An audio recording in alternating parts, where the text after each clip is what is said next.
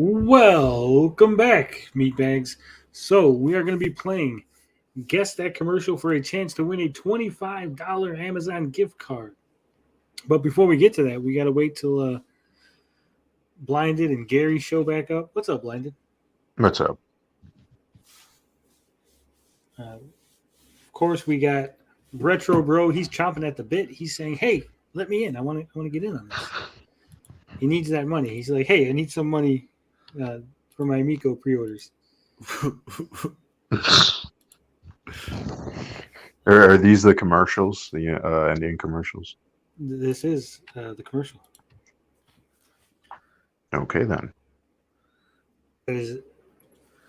Some of them are Indian, some of them are not Indian, but the most, Okay. I think the majority of them are Indian.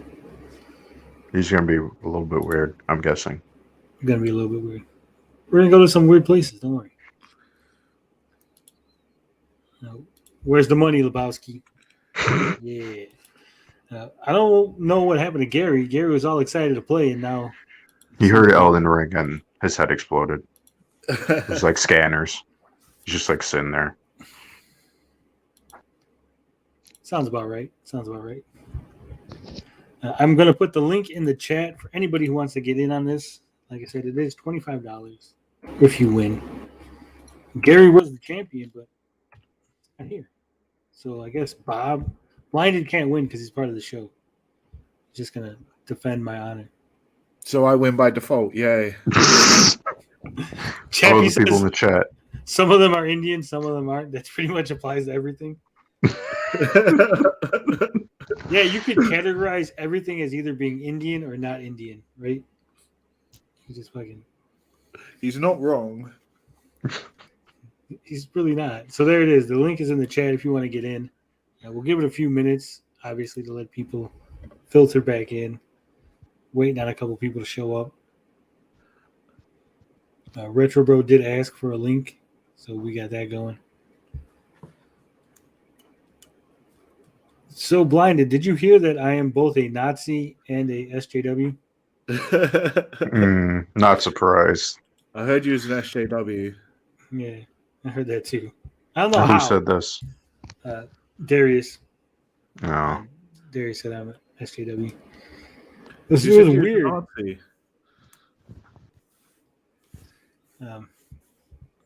Yeah, so that whole thing was weird. I don't know. It didn't supply a reason as to why I'm an SJW. I'd really like to know. Who knows?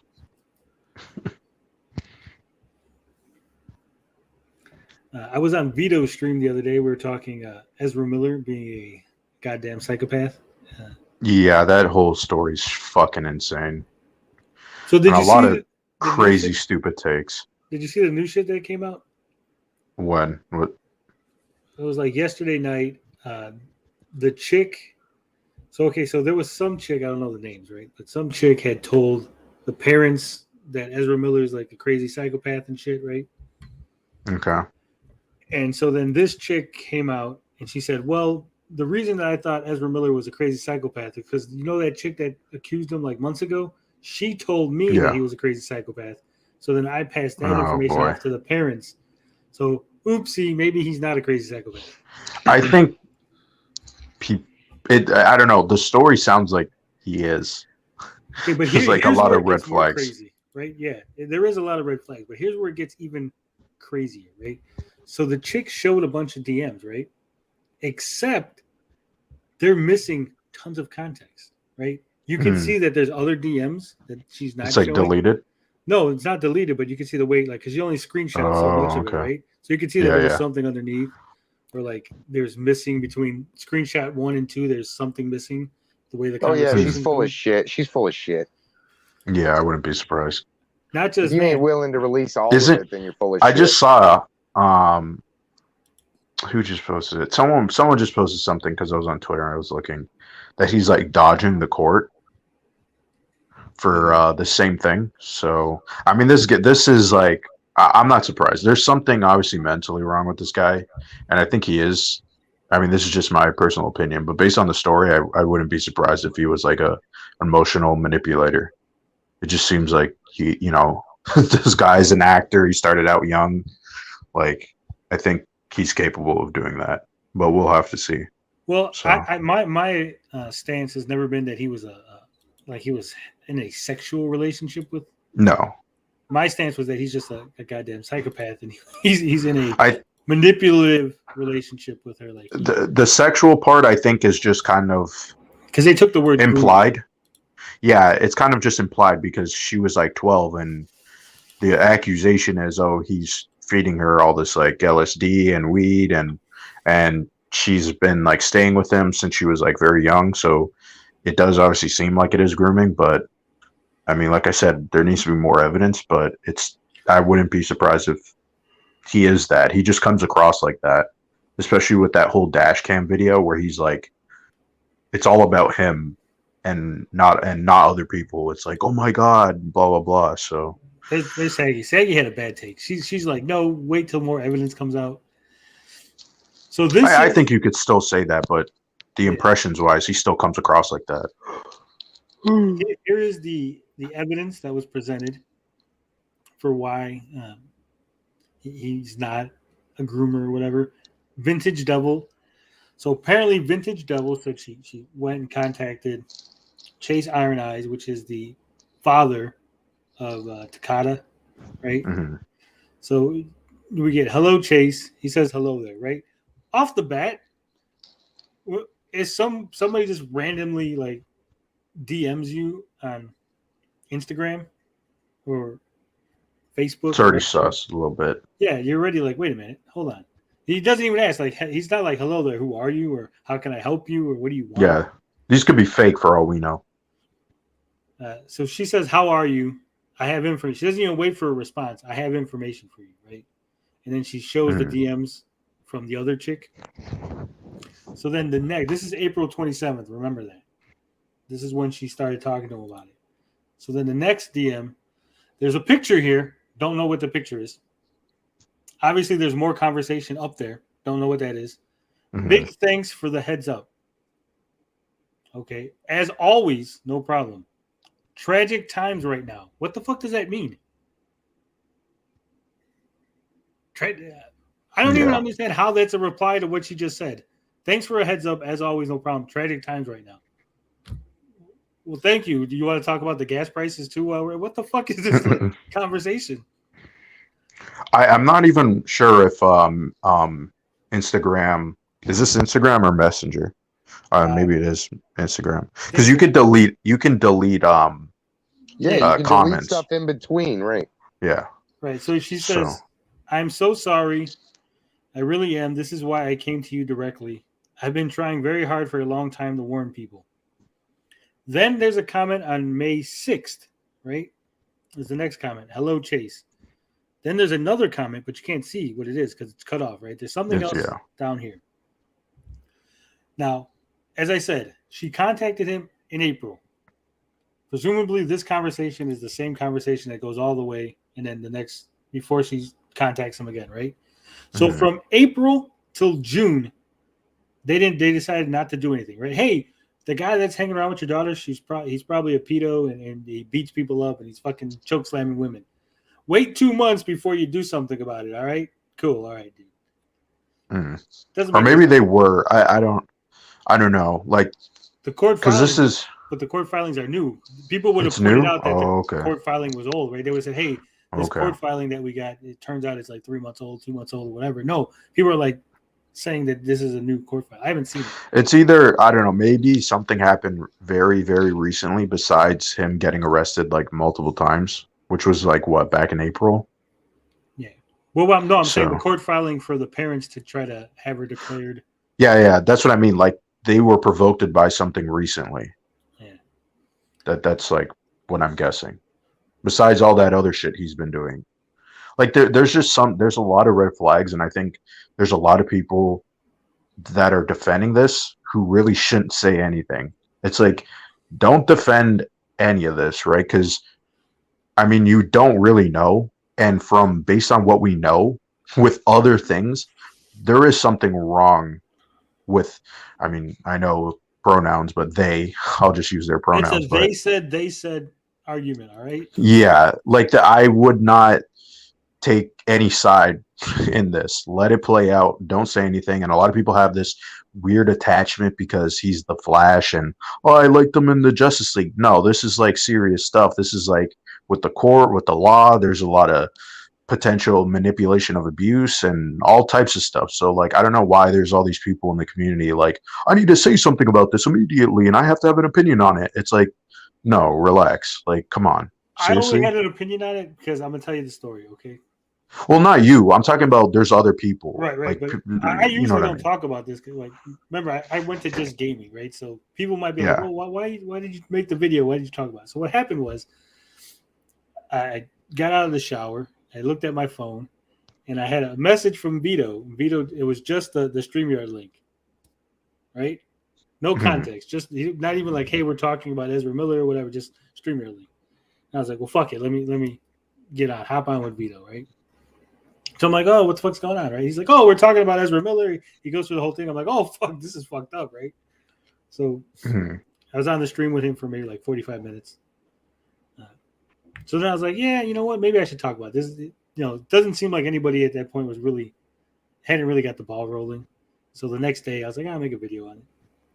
And then I got a couple people saying that Ezra Miller should sue me for making a video on this. Now I believe because this is a tweet from Poindexter Lounge as Enosh, right? Yep. Okay, so I believe this is a DM from Enosh to this other account, the one that had contacted Chase, because he didn't say like, hey, this is someone else's DM, because now this vintage devil is talking to whoever this other side is, which I'm presuming again to be Enosh. Now apparently Enosh is talking to Ezra Miller or Ezra Miller's team or something like that. Okay, I didn't even know that. Yeah, because from what other people Matt told Jarbo was calling him out over it. He's like, how could you can't have a unbiased stance on this if you're helping them. Well, that makes some more sense of why he's defending them, them. Because right? Matt's So like, you're just doing that because you're trying to get an interview or something down the road. You know, there's the whole fucking thing with that, right? yeah. But so he says there's this little, again, cut off conversation, right? Give me the whole fucking conversation. Don't give me this little cut off shit. So apparently this is the thing that she sent him, but then it's cut off. Why did she send him just this little part to Enosh? Where did the conversation between these two start? Right? So all we got is she sent a little piece of something in an image. He says, so Chase only thought about Ezra that way because you showed him the DMs between Mia and you, although Mia was lying. She says, yeah. How to let him know it's all a ghastly mistake based on a lie. His daughter is innocent. Ezra is innocent. Jesus fucking Christ. We need to let people know I lied. I will take the fall. I don't know people who talk like that. Yeah. I will that take sounds the a little fall. bit weird. It sounds like, hey, I'm going to take the blame for Ezra's guilty, but I'm going to take the fall. I'm going to fall on my sword for Ezra because I don't want him to get in trouble. No one says that shit. This is like cult of personality, in my opinion. This is why, like, it's better not to just like. This is the thing, right? Like, I get multiple people in the community want to talk about it because it is like a hot, flashy TMZ story, and it's flashy. It is what it is, right? Like, you can talk about it what you want. Because he's the Flash. Unintended. Oh yeah, I get it. Pun. But yeah, but like, I feel like from what I've seen, there's a lot of people who want to insert themselves and really give their opinion on why he might be innocent and really defend and make things that are like, there's not really a lot of evidence. And obviously that's the other side could do the same thing too. That's the biggest takeaway here. Whatever you see in like text, I've already had this play out personally in my life. Let it go until you see all the not this fucking case, but in somewhat of a similar situation with text messages and shit like that. Yeah. I mean, a lot of things could have been manipulated. Let it play out. You probably like Tony's been saying, like, you're not seeing the full context here. Yeah. So there's a lot. There's red flags in general. Yeah. Like, yeah, if you believe he's guilty, if you believe he's innocent, I feel like you really got to push that break. Like, you can't be just saying things.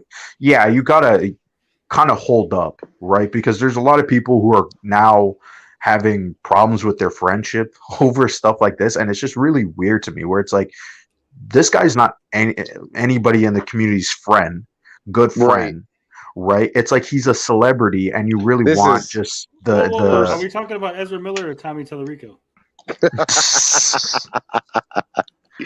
But it's still like applies, where it's like, hey, this is a guy that you really want access from. You just want to be in his good graces, and it's like, but what about the potential of all these accusations?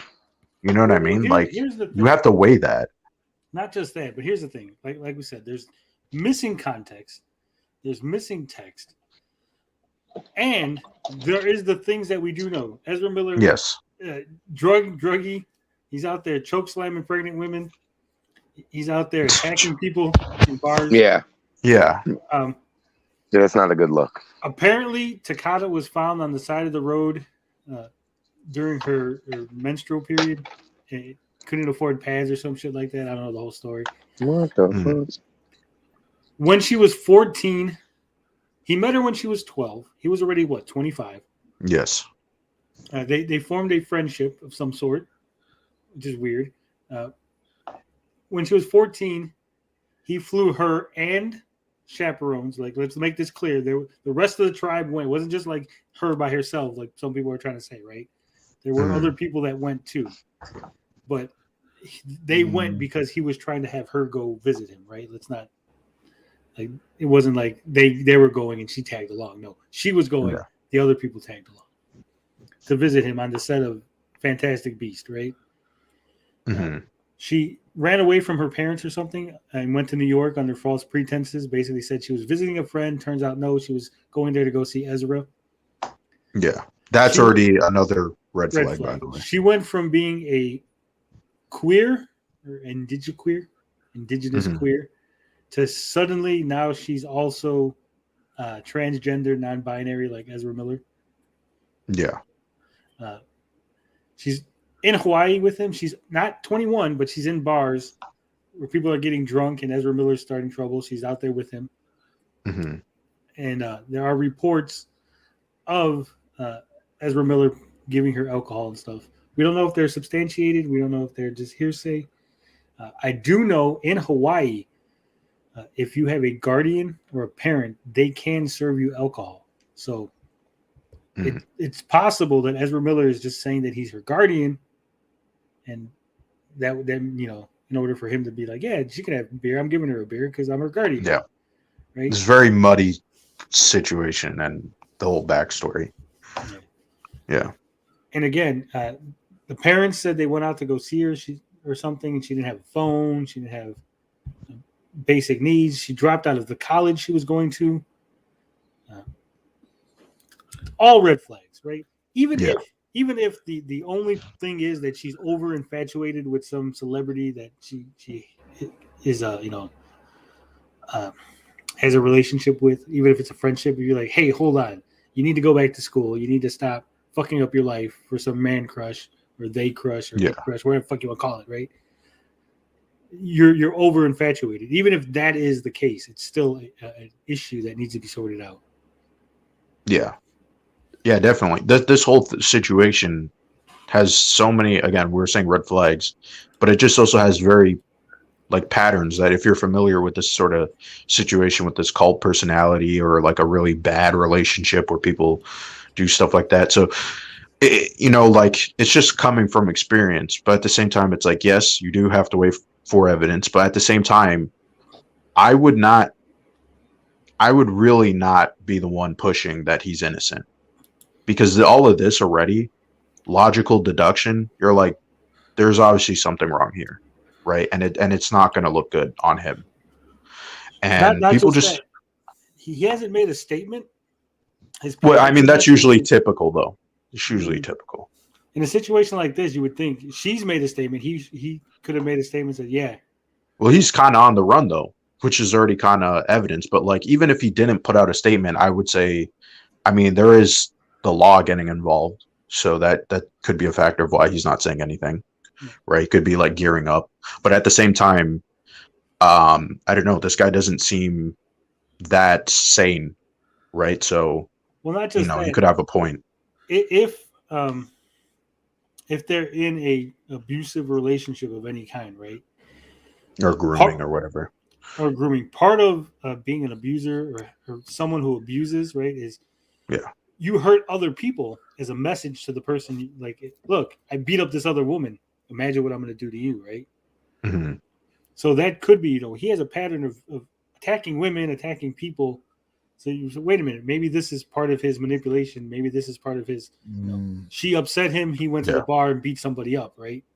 Picked the fight. Yeah, that's very possible. I mean, it seems very likely. You know what I mean? Like, and what I've seen just from people like really laying on the excuses for this, it's like I'm kind of sickened by it, to be honest. Well, it's like I said, are you serious? Lounge, Enosh is helping Ezra Miller in some capacity.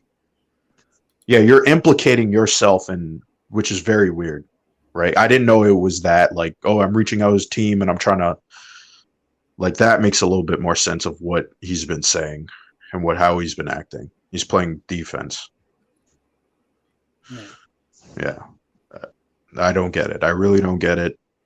I think it's all because what? You like the Snyderverse? You want to be friends with Ezra Miller? You know what I mean? I don't get it. And you know what? Ezra Miller's not a good actor. I'm going to tell you that right now. He's got like one good movie. And we lost Gary. Isn't it funny? Isn't it funny though? Ironic that the one good movie he's in is probably him not acting. Which movie's that? We need to talk about Kevin. I didn't see that, but should watch it. I heard it is a good movie. Yeah, but it's very ironic. Yeah. Either way, so it's real weird. If I was Enosh, I don't know him personally, but if I was Enosh, I would definitely take a step back, at least shut up on social media publicly and say, hey, because if this goes sideways, if this goes south and Ezra's convicted, now you have opened yourself up to some real bad situation. Heavy criticism. It's very bad. Like, I don't know why. And I've seen that stream that he had. And it was very bizarre, in my opinion. It was very surreal. I don't really watch his content that much, but I was like very surprised that he was going very like tooth and nail on this. And it was like, what reason? And I kind of now understand the reason, but it still baffles me. I don't understand. Yeah. And I only found this out because I see like everyone was talking about some shit's going on, right? And I was like, what's going on? Let me look into this. And then I seen Jarbo's tweets. And I don't like Jarbo. I have no love for Jarbo. But I got to agree with him on this one. Like, this is a bad, like, not just a bad look, but a bad take. You can't be friends, be helping someone behind the scenes, and then publicly be like, oh, there's no evidence for it. Yeah. I don't know why he would do that, too. Like, I'm like, why would you, as a grown man, do that? And the way that he was talking about in his stream, it seemed like, oh, he was like, oh, I have all this experience and I know what I'm doing. And it's like, dude, you really don't know what you're doing, right? You don't know the consequences of the law. You don't know what's going on, especially from a perspective, right? Because they were trying to say, oh, but she came out and was saying all this stuff about how he's not abusing. Yeah, guess what? That's like abuser 101. Exactly, right? Like, I get your perspective of, oh, we can't force that person, but the abuser could still be held accountable, right? Especially if there's very clear evidence, right? And people should be, I mean, this is one of those cases where you're like, yes, people should know about stuff like this, where it's like, yes, this is serious, and it does happen, and it happens to both genders. It doesn't matter, right? Male or female, right? So it's like, yeah, you should take this serious, right? So I just don't understand why you got to be like, oh, I love the Flash and I love the Snyder Cut, and you want to play this game. It's not fantasy. It's not superheroes. This is reality, right? It's just sickening to me. I'm sorry, really. Apparently, Enosh has said that This is. I'm going to show the tweet. This all started because Matt Jarbo shared a tweet or a DM from Enosh's private DM group or whatever. Yeah, private DM groups. It's always trouble. So it says exactly. I do understand why you guys may not want to talk about it. Also understand that if I do a topic on it, it's fine for me to take that topic and just state my opinion, continued, and move on. I'm in a little bit of a different position as I am helping him and just closer to what's going on. Who knows what will come of it, but I just want the truth. But I will be continuing as needed. I won't become Andic ignores where a topic like this totally controls my content. Now, obviously, this is supposed to be Andy Signor, right? Yeah. So Enosh says that he says in that private DM, yes, it says that, but that's not what I actually said. I was using speak to text, and it said I was helping him. I already explained in your other thread to Matt and Paul what that was. You can see the speak to text mistakes because it actually says Andy Signor. I'm not sure that I could think of anything that can fit. I am something that text to speech would turn that into helping him. Well, so what is he trying to say though with the I am helping him? As in, like, what is that? What is the mistake there? That's not what he said. He's saying that the text to speech put that in. Like he said something and it just, you know how this doesn't say Andy Signor? Like he's sure, but that's not really how.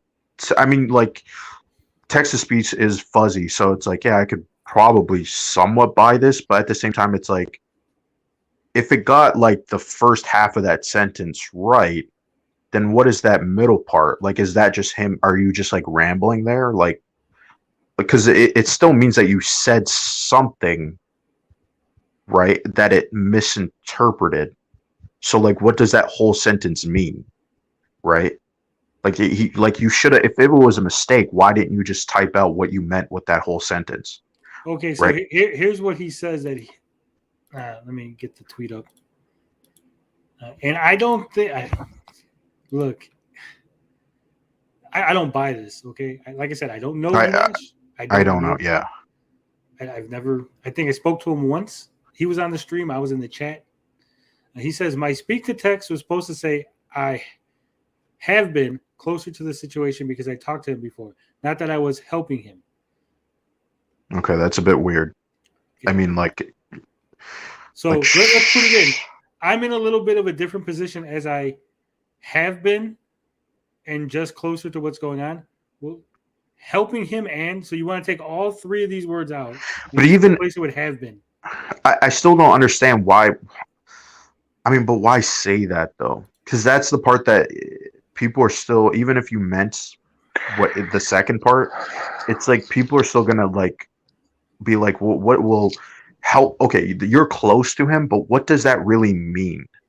Okay, like, are you trying to say that, oh, I'm close to him, so I have like an invested emotional connection to the story? Because that's still weird. Like, I like, you know what I mean? There's so many different contexts of what he actually wanted to say with the text to speech that it still is not a good look. Are we still talking about this Joker? Yeah, but here's why I don't buy it. Okay, he says, and we'll go to it, right? Because he says have been closer to the situation, right? Not that I was helping him. But if you look at the text, right, it says I am helping him and just closer to what's going on. So I'm to believe that he said I'm in a little bit different position as I have been closer to what's going on. And text to speech decided, I'm going to add am, I'm going to add him, and I'm going to add two different clauses. Yeah. It added two different clauses. Yeah. I mean, like I said, text to speech is very fuzzy, right? Yeah. So most of the times it is with wording and, you know, finishing off a sentence or like a question or whatever it is, right? Or homophones or something like that. Yeah, or you like slur and like so the sentence comes out different. So in that case, it would be kind of similar to what's this. But like I still don't understand why you would say that though. Like, oh, I'm close to him, so I have more of a vested interest in this. It's like, yeah, but that really, you're not that close to him. You're not like a friend. You're not a family member. Why are you making that connection? You're just a fan who, you know, had maybe some sort of slight connection to him. You don't know him personally. And here's the kicker for me, right? Now let's assume that Enosh is telling the truth, right? Text-to-speech totally fucked this up, right?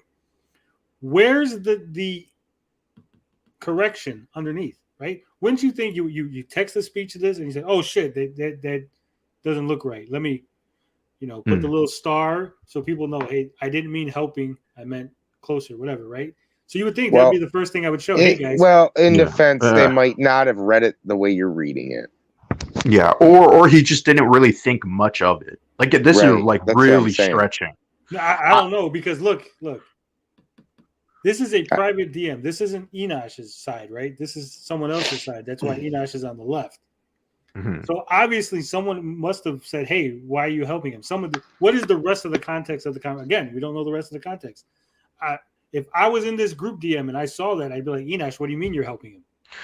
But it's another thing too. I don't know why he had to bring up Andy Signor, because Andy Signor and this situation is totally different.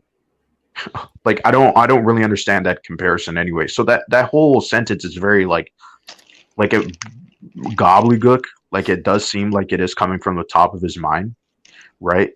Yeah. But it's not. This is not even comparable to what. I mean, Andy Signor has done some fucked up shit. Well, he's saying that Andy Signor took one topic and just constantly talks about it. Yeah, but that's not even the criticism for Enosh. The criticism is that you are literally implicating yourself in the situation and trying to put out this theory that, oh, he's innocent. That's like way different. Andy Signor is just exploiting off of content, which is bad, right? But it's not this. This is like a totally this is a different kind of bad. Like this is the stuff that, in my opinion, like will taint you worse, 10 times worse, right? Because now people know that you like this is you are defending someone for access, right? You are defending someone. This is like me being like serious. Like if I was buddy with OJ Simpson and I start just throwing out shit, you know what I mean? Like, oh, you know what I mean? Oh, here's evidence about. You don't do that. You don't do that. It doesn't matter what it is. It doesn't matter what. Once things are being serious, it's a very serious accusation. Even if you're the friend, you don't make that public, right? Like, don't do that. What are you doing? And I seen that stream, and the fact that so many of the people close in that community are now breaking away because of this, and he just is like doing nothing really to like rectify it. He said good. I think that's sick. I think that's sick. In all honesty, I don't care. Like it's disturbing to me. Yeah, he said that he don't care if his circle gets smaller as long as it's unbroken. Is the wording he used. Mind blowing, absolutely mind blowing. I don't get that. All right, so I am putting in the chat the link. Jump on in, play. What commercial is this? Chance to win $25, folks. Come on. I would think that people would be chomping at the bit for free money, trying to give money away, and everybody here is like, "Nah, we don't want to play the games." Can't we just do it from like the chat? The person who gets the answer first in the chat. No, because that's a pain in my ass. I got to keep track of everybody. I can keep track of it. Well, we do have all the comments, unlike on YouTube.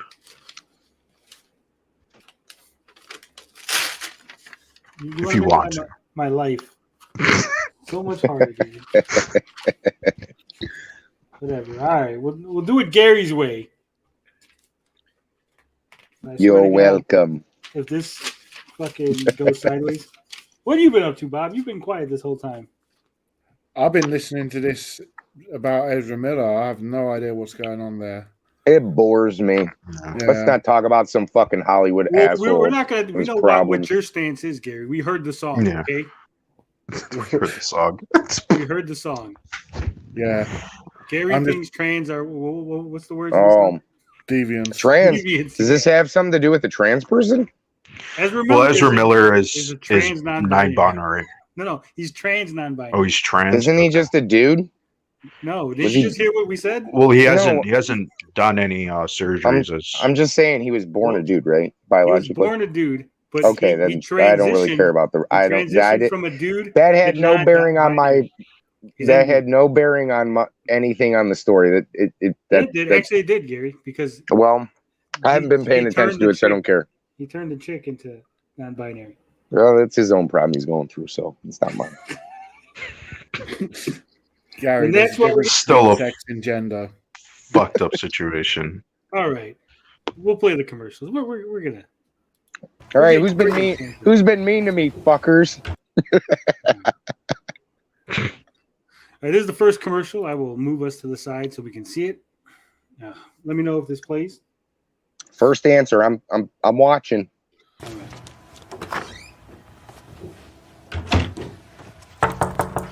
I'm changing, Baba. It's a roof commercial.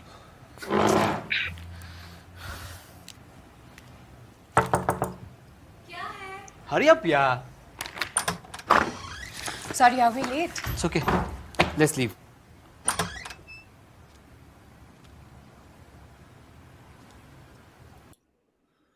What the hell? All right. What the hell? Is this a commercial for a divorce attorney? Roof tiles, light bulbs, or housekeeping? Light bulbs. Light bulbs. Attorney. Yeah, it says light bulbs. Blindness says light bulbs. Divorce attorney from Bob. What does the chat say? A, B, C, or D? Nobody said shit yet. They're not even paying attention. They're not. The answer is always roof tiles. Well, beef jerky's first on roof tiles. Diet Coke commercial. What'd you say? He's the Coast Italian. He says housekeeping. Beef jerky, answer once. You get one answer. You got roof tiles. Your first answer is your answer. One inch. Says housekeeping. 1 inch. Well, that East Coast Italians was first with housekeeping. No, they both get to guess, Gary. Just like all you guys got to guess. Remember? No, I understand that, but if it's housekeeping, East Coast Italian wins it. It's all point. There's 9 commercials. we're doing. Jesus Christ! You son of a bitch! I gotta get paper and a pencil. That's why I said, Gary. I'm slacking. Gonna fucking hold the horse. Hold the. Oh, this sucks. Bob, you want to do this? No, I didn't volunteer. You volunteered. Bob, fuck my life. All right, I got a piece of paper. You guys suck. Beef jerky says he was joking. He's going with C light bulb. I'm gonna give it to him. I'm gonna allow him to change his answer. It's gonna be light bulb, I'm sure. Housekeeping fluff pillows. He's obviously packing a huge hose, Evie.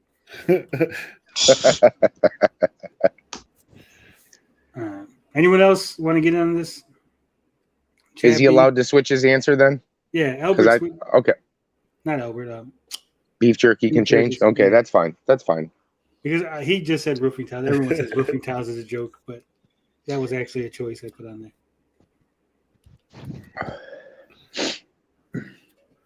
All right, so what's the everybody got their answers in? Are we final answer locked in? We good? Yeah. We all good? Anyone else? Because remember, if you don't, it's point based. So if you don't even guess on the first one, you're already missing out on a point. So anyone else? The 4 choices are divorce lawyer, roof tiles, light bulbs, or housekeeping. I'll give you a couple more seconds. I'll rewind. I mean, come on, guys. Somebody say light bulbs. It's so obvious.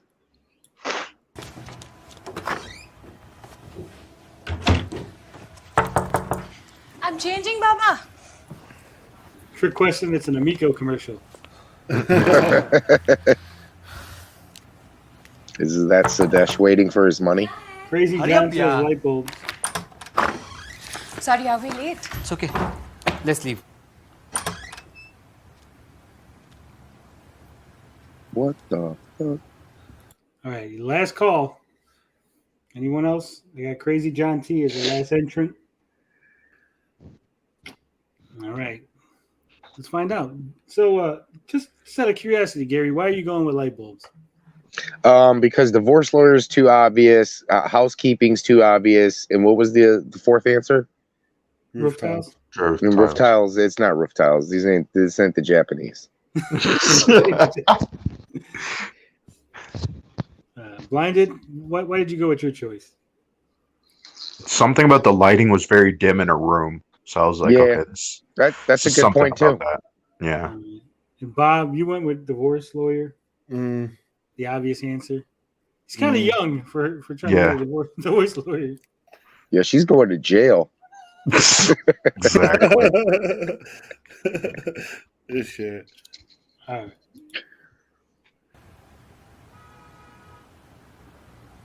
तू अंदर क्या कर रहा था? Sir अंदर dusting कर रहा था. He was dusting. Uh-oh. Could this be a housekeeping commercial? No, it's light bulbs. Keep going. कपड़े बदलने से पहले बल्ब बदलो. Yeah, see, come on, you doubt me. Halonix. Bright is right. All right, what do we got for light bulbs? Light bulbs it was. So we got Gary get the point. So I didn't even get that. It was so dark that they forgot about him in the room. They couldn't see him in there. She couldn't see him. Yeah, that's what he was dusting. They couldn't see him. I thought he was hiding behind the goddamn shades or whatever. The curtains. There we go. Yeah. All right, so like Gary blinded like a creep. I think that was supposed to be her son or their son. Okay, but it's still creepy though. No, I think he was the housekeeper. He sounded a little older than he actually looked, but I think he was supposed to be the housekeeper. They just didn't see him in there. So is that just we got how many? 1 point, Gary. 1 point. 1 point, Max. You answered after the fact. 1 point. Crazy John T. That's it. Everybody gets a point. Everybody gets a point. Everybody except for me. No, I'm looking Crazy in here. John T was the last person that got in. Yeah, Max answered after we revealed it. Okay, so Crazy John T with a point, and I'm with a point. This is the longest commercial. So be prepared for this one. The only one on the board, Crazy. Olivedale, ne? This is a South African commercial, by the way. For you, ne? Well, I'm here in the daytime, so this is my day job. But the reality is that I'm a rapper. Of high and medium, class and helium. Gimme in the cut, creamy cream puff. Tiny gimme, because I'm not big, I'm little. Plain gimme. Gimme cool, it's better to be cool than ice cold. Around here they call me Kimberly. It's my pendant. But I'm not allowed to wear it in the office anymore. Bossman says it disrupts because it's an obstacle here in the office. Do you know he's like a bald eagle, always watching me. First words, raps. Rapping in the shower, here in the office. If I can, bust a rhyme right there, they're happy. Step up to the floor.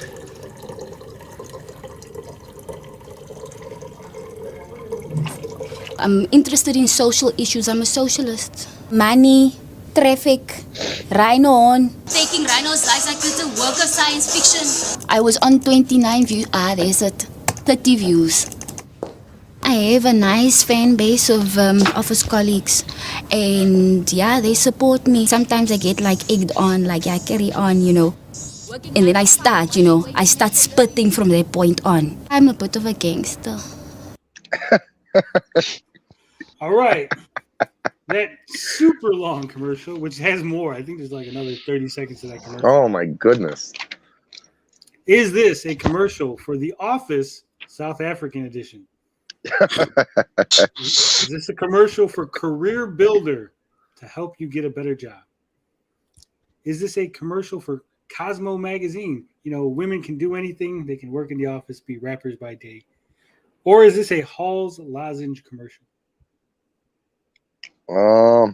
Gary? It's either Career Builder or Hall's commercial. Crazy John T says, obviously, it's an OnlyFans ad. I thought for a second it might be like a Twitter type, or not a Twitter, but like a TikTok thing. But I'm gonna go with a Hall's commercial, like lozenge, throat lozenges. Okay, I'm gonna go with Hall's. Yeah. Blinded. The Career Builder. That one kind of seems obvious. There's a keyword that she said in that. Okay. What was the keyword? You're not gonna tell me? I'll say it after everybody has their answers. Okay, I didn't even notice it, but I'm gonna have to go with Halls then. You can't change your answer now. No, I didn't change it. I didn't change it. I'll go Halls as well. Yeah. It's just, fucking everything up. They don't doubt the champion. it just seems random though. It wasn't. Beefy says Halls, so he's going with D. Crazy John T went with Halls. Mr. Beefy's going with Halls. Somebody said Max said career builder. 1 inch bicep says career builder. Yeah. Albert Mendez says career builder. I should know. I created many great career opportunities for people. Get your answers in. You got another 10 seconds. What Beef Jerky said? I don't think he answer. I don't think he answered yet. No. Beef Jerky might have stepped away. Yeah, he hasn't answered. He is who we're waiting on. Once we give this. Albert Let's says get this last one. Career builder. All right. That's it. Harry's Pizza. Okay, if that's it. Okay, so if that's it, answers locked in. She said, hold on. Beef Jerky still needs. Is he getting an answer in? I don't see where he's. I don't know if he's in. Is he still in the room? In the room. In the room. We gotta I think he did step out. Evil says The Office. Yeah, Evil. We're running out of room here for fucking people to put. We're gonna put Evil in, and that's it. 5, 4, 3, 2, 1. Beef Jerky doesn't get an answer on this one. Okay, so the key indication here was that she was talking about. I can't remember word for word, but she said something. It's cool, and I thought she was going to talk about like a drink, like it's cool. That was where I got to pick up. Oh, you know what? You know what? That okay. Just from that, it's because she's like really talkative, and she's rapping and like yeah, it makes sense. Yeah, I could totally see it. Because I have a street flair, they call it. Boss man, boogie man, big mouth like a pelican. Did I even finish my report? Who gives a damn? Who gives a hoot about their glossy boots? I'm knocking off at 5, only time I feel alive. You know, I see my name in lights. I see my name in the stars. Do you know there's a rap audition down the road? Oh, you see? God damn. Come on, man. It was a Halls commercial. Wah. Gary gets a point. Blinded gets a point. Crazy gets a point. Oh, we're giving I got to keep my mouth shut from now on. I haven't been taking track of everybody on the panel. You guys are screwed. Yeah, Crazy John gets a point. Beefy gets a point. Beefy gets a point. Anybody else from the chat get a point? No. No. Sorry, guys. That was it. Yeah, rip. So right now, Gary's got 2. Blinded got 2. Crazy John got 2. Bob got 1. Beef Jerky got 1. And Beefy got 1. It's not looking too good. I thought Bob. Oh, okay. Yeah, Bob, you missed the first one, huh? Yeah. And Gary, because he wanted me to do this way, has made my life so much more fun. I got paper and I'm doing it. All right.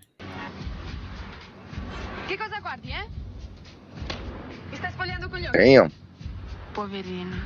Non puoi Oh shit. meno. Sei perso pensando che sarò tua persona. Mail order brides. All This right, is a gentlemen. Spanish commercial? Where's this Italian. from? It's an Italian. Italian. Okay. Hopefully that helps. Is this an Italian commercial for Tinder? Amico. Amico, Italian for friend. It's a friend commercial. All right.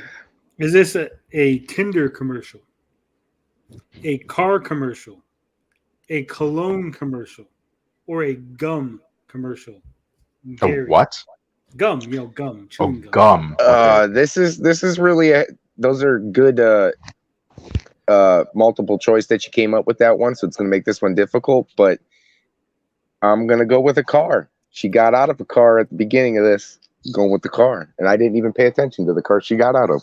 She didn't get out of a car, Gary, but didn't she? She didn't. She was just standing there on the street. But okay, we'll go with you said car. Well, I seen cars on the street. Damn it, I'm still going with cars. Yeah, that's where cars usually are, Gary. They're on the street. Well, sometimes they're not. Not gonna make fun of me when I'm right on this one. All right, Blinded. What are you going with? I'm gonna go with gum. All right, Blinded's going with bubbly gum. Bob, what are you up? I'm going with cologne. All right, beef jerky. Has he returned yet? Winning biceps going with gum. What do we got? Is that Dazed Gaming says potion sword? Crazy says gum. Beefy says cologne. East Coast Italian says cologne. I'm a big fan of it myself. We need Max Lenartz and Albert to answer. Max Lenartz says cologne. We're just waiting on Albert because I think Beef Jerky has left the room. I think Beef Jerky's signed out of his Beef Jerky account. He's now on his alt account. So you can't use two accounts to win, guys. It's cheating. Answering every question. Yeah. I got 4 accounts. I just answer every question. Don't worry. Hey, babe, give me your phone. I could win $25 gift card.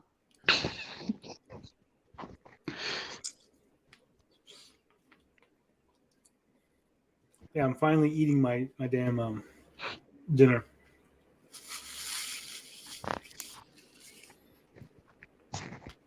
I might have to call the fam again here in a minute. I was like off the phone for like 10, 15 minutes trying to call them. I don't know where the hell they're at. Confirm alt accounts. Yeah. Yeah. All right. Albert, if you said Cologne, that's what we're waiting on. Are we in? Are we in? Locked in? Evil wants to know the options. Evil, the options are Tinder, car commercial, cologne, or chewing gum. I mean, do they even do Tinder commercials anymore? They do. They do. Gary, maybe more popular. These commercials are not necessarily like new. These could be well, like years old. Well, okay, that's fair. But still, they do. Okay, so it's still Tinder's kind of dated. There are by your like options. 5 years. Evil, you got 10 seconds. Pick one, damn it. We need an answer. Commercials for a Ford Fiat or just Fiat. Isn't that Italian? Car, he says. Oh, it says car. All right. Thanks, Evil, backing me up. I think you were the only one who backed me up on that. Smart man. Gary, I think I'm going to have to disqualify you for cheating. No way. It's a Fiat commercial, ain't it, baby? Fiat, come on. No way. No fucking way. No it is way. a Fiat commercial. Boom. The hell? No fucking hot. What? How? Yeah, I don't get it. Yeah, baby. Giving Evil a point right now. Big one. So following me and backing me up on that. Well, Gary's got to be right about one thing in his life. You know Gary what? knows his commercials, guys. We just have to follow Gary now because he's been just. I'm done. I'm out. Biceps says, "Do you even cheat for $25 gift card, bro?" I don't get it. I don't get it. If Gary wins, you got to give us a $25 gift card. There you go. Everybody in the chat for playing. All right. Boy, oh boy. Here's our 4th commercial.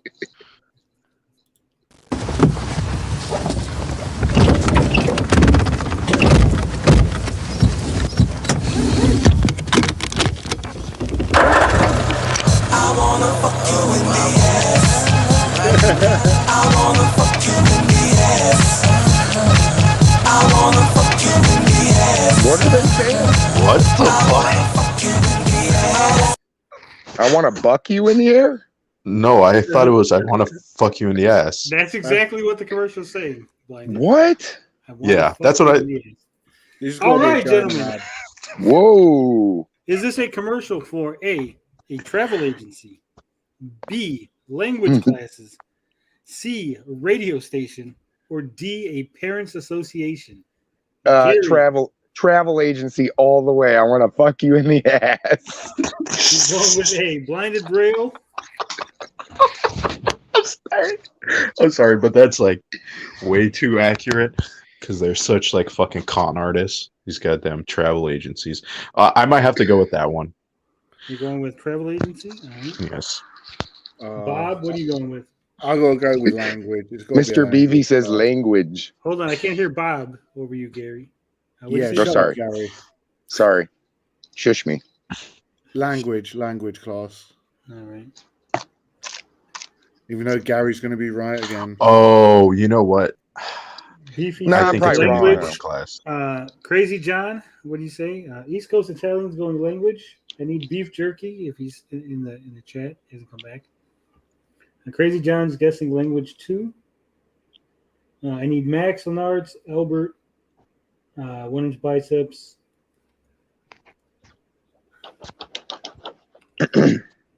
Yeah, I might. Travel agency. Evil said. Are Gary you for even the win. psychic, bro? These choices are actually pretty good now that I think about it. Evil says travel agency. Gary for the win. All right. He's putting his trust in me. I'm still missing Radio station on Albert. Or what? It wasn't. Albert says radio. Yeah, that was one of the choices. Oh, okay. It was. Okay. Sorry. That was choice C. Max, I need Max Lenards, 1-inch biceps, and beef jerky if he's here. 1-inch biceps says language. It's either language or travel. It's got to be. I think you guys are right. I think I jumped the gun on the travel agency a little too quick. Max Lenard says travel agency. I think everybody's just going with Gary. All right. He did get like 3 in a row. So. And he got that it was a Fiat commercial. A fucking Fiat. Like, he got the car brand. I think he's cheating.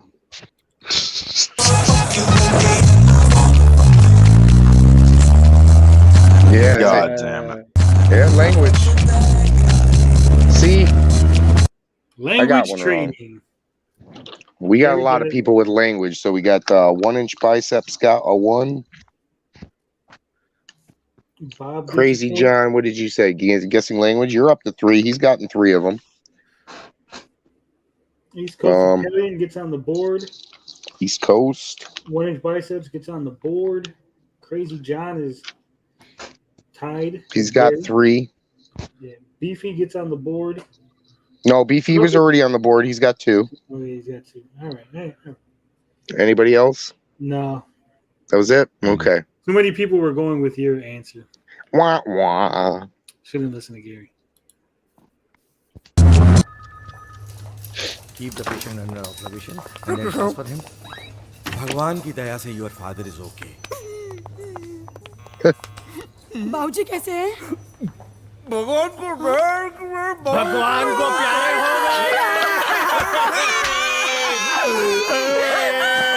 गए. The fuck? Oh, pause it. No. All right. Can I go last? You can go last, Gary. Is this a commercial for a dentist? Is this a commercial for breath mints? Is it a commercial for spicy curry? Or is it a nicotine gum commercial? Mints. What'd you say about mints? Mints, definitely mints. Bob's going. This is a tricky one. This is tricky. You said nicotine gum? Yeah. Yeah, I'm going to go with that one. All right. Gary? I'm gonna have to agree on Bob with this one. I think spicy curry might be too obvious. I'm gonna go with mints that they're spicy. So yeah. But why is it too obvious though? Come on. I know, it's just play with you. East Coast Italian gets with spicy. That would be C for East Coast. Crazy John T goes with dentist. Evil's got curry. Nicotine gum, I think that's Tommy's answer. East Coast is spicy curry. Hold on. Going too fast here. Oh, you're writing the actual things down. They're in the chat. I can follow along with the chat. I got to make sure that everybody's on the same page. Albert says nicotine gum. But Mr. Beefy said spicy. Max on Arch, what did Max say? Has he answered yet? I don't think he's answered yet. Nope. He hasn't answered yet. Yeah. We're waiting on Max Lenards. He's the holdup.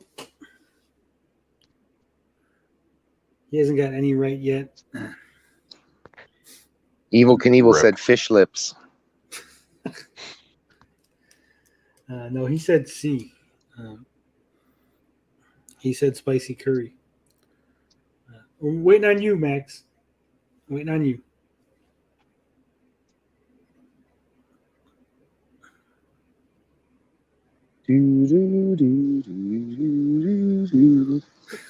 Yeah, where are the soundboard? That's Tommy Tellerico's legs after Sedes sends his goons after him.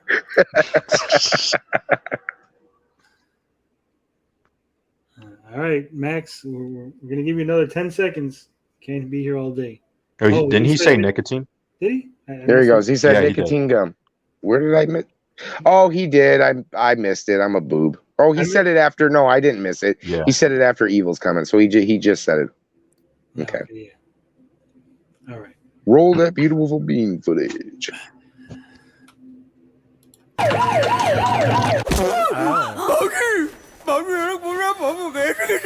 क्विकनिक चबाओ ठीक से बताओ। पेश है तंबाकू छोड़ने का नया तरीका क्विकनिक। Nicotine gum. Nicotine gum. Yeah, because it looked like he was pulling out a cigarette. Oh, thanks a lot, Bob. Screw you, Gary. So we got Blinded gets a point. Max Lenards gets a point. He's on the board. Albert gets a point. He's on the board. And the rest of you guys get nothing. Ooh, it's close. It's neck and neck with Crazy J, John T with the 3 points, and Beefy close in second with 2. Well, Gary, you and Blinded have 3 points too. Well, we don't count. No, I said you don't count. I didn't say Blinded can't get paid. Oh, okay. Well, I guess that would be unfair, though. Yeah, that was a joke. I was just trying to. Oh, okay. Gary. I'm not upset. I guess. Yeah. इसे थोड़ा चबाओ, बिठाओ, दोहराओ और तंबाकू चबाने से आजादी पाओ। Slim fit में कैसी लग रही हूँ? Wide. Was it Evie said that it was that was an Australian commercial? No. Or what is she saying? No, Gary, no Australian commercial, remember? Oh. I got you now. I remember the commercial.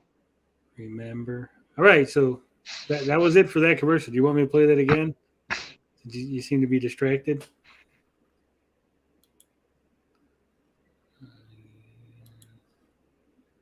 और तंबाकू चबाने से आजादी पाओ। Obviously, that's not.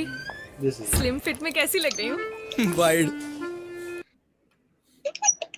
Is that all we get? That's all you get. Damn. God damn. That was quick. She said slim fit, and he said wide. All He's right. Oof. Is He this wasn't a even commercial? looking, was He's he? looking wide, too. Yeah.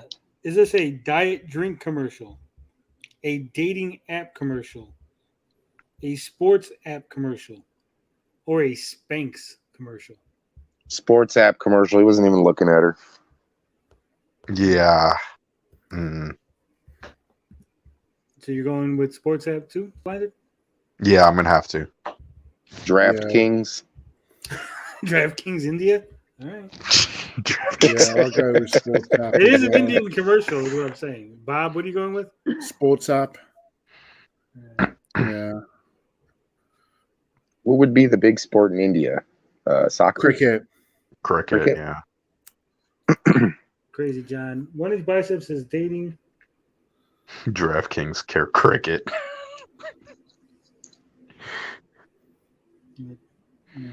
We got East Coast Italian. What do you say? Beefy's going with diet drink. Albert says break the bed. She looks like Tony. No, she doesn't. Aren't you a woman, though? So who knows? He's been taking those hormone blockers. What's up, Retro Bro? You're late to the game. Nah. He was here earlier.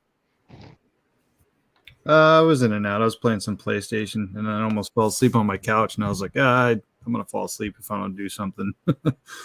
Albert says betting on cricket, sports app for sure. What did Max say? Spanx. 1 inch bicep said smash. Yes, I'd smash. East Coast Italian, we're waiting on you. Did you disappear? Retro Road comes in. East Coast Italian disappears. I don't know. Confirmed. Yeah,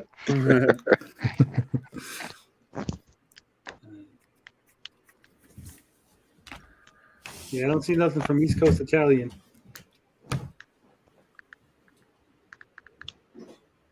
He got 1 point. It's not like he's in any position to win. We will just go on. Ball. Tha. Baby, listen. What did he just say? Wide ball पे hit wicket. Cricket का कीड़ा तो होगा ही ना। There you go. क्रिक बस का mobile app, super fast scores, cricket news. ठंडा। Yeah. Yes, it was cricket. Gary is correct. Blinded is correct. Bob gets point. Crazy John T. What did you answer? He answered sports app too. Oh, we're tied here. Who else got one? Albert got one. Bob got one. Albert, that puts you up to 2. Bob, I think, what does that put you up to 3 or 2? Either way, we're going to carry on. खाना. I mean, what kind of a 5-star hotel is this? I'm sorry, sir. अरे यार ठंडा खाना. All right, will you relax? नहीं यार, एक minute. You please call your chef. Sir, please, please just call the. Yes, sir. I'm the chef. My friend was just saying. Awesome. This biryani is super. All right, gentlemen, is this a commercial for an airline? Is this a commercial for frozen food, roofing tiles, or culinary school? Frozen food. Oh, Bob said frozen food. All right. Just jumping in. Gary? I think it's going to be frozen food. I think he's going to say it tasted so good, but it was frozen food. Blinded? I'm going to have to go with frozen food. What we got in the chat? Crazy John T says frozen food. He's playing the long game. He just says whatever everyone else says. I've only missed one, right? You missed a couple. Did I? Yeah, because you have 4 points, and we're on the 7th question. Okay. Well, I missed When biceps is frozen food. Everyone's going frozen food. That's right. Bob fucked me.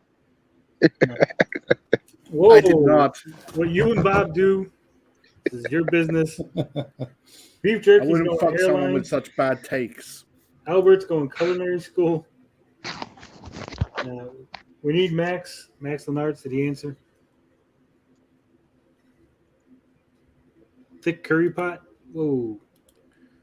Whoa. Hot take. Literally. Max says culinary school also. All right. Is that in? That it? Everybody in?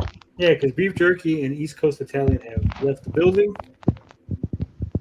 Crazy John says, I'm trying to answer before Gary to make my answer legit. Too quick. Superb. Sometimes it's okay to have a cold meal, but never when you're flying. Enjoy delicious hot meals aboard SpiceJet flights. I mean, Wait. That wasn't frozen foods, but it's an airline. It's SpiceJet. It's airline. Yeah, close enough. In Indian, he was complaining about in Hindi. He was complaining that the food was cold at first. Oh, okay, that's why they called her over. But then when she showed up, he's like, "Oh, it's delicious. It's so great." And that's why the commercial said it's okay to have cold food sometimes. Oh, I missed that. Okay, yeah. I thought he said it was great. I missed that part. I wouldn't have answered that. Well, maybe you people should learn Hindi And then you'll get these commercials. Damn it. Yeah. Shame on me. Shame. Fucking Rosetta Beefy Stone. is the only one who got that right. So I put you at 3, Beefy. he can come back from behind. If Gary gets a couple more wrong. Well, I'm tied, right? I'm tied with John. Tied with... When his bicep says GF this game. Yeah. Spice Jet, Red Hot. Red Hot. नमस्ते रामचरण जी आपकी चिट्ठी ये घंचो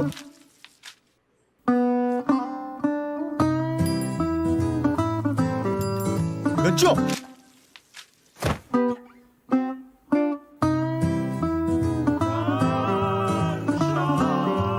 ये घंचो All right. I know what that means. What does that mean? Sister bad. fucker.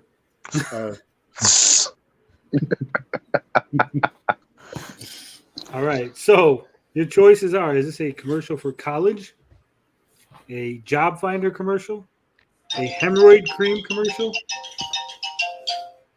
or a paint commercial? Gary? Ninja School ad. No good. What's not one of the choices? Also, Albert says this game is great. No problem. We used to play this a lot. We stopped because it takes a while for me to get these things. I have to steal them off the internet, and stitch them all together, and do all this editing. So go ahead, Gary. What are you going with?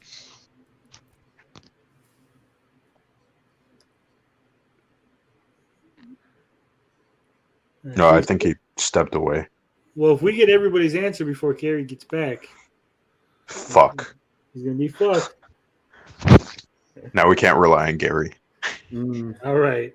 Crazy John says paint. Can I have the options again? Sorry to be lame.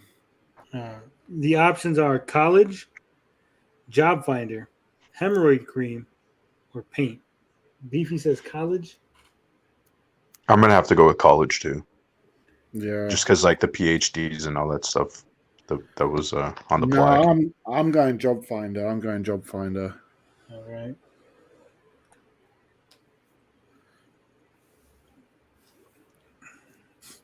Evil Knievel says, please turn off your sound, bro. Albert's going hemorrhoid cream. Max Lenart's. Evil Knievel, what are you going with? Did I miss?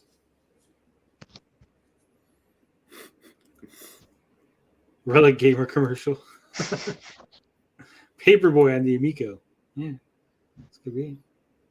I need an answer for Evil.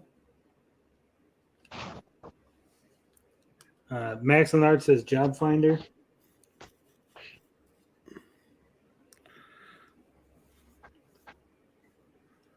Gary? They kidnapped him. They didn't want him to win.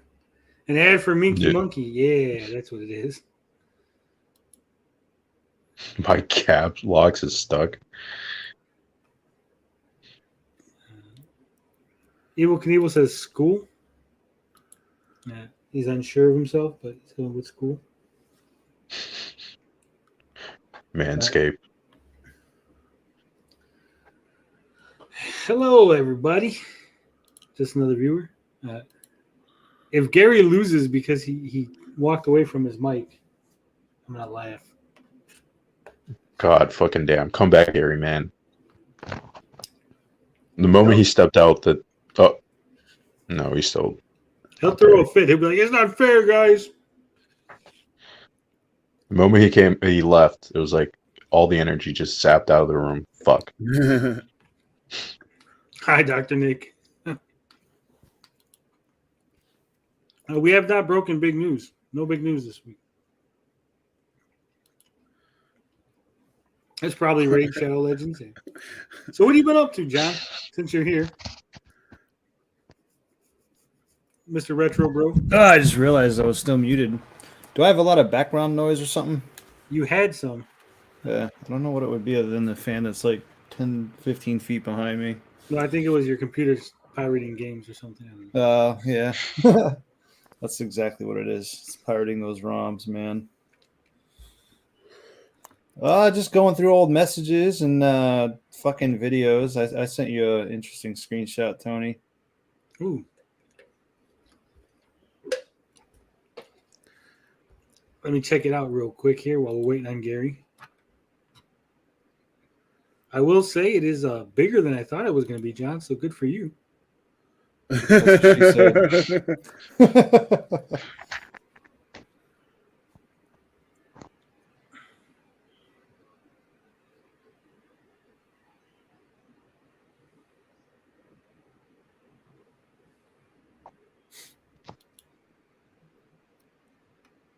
Watching fucking Turbo Joe and Relic spurg out because I was on stream with you was it last week already? No, it was like Wednesday or something like that. Oh, it feels like last week. It does. Where the fuck Gary go? His kids got him. We'll give him 10 more seconds, then show's got to go on.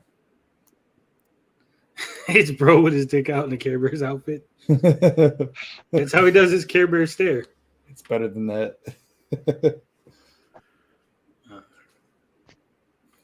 A Rabbit Dude, Retro Bro does not sell ROMs. He gives the ROMs away for free, but he sells the napkins that he sends. Who's they? Then they. I have no idea. Ezra Miller is a they, so it might be him. Really? Yeah, you didn't know that? Nah, dude, I don't follow all that shit. You guys were talking about it earlier on in the show, and I just tuned out. Gary's gone. Gary loses. He'll be back. Gary forfeits. You win nothing. Doctor Ghanshyam इज्जत कमाने के लिए इतना कुछ किया और इत्तू से के लिए गवा दी ना घर पे लगाओ नेरोलैक्स सुरक्षा सिर्फ इत्तू से पैसों में बारिश और धूप से सुरक्षा और आपकी इज्जत It was in fact a paint commercial. Fucking hell. Did anyone get that one? Crazy John got it, so he takes the lead. And he's the only one that got it. Wow. God damn.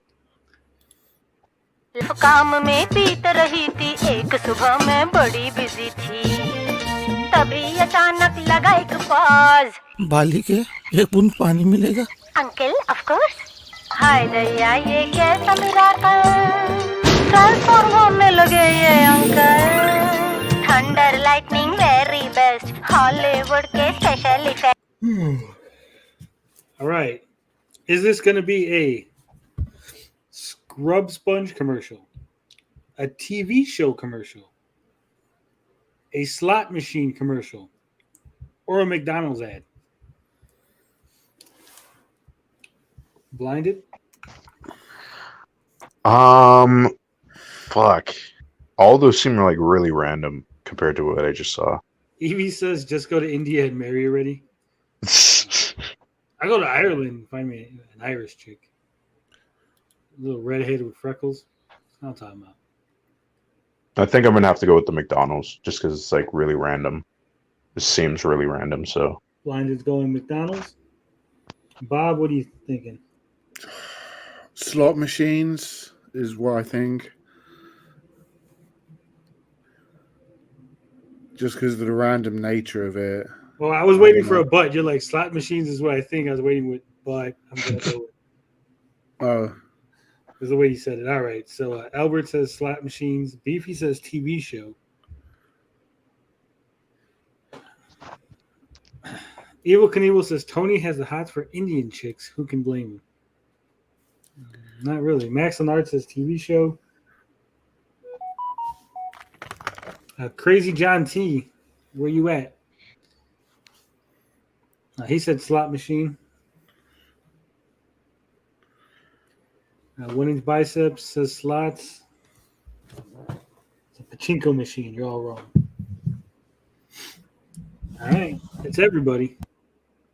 There's a lot of sluts in Vegas, boys. Yeah. Nice. Irish women don't cook or clean, brother. They're not going to be cooking or cleaning. No, don't worry about it. Just sucking. Yeah, I saw that. Crazy Johnson Konami ad. All right, gentlemen.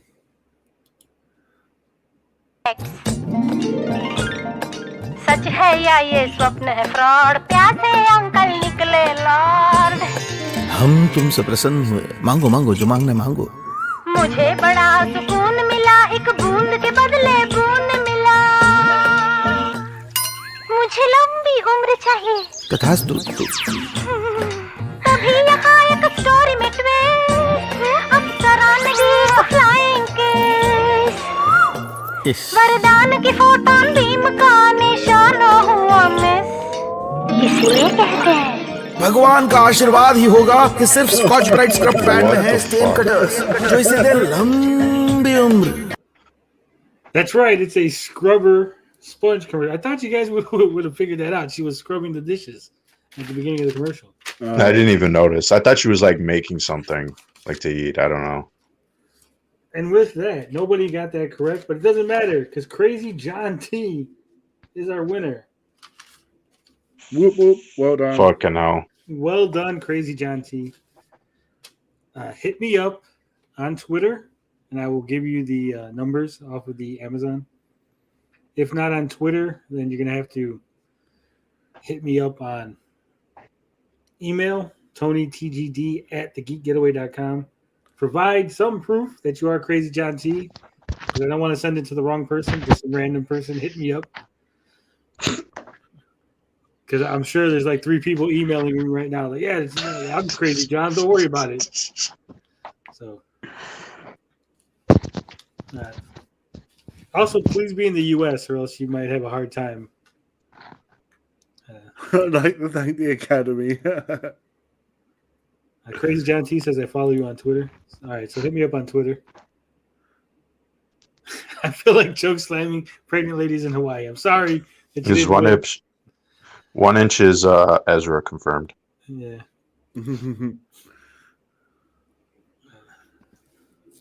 We are all Crazy John. Yeah. So there it is. Hopefully we'll do this again next week. We'll give out another gift card or something. Maybe. Well, next week is the 1 year anniversary show. So. Ooh. Gary, you lost. I know. I've disqualified. The fam called. I've been worried about him all night, so I had to take the call, obviously.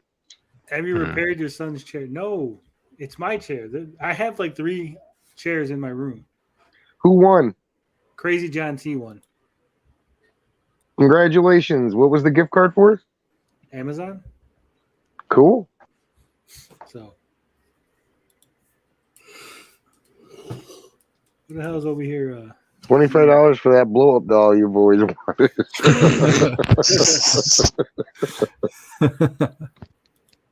They're more expensive than that, Gary. I was going to say, that's a really lousy blow-up doll.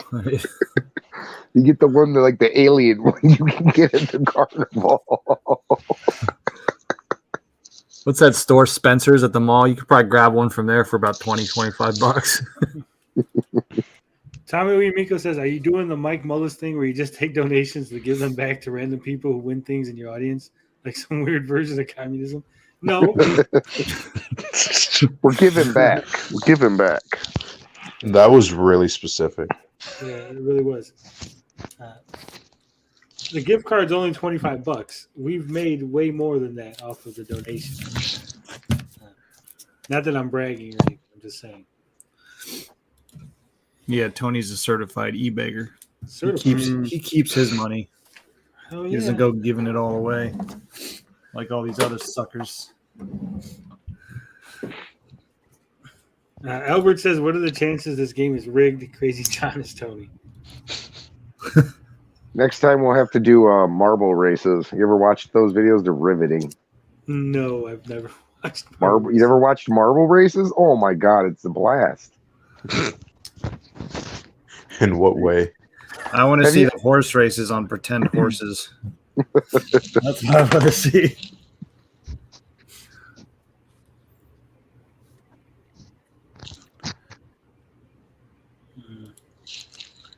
I feel like that's very specific.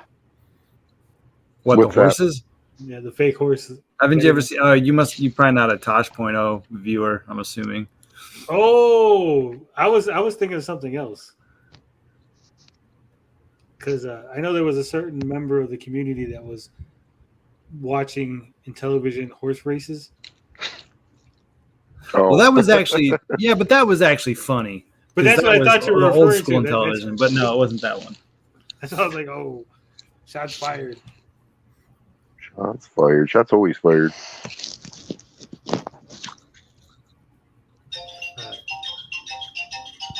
Mike makes a big point to say that all donations go back into prizes for the fans, which I just think is funny and weird. Yeah, it is funny and weird. Yeah, why don't you just not take donations then? Well, because he wants to take donations. He wants to give fans things to get people to like him, but he doesn't want to pay for them. So he wants you to pay for other people. Oh, sorry. Crazy Kermit, yeah. Sometimes. It was kind of funny though. He didn't really go hard on me. He didn't really go hard at me until I canceled my channel membership. That was kind of funny. I should have thrown some shit at him and fucking kept the channel membership just to see what he would have done. But it did like when OEBP took my money for a channel membership. He just kept me blocked.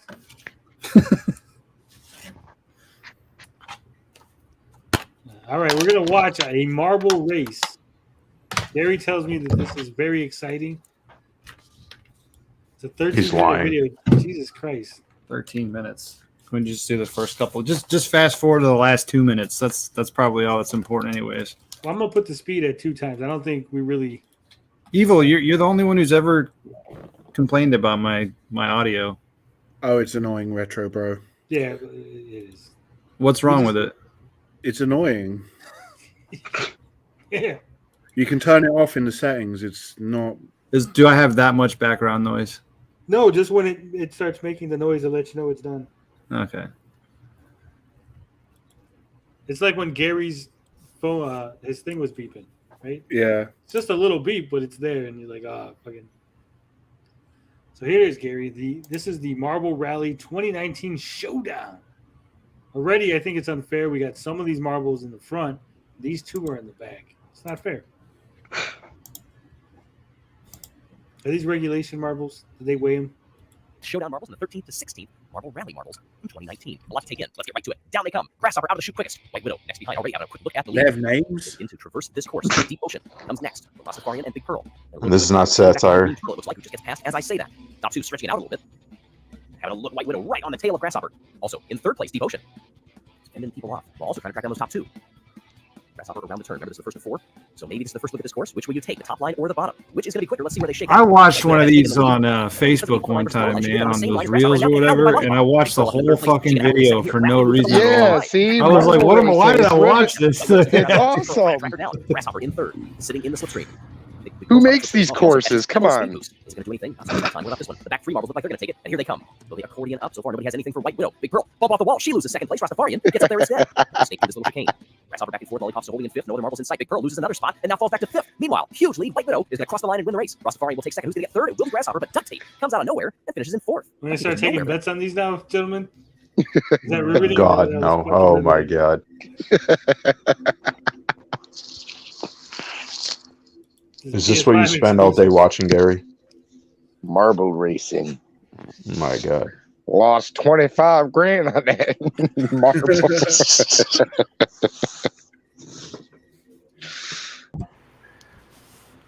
White Widow won. I was paying attention. So there it is. That was riveting. All the viewers went up. We got tons of viewers now. They're all like, fuck.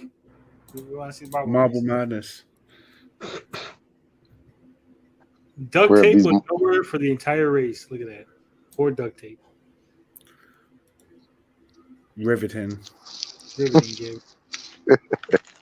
Oh, apparently, gentlemen, stream sniping people or watching other people stream is really pathetic. We shouldn't have been watching Mike Mullis the other day or DJC.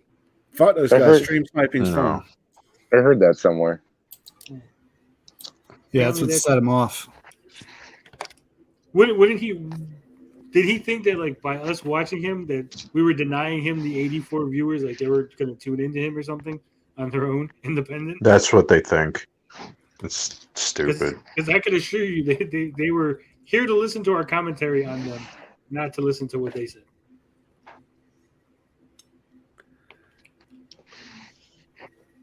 We tried. Sing us a song. I'm not the piano man, so I'm not going to sing you a song.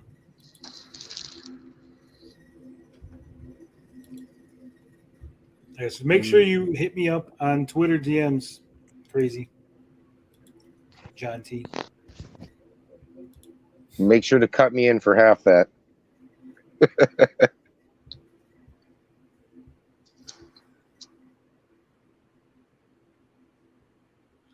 I think they have an online multiplayer marble game for Twitch.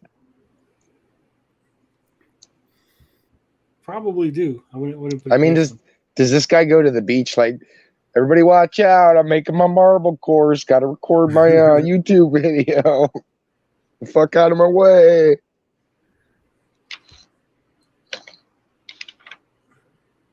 How many viewers does that get? They get a lot? Probably. That particular video has 2,456,094 views. You sick sons of bitches. What am I doing with my life, dude? Jesus. There's a no, man. I didn't need Amico. I just needed fucking marble racing to grow my channel. There's one here that has 13 million views. Raw, we're in the wrong game. Yeah, seriously. Not the only marble league. Well, here's one. Here's a video, 54 million views. Insane marble run race with 5 elevators. I'm telling you, people are betting on these. Yeah, there's like probably some weird underground betting. Marble betting. There's actually diecast races too with diecast cars. Getting way more views than us. Yeah, what are we doing with our lives?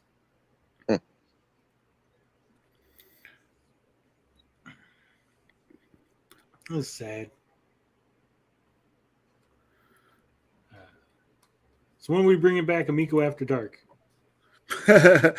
It's going to be the Hater Edition, Season 3. Yeah. We're on Season 2 already of our show here. Return to the dark side. What if the Pro is the dark side? Just like those Star Wars theories that says the Jedis are the bad guys? Yeah. All right. Blinded took off. He says he's got an early morning. Later. Anti-Amico After Dark. Oh, I can't use that because you used to use that title, Tommy. Yeah, he did. That's right. You had a couple streaming days. Funny how Avocado can answer every question, but not where are the test units being made.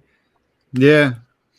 Well, Mike, you can show that text message I sent, or I'm sorry, Tony. You guys will understand why I said Mike when he shows it. Why he was confused by? Yeah. Well, it's the same thing you sent me, right? No, you haven't seen this one. Oh.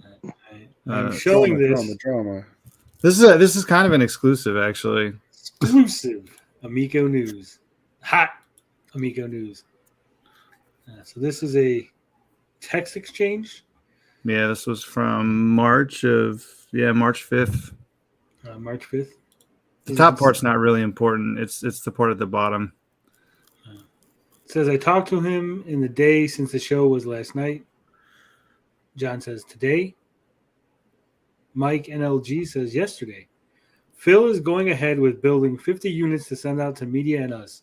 So he said last night. Interesting. Why you should have put the iCarly. Yeah, right. So that's why I kept grilling John on. I don't even remember which stream it was that he wouldn't answer where they were building those units, because those units are being built well, I don't know where the fuck they're being built now. You said that was March? Yeah. Yeah. Oh, okay. So between March and June, they got 23 of them. 25. Yeah. They were going to do 50. Apparently, they can only do 25. They're halfway there. Well, they had to knock a few people off the list. You know, me, Smash, whoever else was, whoever else has fucking dove off the train at this point. Anybody who's been slightly critical, I would assume.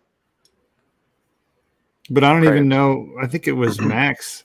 They were talking about it with Ramblin' Man and Tony. Gary, I think you were there too earlier today. Yeah. I was kind of catching that stream and said, "Who the fuck's who's gonna get those units?" You know what I mean? Well, they're trying to play the nice guys on the other side and say, "Hey, we don't want them. We want them to go to big influencers." But at the end of the day, I mean, they can try that, but really, is it? I just don't see that even helping. What big influencer is going to take those? All they're going to do is look up Intellivision Amico, see the shit It's show not worth my on YouTube. YouTube, and go, you know what? drama. Yeah, that's not worth my. Yeah, I don't want that headache. No, John Hancock will take one. I don't even think Digital Foundry would want one at all. Just on. They would, but they would probably tear. They would annihilate it. Yeah, they'd take it apart. They would go with the specs. They would measure, frame rate, resolution. They'd do all that stuff. I think it's just so low tech that it's not on their interest. The problem with Just Another Viewer is they're being handmade by Intellivision, which means they don't have a manufacturing partner yet. Right. They're putting these units out there specifically to have people stream them and unbox them to try and solicit a manufacturing partner. That's why they're doing it. Smoke and mirrors, guys. Smoke and mirrors. It's exactly what it is. And they're going to present them like this is some sort of test run. That's like, they were originally going to present them as they were shipping founders, and they were only going to send out like 50 units because Phil literally said they don't know how many units we're actually shipping. We could just send these out and call them founders editions, and the people that are. I literally said that. I was like, they could just ship a couple of them out. That's what he said, and make a claim, right? Yeah, we've said that for a while.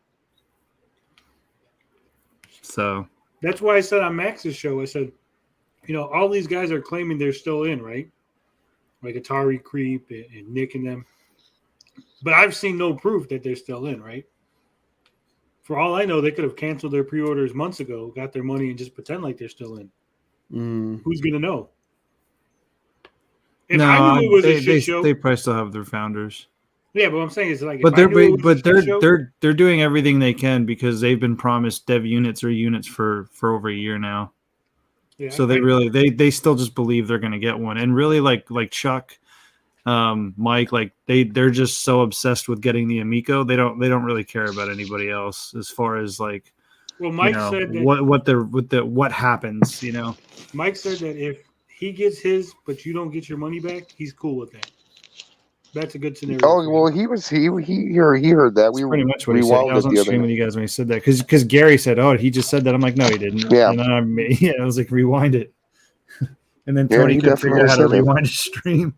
I was just saying that for the rest of some people might not have seen that.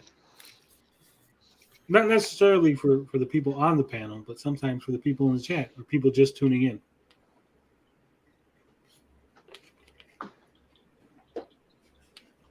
Yeah, I don't like it. It's scummy behavior. It's shitty. And then now you got Retro Bro, you're calling their bluff. You're putting it out there. I think that's noble of you. I mean, if these guys are gonna play stupid, why not call them on their bullshit? So. Yeah. Well, that was the thing, man. Like as far as I never, in my opinion, I felt like I never willfully lied to anybody. Like they might have told me some bullshit that I thought was true and repeated it, but when I started talking to Phil. And he's like the thing with the founders. We'll just ship 50 units. I'm like, Ned, you're lying to people if you do that. Like, And then the fucking the $100 deposit shit. I'm like, well, you're just. I'm not going to stand behind this. Like, this is fucking shady. So I mean, and here's the thing. I mean, you're calling them out now, and obviously they can't call you a liar. I mean, obviously, whatever you're talking about, you have receipts for. So, well, I mean, that's the thing, and that's what I was talking about on that Amico Forever at the end of that stream. Like, I was raising critical points in that stream, and they ignored literally every single thing I brought up, and it pissed me off because I'm like these are guys I went to bat with for fucking 2 years, and you're not going to even acknowledge that I'm in the chat. Well, right. That's why Nick said, "Hey, look, we can talk." Like, yeah. Well, why can't you talk about it now? I mean, why does this have to be off the stream? I'll talk to you later through a text. Like, no, we're gonna. What they got upset about the quote unquote threat was because I pretty much said like, "Oh, I see how it is. You're just gonna ignore me, so I'll just go nuclear at this point because I had nothing to lose." And that when he was like, "Oh, you're threatening us." And I'm not like, no, I'm not threatening you. I'm not threatening you. I'm threatening Intellivision. Like, I'm not threatening you. Like, what the fuck do I care? Who do I have to like make happy at this point? You know what I mean? Like, Intellivision, I don't really give a fuck what they do anymore. I'm done with them as far as supporting them.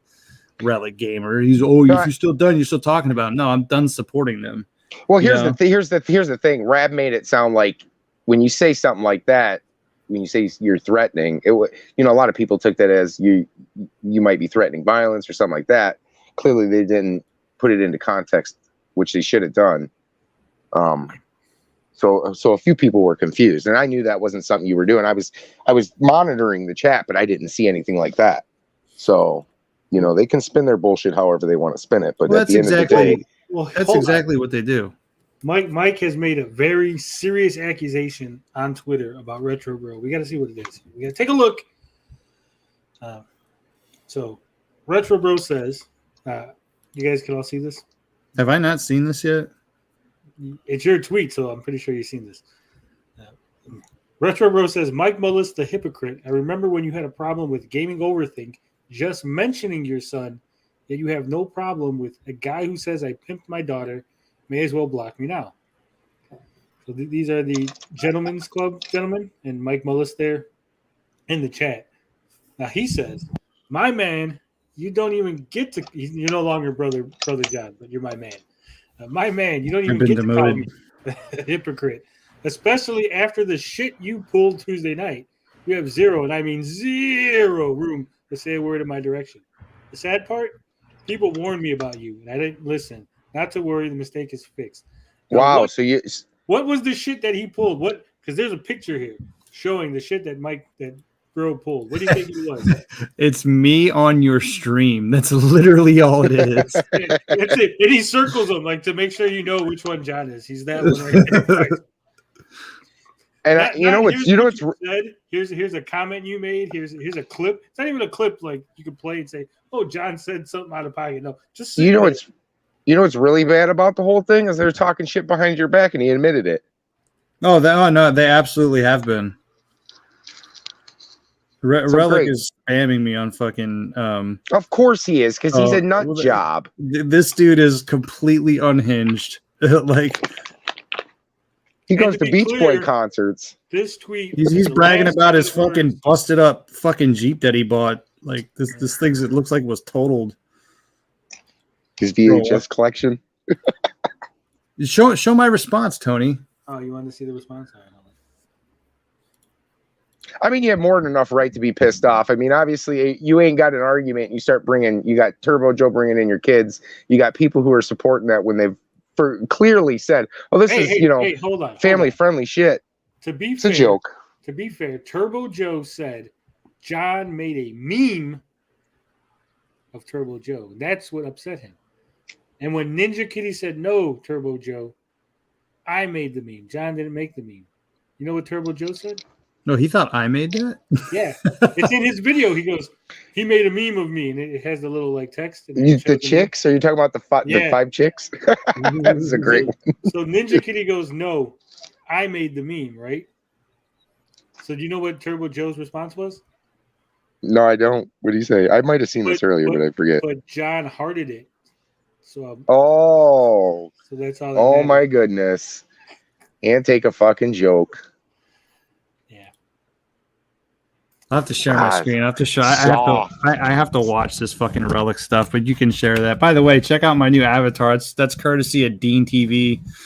I don't know if you guys watched this video. Oh my god, the wrestling bit is the best. How the fuck he got you to look just like that? Like spitting image is perfect. You can't really tell if Turbo Joe looks like Joe, but your character looks like amazing. I was like, how the fuck did you get him that close?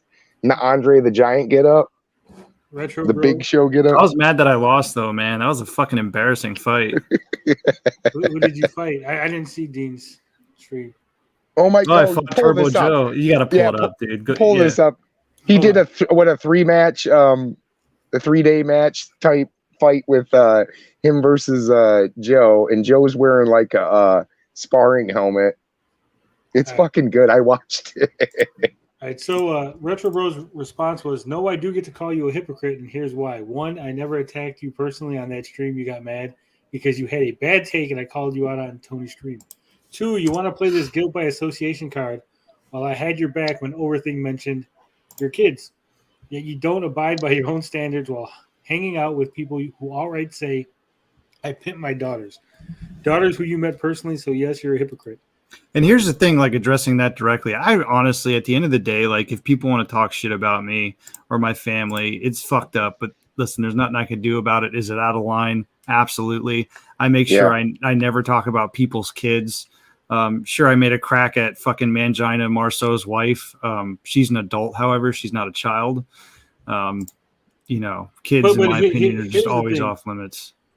He goes, do you even hypocrisy, bro? He said this about my wife, who hadn't asked for anything. He also told Review Tech USA that his family should be ashamed of himself. And now he's crying because we're mentioning a simple fact. Get the fuck out of here, bro. First off, this tweet that you said, I'd be pro-abortion too if Tyrone was knocking up my wife every weekend. You actually didn't say anything about his wife. You just said you would be pro-abortion if Tyrone was knocking up your wife. Right? Read the tweet because I'd be pro-abortion too. So you're saying this is how you would be pro-abortion along with him if Tyrone was knocking up my wife every weekend too. So I like how this guy continues to talk shit about me, but he has me fucking blocked. Oh, he does that. He talks shit about me too. He has me blocked. You know what, John? Me and Tony, and I don't who was here for the bet, Tony. We were pulling after Smash JT had his turn to the light. We were betting who would be next. Yeah. Was I next? Yes. You were the overwhelming choices. Yeah. Well, I mean, because I've always been somewhat critical, I gotta, Tony, I have to pull this fucking Relic thing up. We should watch this together. It's only 22 seconds. Oh shit. I have to fucking see this. He's been pretty quiet as of late, and then all the shit stirred up, and then he had to go back to bat for Intellivision, didn't he? Because he's been nowhere. Dude, I didn't even mention this guy, and he's fucking got a hard on for me. Oh, he does with everybody. He's got to throw his 2 cents in. That's just how he is. Well, he said in his video that Intellivision pro people never say shit about anybody. Yet he's made fucking 6 or 7 videos about me. All right, let's do this one first. Oh, this is just his stupid fucking ride home. All right, let's see. What's this? He's such a fucking pompous asshole. He's a pompous asshole. Heading back to the island I live on. Drove all the way to Vancouver. Look at this fucking busted ass Jeep. It's not even a Jeep. It's a Renegade. They're not fucking Jeeps. This busted ass car that probably has frame damage, by the way. Getting down there and back. This is my new project. Stay tuned. While children complain about a toy, the adults are doing adult things. That's just fuck. This is 100% psychotic. It is, especially since when people make tweets like that, you're talking shit, or you're trying to talk shit about a specific person or group, but you don't tag them because you're a fucking coward. You don't mention their names. He tagged me in that. I don't know why. He tagged me and Saggy. What do you tag Saggy for? Zaggy made a video about Relic and Mike. Did she? I didn't see that. Yeah, the first half is about Ezra Miller, and then the second half is she did it while your stream was going. That's probably why you missed it. Well, also, I hate when motherfuckers do that shit. Do not make a half video about one thing and have it. How the fuck am I supposed to follow? Which video is it? You got a link? Which one? The saggy one. Oh, it's fucking long, bro. Hold on, let me find it. Is it the They Lied Ezra Miller video? Hold on, I gotta go to my YouTube. It might not be up. I'm gonna go to my history. So much. I mean, the thing is, she didn't really say anything. It's like I told her. I was like, you didn't really say anything nobody already knew, you know? Yeah.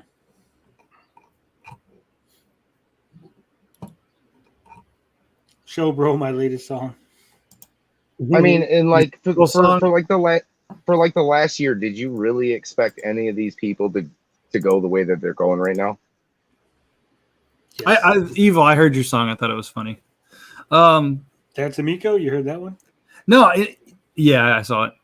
I haven't heard it. It was pretty funny. The thing with Mike is, I actually thought Mike had some sense to him because he's pretty critical on like the one-on-one conversations I had with him. But when he has the chance to talk about it in public, he never says anything bad. And I swore I remember him like over a year ago on Amico All Access. That's the show that OEB Pete used to run. He was saying like, hey, if it doesn't come out by XYZ time or whatever, you know, then I'm going to be critical. But I'd have to, the amount of fucking videos I have to go back through to find that would just be ridiculous. All right, we're going to listen to Evil's latest song. I never heard it. John says it's funny. When you pay $100 hold on. Chill out. I gotta put it back to normal.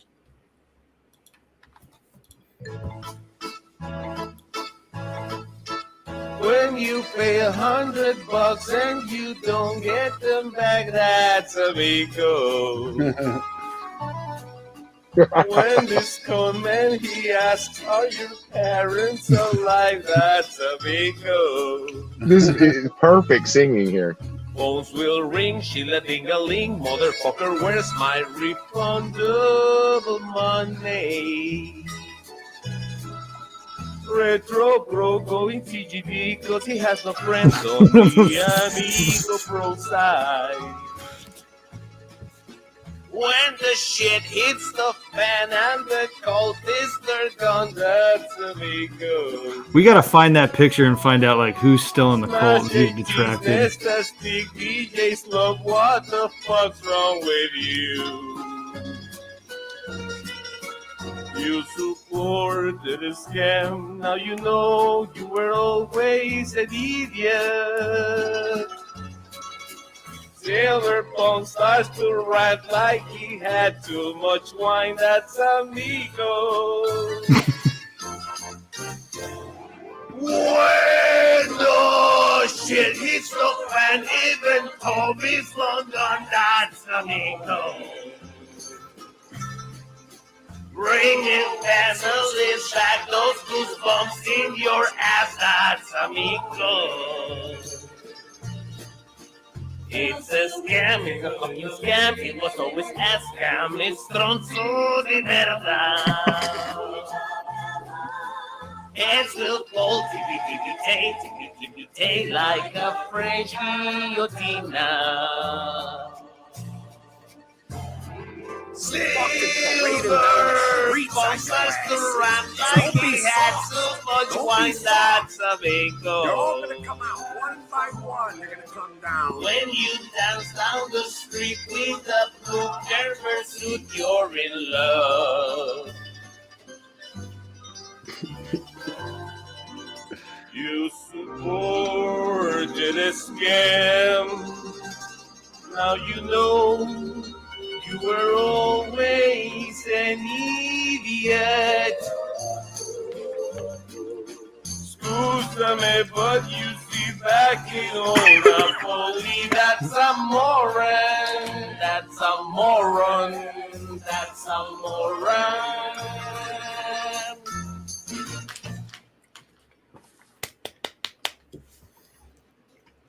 Great job. Great job. Yeah, I thought that was good. I actually saw that the one morning when I got up and I listened to it. Literally started my day off laughing at that. Where is I'm trying to find Dean's video. Oh, here we go. I gotta find a timestamp because it's long as shit.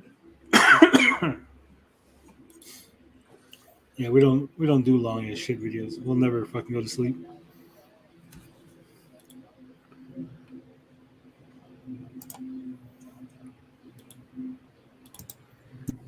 All right, here we go.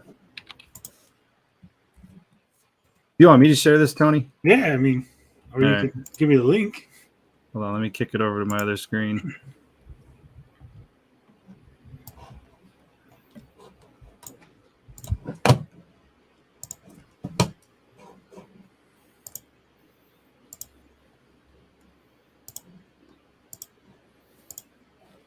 This shit's fucking great, dude.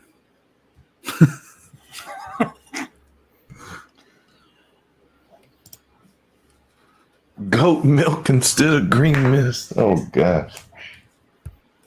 That's nasty. Yeah. Who's coming out first? And we're in Fort Worth, Texas. Oh gosh, no music because we don't want copyrights to shut this stream down. Who is this? It's the Retro Bro. Good Lord. He is so full of himself, the Retro Bro.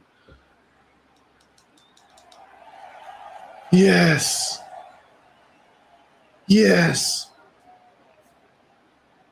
The people love the Retro Bro. Oh, the Retro Bro. He loves. I would say he probably yes, he probably made my forehead a little too big. Other than that, I thought he did a pretty good job. I would have said he made my biceps too small, but oh.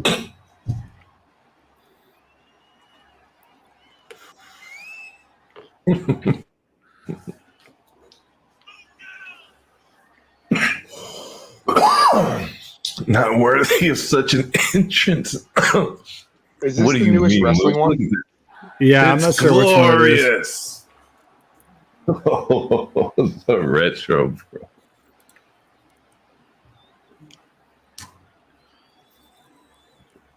He should have put you in a Care Bear suit.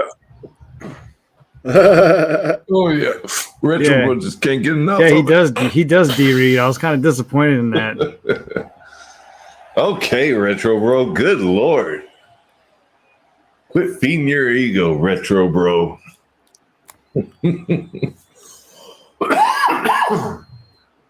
Okay, I see the video you were talking about from Saggy. Retro Bro isn't just glorious enough. Oh, looks like his opponent is coming out. Hailing from New York is the crazed lunatic, Turbo Joe. Why? I asked him why he Turbo Joe collects turtles he kidnaps from. Yeah, what was the answer to that? He said he did it because the karate video with the kids. No. Hey, Lewis, you're from New York. Is there a law against people kidnapping turtles from Central Park? Turbo Joe does it. I'm not lying. He does it.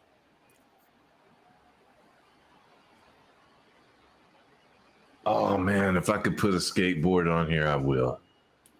Oh gosh. Both men are sizing each other up. Did he even give you eyebrows? He gave you a big brow line. Yeah, he did. Oh, Turbo Joe taking offense to Retro Bro. Let's see what happens. So is this like two people playing, or is it automated? Oh, I think he automated it. I don't think he was playing. I don't know. I think he was playing with his son. Oh, okay. Bro, it's over with. Oh, maybe the that was it referee then. is holding Retro. Because like earlier in the video, you hear his son talking. Good Lord, Retro. They could just both be sitting there, not necessarily playing. There. Well, that's true. Is there a way to tell on the lower screen if he's playing the computer? Or? Oh, Retro Bro. I don't know. I don't think so. You gonna attack? I don't know if Retro Bro is going to attack. Not that you know of. Okay. Get up, Retro Bro. Come on, Retro Bro. Joe's trying to take a cheap win. This is like incredibly one-sided. Boo, yeah, boo. This is not how it would happen in real life. I don't know. He's using that karate. He's got the quickness on him. He's got the headgear on. He's got an advantage. Retro Bro. Oh, there you go. It's not one-sided. You got the comeback. I see at one point you body slam the shit out of him. Just fix that off. Turbo Joe. I'll tell you what, for all the time that Dean watches wrestling, he's doing a shitty job on commentary. What has Turbo Joe got in mind here? Oh, Retro Bro catches Turbo Joe! Where's... oh, gosh! Nice catch, Retro bro. We need a. He should have superimposed a Intellivision scam me poster in someone's face. By Retro Bro picking up the Turbo Joe fights dirty, so it makes sense. 94-pound Turbo Joe. Oh Lord! Yeah, I think you're right. He should have superimposed himself in the crowd. Retro Bro, come on, take. Well, to be fair, I think he's recording this live, right? It's not like he did, yeah. Yeah, he did it on it was the a live stream, show.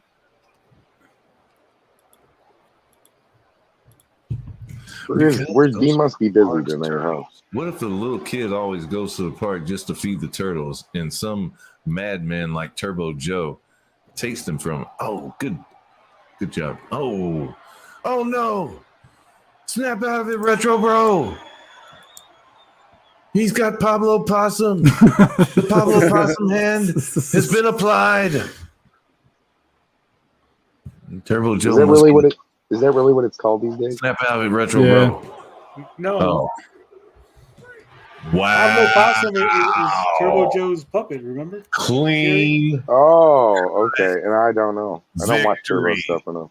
For Turbo Joe, my God. Wow. You got your ass whipped, bro. Okay. Yeah, I know, man. People, that might be a fucking fluke now. fake. You're doing best 2 out of 3. Yeah, he set it up, man. Gosh. He made him Was OP. he playing as you, or was he playing? I don't know if they were playing. I'd have to ask him. Win. He might have just let them both go. Can you do that? Can you let both Turbo Joe has showed more play each other? tenacity, more heart, more gumption. He is prepared to get the job done. And Retro Bro, you couldn't get the job done. No, Retro Turbo Joe beat the hell out of Retro Bro. I think Retro Bro only got 2 moves in, and look at this viewers match rating lackluster. I couldn't agree more. One of them ends up being a 5-star. Okay. So like the match of the century or whatever. I think we're going to have to go to the big thing. I think that was the cage match. We just got there's a cage match? Yeah. It's 2 out of 3. Oh. Do you even internet, bro? What the hell's going on? It's probably YouTube. John Families, bro. House of Horror show. Yeah. Okay. Hell in a Cell. God damn, the load time on this game is insane. Well, he should get into big city trouble. He should. Okay, let's see how this is going to happen. Here we go, the Retro Bro. I'm not going to play this all the way. Just want to see. Oh, yeah, Retro Bro. You can't do that, Retro Bro. You can't do that after you lost like that. Dean really amuses himself, doesn't he? He sure does. There he is. The man holds a 1 fall over Retro Bro. Can he make it 2? Skip this scene. Now the cell will descend. Yes. Oh, both men seem to be prepared. I was never a big wrestling fan in the last few years game wise, but I heard this was pretty good. Turbo Joe. Well, it couldn't have been any better messing or any up worse Retro than Bro. the previous games with all the bugs. Gosh. Yeah, I heard about that. Yeah, I don't think I've played Retro a. Bro looks determined. I don't think I've played a wrestling Getting game since messed like up. No Mercy on the PS1. I've played a few, but my favorite still has There you always go, been Retro Bro. Power out WCW versus NWO Revenge. Yes. Oh gosh, but that took a lot out of Retro Bro. Oh, shake it off, buddy. Come on. Shake it off. Oh, showing the karate moves. Turbo Joe. What is he getting out of there? What's he doing? Oh, he has a chair. Oh, he wants to put Retro Bro in the hospital. Good job, Retro Bro. Yes. Fight dirty, Retro Bro. Come on. Come on. Gotta do something. Oh, no. He went for the chair too early. He should have capitalized on that. Retro Bro. I think the game looks really good. The biggest problem with the game is the camera is like so jittery that it like when you look at it at certain angles, it looks like really like realistic. But then the camera kind of fucks it up.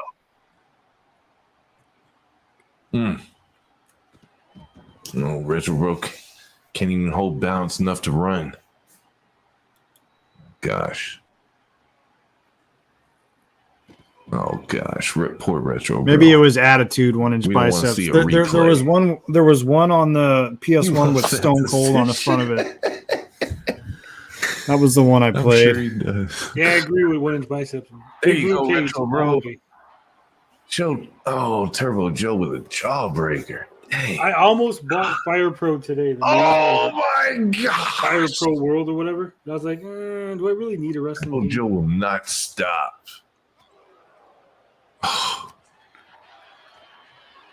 Yes. Come on, John. Come back. Yeah. That's not a Mess fake him laugh. That's up. Dean's Mess real laugh. him up. Oh, good. He loves those European uppercuts. Oh, and so does Joe. Yeah, he My needs to put gosh. the A&A logo on you, Retro Bro. Turbo I don't know if he can do that. We'll That was a send them little the bit of a files. glitch there. He is a beast. I'll send Dean the files for the Amico No Access. Oh, wow. He got me from the profile, but it doesn't really look like me from the Oh, front. there you go, Retro Bro. There you go. 1-inch bicep says, are we going to get a Get rad in running? there. Oh. No.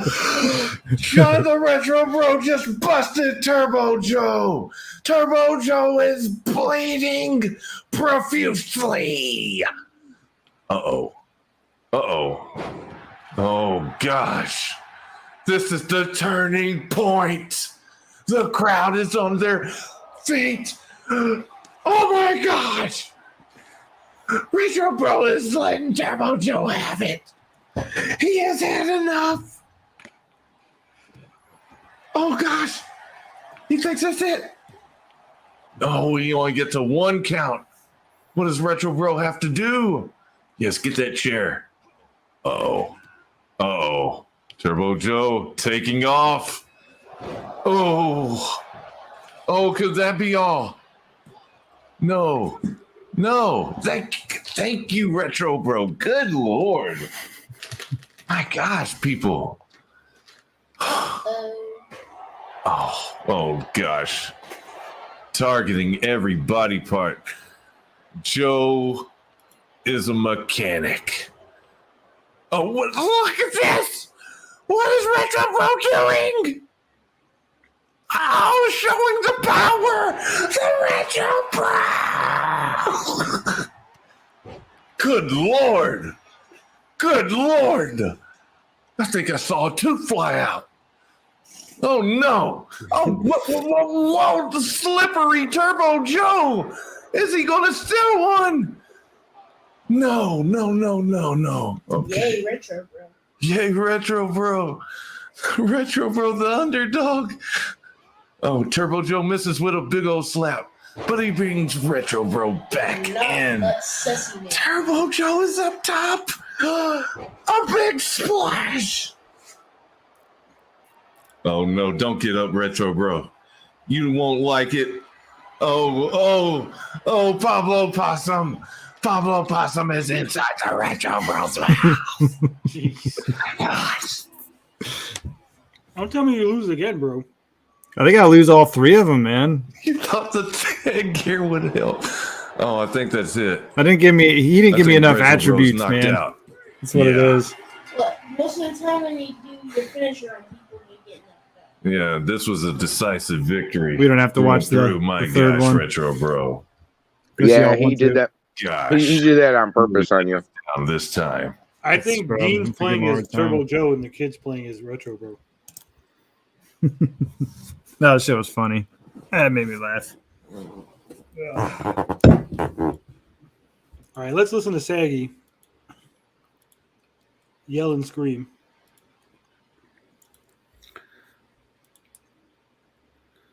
Hopefully I get it at the right timestamp. Stop! The Amico cults! Thank you. Thank you, everyone who's here for Ezra Miller. And thank you for everyone for being here. And y'all don't have to stay here because y'all probably have no idea what I'm going to talk about next. But you're welcome to stay. So, yes, let's move on. Exactly. See, Wyvern gets it. So, the Amico cult. Let's talk about that. Now, for those of you who don't know, the Intellivision Amico is a video game console that was yada. years ago. It had a couple of delays. The CEO Tommy Telerico. She's still, we'll get into this. There's a few things in this video. She's still kind of fence sits a little bit, man. I became an Amico shill, and it's a scam, and blah blah blah blah. There, you're caught up. So now we're gonna talk about the Amico cult, which is what I was a part of. The pro Amico people, the people who supported the console. And as you see from the thumbnail, I'm gonna talk about 2 specific cult members. Actually 3. So my friend, they were all my friends. All of us were friends. Up until all of this recent Amico stuff, the Amico. I think people use the word friend way too loosely nowadays. Yeah, you're right about that.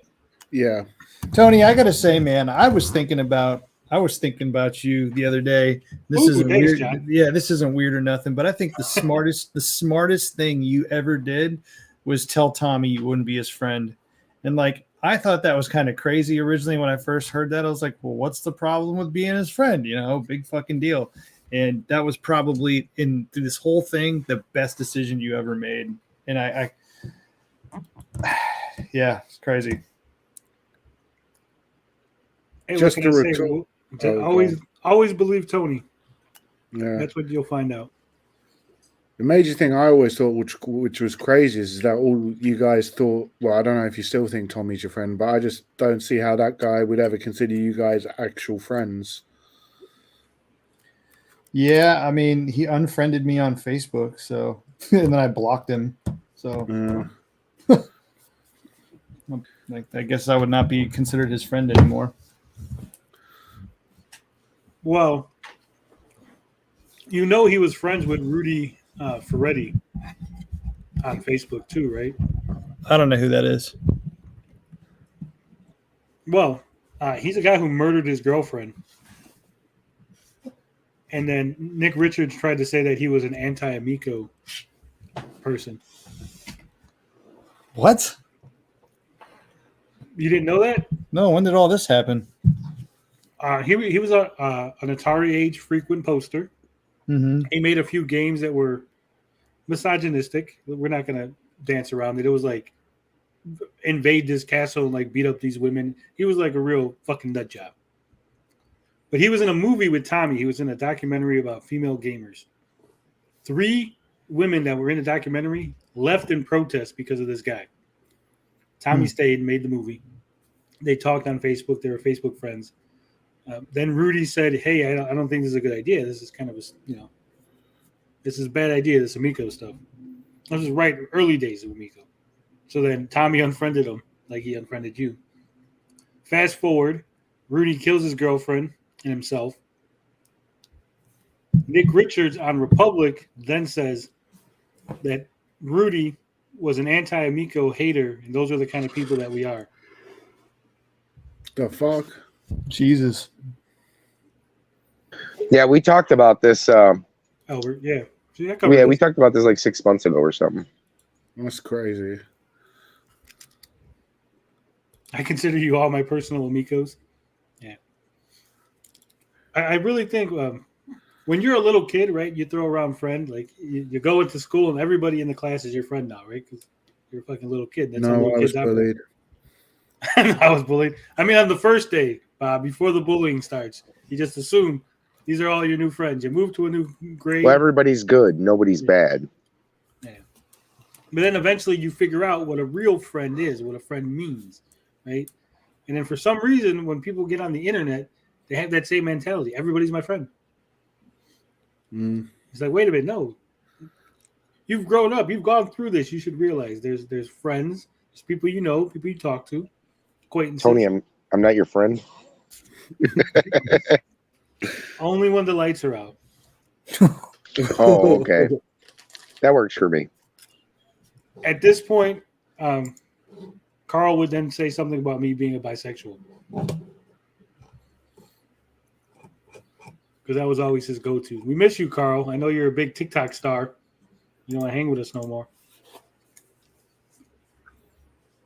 He's over there on TikTok buying all his followers like a true TikTok artist. You don't think he's got 1,000 followers legitimate? I was just messing with him. He might. He's very interesting in his little shorts that he does. Yeah, in like 30-second bursts, Carl is the most interesting man in the world. Outside of that, then you're like, whoa, Carl, calm down. You've gone too far. Yeah, he usually doesn't get in his racism or his Nazism until about 45 seconds in. Yes. So he's safe on TikTok.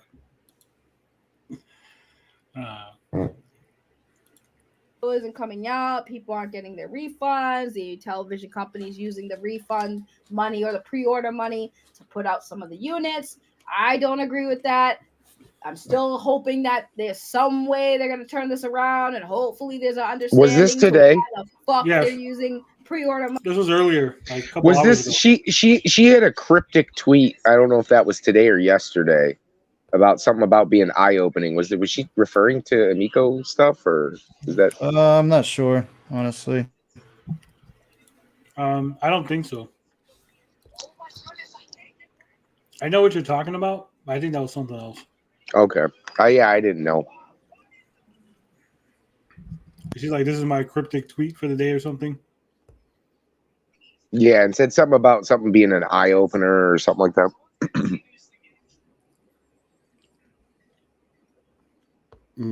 My response to Relic Gamer, she made another one? What was this? And she made a 2-minute video. I didn't see this. Well, let's finish this first because I haven't seen this either. Money. But my friend Retro Bro is more mad about this situation and has expressed his anger. And now he was on a panel. He told me to come on a panel. And these are people who are known as the Amico haters. Okay, just so y'all got context, they're anti-Amico. Talking about us. And we were on there, and they were watching a former friend, a YouTuber, original Next Level Gaming stream, where he had all of our friends on there talking about the Amico news and whatnot. And Retro Bro kind of went in on them. I will say that. Retro Bro did go in on them a little bit. And now I get everyone's argument. You know, Retro Bro is frustrated. Retro Bro feels used. Retro Bro feels this. Retro Bro feels. The Retro Bro feel. Bro, real quick, did Tommy leave you any money on the nightstand before he left, or?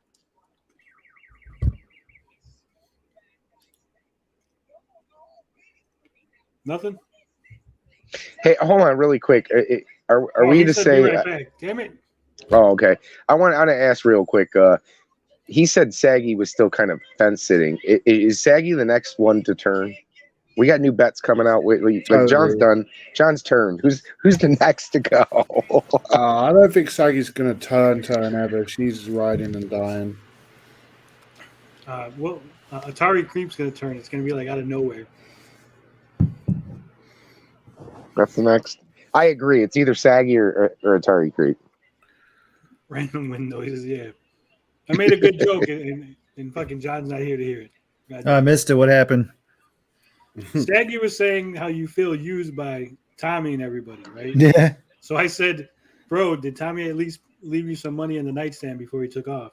No. And you weren't here, so it was just dead air. Like, it fell flat. Yeah. You tried, Tony. It worked better in the moment if you would have been here. Okay. And I get where my other friends are coming from. You know, we were all friends, and you got Retro Bro kind of going a little too in on people that, you know, she keeps using the past tense. We were all friends. We used to be friends. What happened, Saggy? Well, John's not friends forever. with them anymore. John's not friends with them. So. But she even referred. No, she's not just John. She's referring to them too as they used to be my friends. I'm cool with Saggy. I talked to Saggy today, actually. I think she's saying that like Mike Mullis isn't her. Yeah, friend. she's talking. Yeah. But now we have two people, Mike Mullis of Original Next Level Gaming and Relic Gamer. Now, I've disassociated with Relic Gamer long before I disassociated with Mike. I think everybody mainly did, to because be fair. those two in particular got on me and Retro Bro for trying to build a bridge. Okay, we talked to Tony, the Geek Getaway, and a lot of you know. I love how even when it has nothing to do with me, it always has something to do with me, right? Yeah. Center of attention. I just be minding my own business. I'm like, yeah, because Tony. I'm like, what the fuck? I got shit to do with this. Who's this Geek Getaway guy? You've kind of become the figurehead for the anti-Amico cult. You know what? You say that, Bob, and there's people on Reddit that are saying that I have nothing to do with anything, that I'm full of shit, that I've blown. Tony's a man with no country. They said that I'm Tommy Tellerico light, that I've convinced everybody that I'm more important than I am. That this isn't my story. Like they're fucking writing me out of the documentary. You know what, Tony? I know what it is. The truth hurts sometimes. I do. Yeah. Whatever happened to Mike Garvey? I don't know, man. I was just answering that. I have no idea. He kind of just disappeared. He was him and Blues Tech. And I don't know who Blues Tech is. They were really early supporters. What about what happened to another one that hasn't been really saying much was Crow Continuum, and then was his Papa Pete been doing anything? Crow Continuum. Papa Pete can sit on it. Papa Pete doesn't even really talk about the Amico. That's the thing. Like he has straight up said, like in past interviews, or not interviews, but videos, he's like, "Yeah, I only care about the reimagined games. I don't give a shit about all the educational stuff." What about SNES-tastic Pete? He's another one that kind of fell off. That's because he sold his collection and bought it back the next week, and then sold it, and then he's out of the Amico. He's the Amico kid. He's not the Amico kid. SNES-tastic, I swear to God, he's like an 80-year-old man. I'm only like 30 years old, guys. Essex was another guy that stopped talking about it too. Gave me shit when when he first appeared. We covered it on the channel where Tommy first contacted or replied to me, was when he first started kind of shilling for it, and I was like, "Hey, that's not true." And then Tommy came back and was like, "No, what you're saying is not true." And then recently I haven't really seen much of his Amico content either, so they've kind of all dropped off like flies. You know who my favorite one was? My favorite one was that what was it, like NES Hotel, NES something. It was like a dude and his wife, and they made one Amico thing, and then Tommy. Oh, you're talking about when they were at the Best Buy, like the dude and his wife, they were doing the Best Buy stuff, like buying the Amico at the Best Buy. Who was that? No, that's Lydia and Kenny. No, it was a dude on YouTube. It was like his channel was like Nintendo something, and he did one video. He couldn't handle the heat. Yeah, he did one video and he got a little pushback, and then next thing you know, he was like freaking out and like, oh. Yeah, Tommy. Because I asked about him, Tommy's like, yeah, the haters ran him off. I'm like, I'm pretty sure that didn't happen. He probably just couldn't handle it. Just like the other guy, the guy that was all soft. And Tommy spent like 7 hours at his house. Artemana, he's another one. Oh yeah, that was a whole weird situation. Because the trolls, like, here's the thing: what happened to him is when you show that certain things bother you, like the trolls will see that and just fucking it's down. it's a weakness, right? Yeah, and they knew he was like this religious guy, and he's all about his family. And I swear I thought he was gay. He freaked the fuck out, dude. He like ran Who, away Mike? from YouTube. No, fucking Art of Oh, Mana. this other guy you're talking. I was gonna say, okay. Everybody like he talked like I hate to stereotype it, right? But he was like, if you were like, what does a gay person look like and talk and act like, they would be like Art of Mana, 100%. So then when he's like, yeah, I was with my wife and my kids, I was like, what? I'm gonna play you some of his video later, Gary. I think I know who you're talking about. I've probably seen the person. It's just I can't keep up with all the videos and all the interviews and all the people. I don't know how you do it. I have a really good memory. Potion Sword Run says Mullis makes people choose between friends. He tried to have them cancel me. Marcel's been trying to have me cancel too. That's why Mullis isn't cool with Panda Sub anymore, because Panda was cool with Dazed and Potion, and fucking Mike was like, he's hanging out with those guys. I can't associate with him. Yeah, I'm like, dude, who the fuck cares? Yeah, that's next level cult shit. Yeah. That's the thing. Like, nobody ever attacked Mike there, and he just, wouldn't have nothing to do with him. Like, I never attacked Mike personally until that shit on Twitter. And it wasn't really, ago. and it really wasn't that wasn't personal attacking. So that was you're right. Ninja Kitty says Art of Mana was a dude who looked like a real life Nintendo Mii character. Accurate. BB says that is cult behavior. Yeah. I've never. You could ask Gary, call up Dazed, ask Bob, ask anybody who's been on the show or is tangentially related to the show. I've never once told them not to hang out with anybody, not to talk to Retro Bro. Yeah, and I've been here for a year. It's never happened. We've stated countless times not to attack people, not to dox people, not to behave that way. I apologized when I first started the show. I apologized and said, hey, I might have had a bad take on Pete if I offended Pete or Cyrus or anybody. I mean, it was your video, John, that got me kind of going. And then I was like, you know what? I was kind of in that video. I was kind of an asshole. Let me break bread on the show, and I kind of did that. I tried to make my peace. But yeah, I gotta find this video where you responded to me in my Jeep. I delisted it. I delisted it. Dude, I'd love I might still have it. I don't know if I private it or if I just deleted it. I'm not sure. But yeah, I took it off probably a couple months ago. I want to say 2 months ago. But Rambling Man says, pop it on to get my cult parking validated and go to bed, Bob. You go to bed, Rambling Man. He just woke up. So like I said, we don't care who you associate with. Even people that Saggy was at one point friends with Relic, right? He talked to him. We would say, hey, that's kind of bullshit, but we would never be like, stop talking to Saggy. She talks to Relic, right?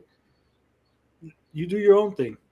I never have any issue with anybody watching another YouTuber, hanging out with another YouTuber, talking to anybody, having friends. The only time I've taken issue is if I see you in someone else's chat or live stream and you're talking shit about me, right? If you're over there specifically talking about me in a comment section or something, then we have an issue, right? Why did they tell you anything about me, Tony? No. Okay, good. They just say that Jerry guy. They're like, Gary's fine, but that Jerry dude. Jerry. Fuck Jerry, man. Yeah. Who the fuck started that shit? Who called you Jerry first? Probably maybe Albert. I don't know. It's been the last few days. Who, in their eyes, and in my eyes a little bit, we're kind of trying to take down Intellivision. And I will say that. That's bullshit. Saggy, we've never tried to take down Intellivision. They're doing that themselves. Yeah. You gotta separate. She hasn't. She is still. This is why I said she's kind of still a fence rider. Some of the shit she says in this is still you're not being fair. Yeah, you're not being fair to us because we haven't trying to been taken. Like Bob said, they've done that themselves. You could say that there's trolls out there, trying to cause shit, right? And I'm never gonna deny that. There's always trolls. But she's talking about us. And we have never tried to take down Intellivision. You could ask Smash. Saggy knows there's things that I could release that would have ruined the company years ago, right? No coming back from this shit. But that's not the kind of person I am. That's not the kind of things I do. Yeah, but with the information you have, like at least the one piece that you told me, you have to. It's one of those things. It's like if you don't prove the source, then have you seen the internet? Bad. Yeah, it would. That's what I'm saying. It would. Yeah, but even still, it would be mutual destruction if you put that out there. But what I'm saying is, if that was my goal, like if I didn't care about if my goal was just to destroy them, and I'm that crazy, right? Then I would have done something like that. But I've never done something like that. Because you're lucky. They're lucky I didn't have that kind of info. I'm very self-destructive. Same. And like I said, and I've said this so many times, and Saggy said it the other day, like, they have my address, right? They know who the fuck I am. If it was really like that I was trying to destroy them, they would have subpoenaed my ass. And I know you've said it. They've tried, right? They've talked to lawyers, like, how can we stop thought this? About it. There's nothing they could do about it because they'd have to prove that you directly cost them money, and they can't do that. They can't prove it. Well, defamation in the U.S. anyway. I don't know how it is in Bob's backwater country of the UK. Hey, zing!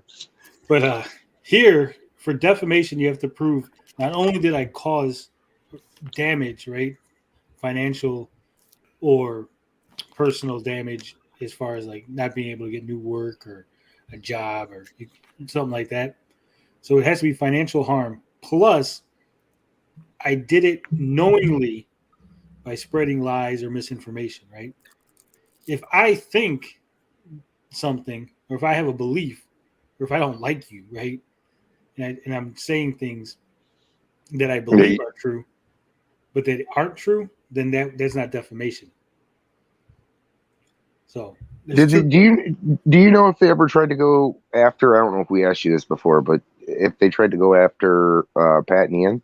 Yeah, but they can't. They can't because they can't prove that they cost the company money. So it wasn't just Tony; it was Pat and Ian. Anybody else? Those are the only two I know about. The big players, the big fish. Obviously, or was it Ars Technica? Yeah, Sam Red. Yeah, Sam. Yeah. Legal incoming. I will say that. Overall, it's kind of like. Well, there you go, guys. We figured out why East Coast Italian wasn't here to finish the game. He jumped over to the Saggy stream. No, she had already finished streaming. Okay. I don't do guilt by association. So when you back me in a corner and you guilt me by association, or you try to tell me who I can have in my chat, who I can have on my channel, what channels I can go on, we're done. That word's been going around lately. I started it. And I made that point to both Ralph and Mike. Guilt by association. I said that walked away. Sticking up for John the other day. Somebody was attacking me. I can't remember who it was, but now because of this, I think it was. I think that's what it was over. Bringing up the fact that Retro Bro, they didn't. Saggy's here. She says, "Imagine a drama channel talking about drama, the horror." And you can get in. You can jump in on this, Saggy, if you want. I know you want to talk drama. We're a non-drama channel. We just talk video games. BS. There's a gaming channel. It's not drama. Say my name, but I don't care. They can say my name now. But Retro Bro and me, we're actually trying to have communication with the people because they didn't have communication with Tommy. Tommy had communication with us, and they didn't deserve it, to be fair, because they were just very rude. They were rude. But Gary, you were rude. Why were you rude? Hey, to be fair, Tommy was rude first. I mean, when you start calling, that was part of the. It wasn't just you, John. That's the reason why I made that video. Part of it was when he called Pat and Ian clowns and everybody else on the hater side clowns. And basically my video was a rant because I got pissed off that, hey, I got an opinion, and just because I'm critical of your console, a console that, remember, I'm like Ramblin' Man knows I'm an Intellivision guy. Look, like, I had stake in the game, right? I'm an Intellivision guy, so I'm critical on a product that I liked growing up, and the fact that I don't like what you're doing does not make me a clown. And that was really where the video kind of, it was that mixed with your car take that kind of really got me going. That started me off on my trip. So yeah, was I rude? Probably. I'll fess up. I was probably rude to Tommy. Was Tommy rude to me? Yeah. Let's be fair. We wanted to try to talk to these people, to kind of just like have that communication, to build a bridge, so there wasn't this hate on either side. And no, why would we do that? They're trying to destroy the Amico. They're trying to destroy Intellivision. They're always being right. They're always being But right. why are they That's right, Saggy. We're always being right. to be fair, I mean, at least Nick had an interview with you, but has John or Phil ever tried to reach out to us? No. Nick. There you go. Nick had an interview because he popped up on Reddit, and I basically was like, hey, why don't you give me an interview? And he's like, okay. You donated money, so I'll give you an interview. Realistically, the reason Nick gave me an interview was because he was trying to use that interview as a pivot point. Say, see, look, guys, we're not so bad. And then Tommy went and made his video and fucked it all up. So, I tried to engage with Tommy in the early days and tried to get an interview out of him, but he just blocked me on Twitter. well, for no reason, or were you critical early on, Bob? Early on, I was asking him questions about the Amico, and then he just blocked me. He had a little back and forth with me. He was like, "This isn't the place to ask these questions," and I was like, "Well, why don't we have a chat and have a whatever?" And he just blocked me. If you ever go, I should. It's strange because like I was super critical in my first two videos. I mean, I wasn't like anything over the top, and he put a comment in my fucking video, and then I just messaged it, and then I just emailed him. Well, that's how he did it for most people. That's how he was approaching people in the early days, was hitting the comment section. Yeah, I think this was critical. Even that's what it was. I don't know if I was really early on trying to engage Tommy, like before he was even going in comment section, I think. Yeah, you screwed up by actually being nice to him. I wasn't particularly nice. I was just like... Here's what I sent him, and this actually upset Tommy. I sent him this message. This was September 22nd, 2019. That's how far back this message goes. I'm not going to show it because then it's going to show all my other DMs, and you guys are going to be like, you talk to those people? Cancel. So it says, hello, Mr. Tellerico. I am the owner and head writer for thegeekgetaway.com. It's a small, relatively new gaming website looking to bring video game journalism back to being about the games and away from all the drama. I was wondering if I could email you and ask some questions about the Amico. No answer. Then in October, right? So I said, would still love a chance to chat about the Amico. No answer. Still hoping we can chat about the Amico. No answer. I get pestery, right? So then in January, right? We'll go all the way to January. Said, hey, hello, Mr. Tellerico. I was hoping I can get a few questions about your Roblox lawsuit answered for my gaming website. No answer. End of January. Hello, I'm reaching out to ask why Intellivision is blocking negative comments on their YouTube channel. No answer. Right? So these are emails, or how are you? These are DMs on Twitter. These are Twitter DMs. That's why I said I can't show it, because it's going to show everything on the screen. And they'll show all the other people I've DM'd with. So I DM'd, these are the DMs, right? He goes to Atari Age and says that I was rude to him. I misspelled his name, right? Because the first message, it says Mr. Tellerico. I misspelled Tellerico because I was typing on my phone at work.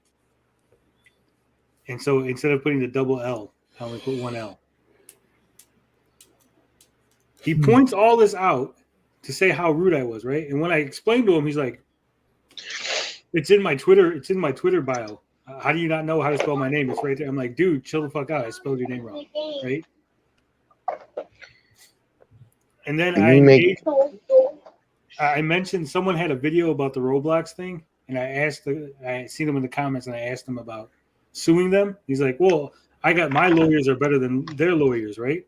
I was like, "Oh, so that must mean you're suing them." So I wrote an article, and that's when he engaged with me. When he's like, "Your article's a lie. I'm not suing Roblox. You need to retract that." I'm like, "Dude, we talked in the comment section. You basically said you were suing them." And that's when he started fucking like talking shit about me on Atari. Back to the games, no drama. That's right. That was the intention. Like 3 years ago. Didn't quite work out that way. Back to the games, no drama. Boy, it's so weird where we're at. It is. I've gone full circle because Tony, I just sent you that link to that video I did over 2 years ago where I said, "Will Amico fail?" And I snipped it from a live stream, and I was talking to Cyrus and a couple other people about it. It's like a 7-minute video. A lot of you have probably seen it. I don't know how many you have, but that was before Tommy had spoken with me. Yeah. We can say schmooze. We can say schmoozed. He schmoozed. Doing that because we've shut them out. We became an echo chamber. We became a hug box. Now, me and Retro Bro, we don't believe in being an echo chamber or a hug box. So we tried to do something different. And for a little while, it worked. There was some open communication. There was That's where Dean was. He was over in Saggy's stream. Now, here's the thing. You have them now bringing up the fact that Retro Bro is talking to this person, but they talked to Canadian Gamer. Canadian Gamer, who lied about me, claimed that I was making alt accounts to strike his channel down. And also, Speaking Canadian of which, I Gamer got another also picture hung out for you, with those Tony. people You'll more laugh than at we this did. one. He also hung around channels that were trying to dox us. But now, Canadian Gamer is their new best friend. Mike was in Canadian Gamer's live stream yesterday in the chat. Is this like all done for spite? Mike's chat the other night. Is what done for spite? Hanging out with Canadian Gamer. Show that image I just sent you real quick, Tony. Who's this from? What's the context? That's from Mike, and we're talking about Canadian Gamer. It's gonna be good, isn't it? I'm assuming you're the one on the right. Yeah, I'm blue. Blue? That's a green, John. No, whatever fuck that color is. How much have you had to drink? I'm you not colorblind? I haven't even had water. I worked all fucking day. Balls out. Everybody, you can't say balls on stream. The blue person is John. The green person, I don't know who that is. The white one is Mike Moss. I was close to pulling the trigger on Canadian Gamer 2. Glad you zapped him. He can go fuck himself. I hate that weasel. Exactly. So you're the green one? You're the one who zapped Canadian Gamer? Yeah, I blocked him from I think it was a live stream that he was blocked from NLG. Hold on, who's who? John is right. John is a mod or was a mod. And I guess he blocked him from the NLG stream. Oh, Mike's on the left. Okay. Yeah, so he said he said I was close to pulling the trigger on Canadian Gamer as in blocking him. Glad you zapped him as in blocked him. And yeah. When was this? Because I days, weeks, months. This is so good. Oh, it was months. So it was months. It was before the latest debacle. Hey Cam, you kicking it with your new buddy that thinks you're a weasel? Yeah, Ninja Kitty's right. All of Canadian Gamer's audience are guys who hate Tony. I don't think any of them actually watch CG. None of them. No, I mean, to be honest, like when we were getting a lot of the shit like last year, I mean, how much, like, it didn't seem like, you know, Mike had a lot to say about Tony and what we were talking about here, but it didn't seem like he watched 5 minutes. Because if he did, he would have realized the things he was saying were were pretty dumb, and I feel like Chuck was the same way. Still are. They don't actually watch this. You know what they watch? They watch little clips that Relic Gamer clips out of context and says, "See this 2-second thing where he said this mean thing," and not the broader context of what I say. To be fair, me and Tony, and maybe more so me, like I was always watching the streams. Like I was catching like, well, what can I catch to kind of use or maybe talk about? I have 2 years worth of fucking catalog at this point. Like I just said earlier, I was like telling Tony, I was like, I could burn this fucking house to the ground if I wanted to.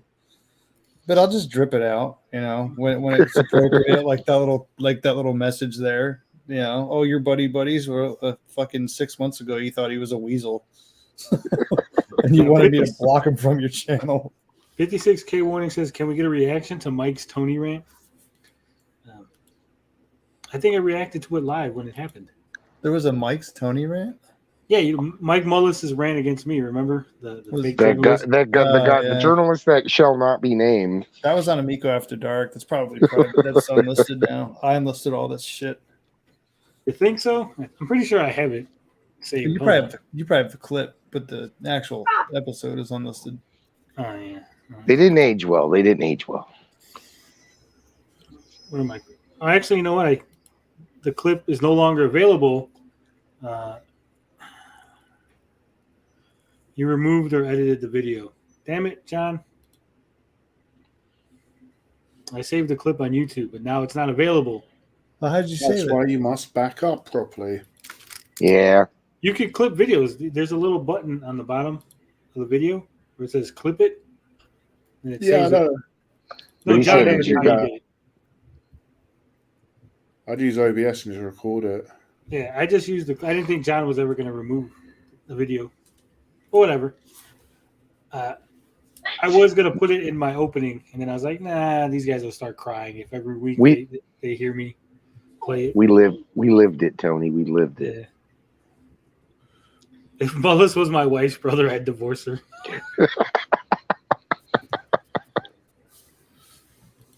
All right. What else we got, Saggy? Come on, give us something good. But, Mike, weren't you trying to tell me that I can't be talking to these people and they shouldn't be in my chat and I should just block them all? And when I didn't, you left the group DM chat? And then Relic did the same fucking thing? And you guys were supposed to be our friends? But you had no problem shitting on us. And by the way, full disclosure, because we want to drop some tea, right? The reason why... Yes, please. I can't hear you. I got a train. Hold on. I told Saggy, yes, please. Ooh. So, he wasn't watching all of these hater videos. They were being sent to him. So Saggy, Saggy is both right and wrong here. So Tommy 100% did watch fucking videos. He would like every morning wake up and fucking look for Intellivision videos because he would send them to me. He'd be like, "Look what this person said." Yada yada. Well, we figured that because but Relic would also send him shit all the time. Well, yeah, the second video that Tommy did was addressing the haters, so we kind of got the gist of that. That was probably part of his daily routine. Well, you could just tell when someone would make a video and then they would say Tommy's name in the comments, he would immediately fucking pop up. So he's got to have Google alerts or something. He was like Beetlejuice, man. Yeah. He never came to none of my comment section. Why? Dude, he came to my comment sections all the time. He doesn't he actually doesn't like British people, Bob. Oh. Makes sense. I didn't go hard enough on the Amico. That's what I'm realizing.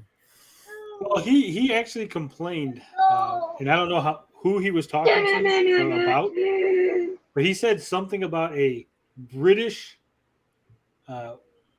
protester. What's the word I'm looking for? Oh, what was Snestastic P? Wasn't he like friends? No, but he's like Canadian. No. Oh, he's Canadian. Fantastic Pete he's from England. Is he? Yeah. But he said that him and Tommy are best friends. I thought Snestastic Pete was from fucking Canada. Dude, he's from fucking England. Yeah, I don't think he was Canadian. That wasn't a Canadian accent. Either way, he said some British activist was actively trying to like is that you, Bob? Destroy him or something like. Possibly. Like, we I were hope like, so. we're like, who the fuck's he talking about? Because like none of us are British, right? They were like, well, maybe it was you or DVD Fever. Like, I remember when this recently, Days got so excited when I said that Tommy didn't like Days. It was DVD. It had to be DVD Fever because for a long time, DVD Fever is entertaining for about 5 seconds, and then I got to turn him off. He's been around, I think, from the very beginning. So maybe Bob, he confused you with DVD Fever. DVD Fever got all butthurt because he said something in a comment. I think it was like a Days comment or something. I'm like, dude, just go back to spamming all your fucking videos on Reddit. No one wants to hear you. You got all mad. It's like, fuck you. I'm more popular than you are. I'm like, okay, whatever. That guy is fucking boring. Even with an English accent, he's fucking boring. And that's saying a lot. So I think it was probably him. It wasn't Bob. Bob's a good guy. Not like that Rambler guy. Saggy's calling you out. Relic was the one showing Tommy everything. Yeah, but you didn't say that in your video, Saggy. You said Relic was sending him videos, and you said Tommy wasn't looking up drama videos, but Tommy was. He had a few alt accounts he kept there to keep an eye on what was being said and would report to Tommy. What a loser. This guy's talking shit about other people not having lives, and he's sitting in a Discord taking screenshots to report back to some fucking CEO of a company that doesn't even like Who, Relic? Yeah. Yeah, of course. You could tell just by his fucking his pompous attitude that he's better than everybody. Like, I have bad takes too. And I've admitted that, I'm a snob when it comes to game stuff. I've admitted that on the show. There's no hiding that. Saggy, you can say what you want. Tommy also looked this shit up daily, like every morning, because he was looking it up way before Relic got involved. Gary, this man had no life. Did your son just say this man has no life? Oh, hold on. Oh, he's playing. Oh, it fit perfectly. Yeah, that was amazing. Yeah, Waylon, they're laughing from what you just said. They heard you. All right, you're going crazy. Dude. Now. Yeah, fucking yeah. Jesus, I should go back and. You got like 5 minutes, and you're going to bed. Heck no, I got. Gary's son calling him Gary. Classic.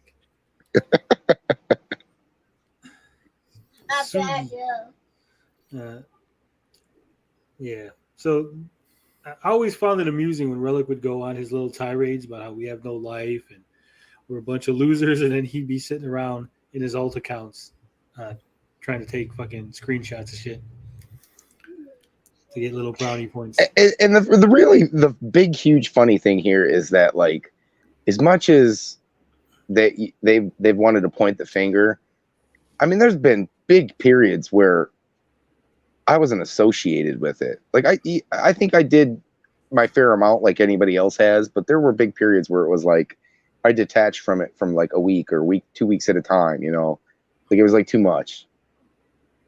I wasn't like skimming through, and for a CEO of a company to be so attached to what was negatively being said about his product instead of just actually worrying about getting that said product out, I mean, it speaks volumes.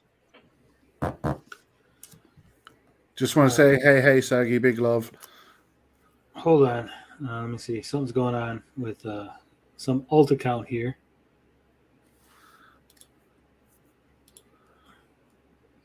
Yeah, I saw that. I saw that Twitter account or that tweet. We already went over it. Saggy, you're late. Late to the game, as always. Which one is Albert saying someone's an alt account? Who's an alt account?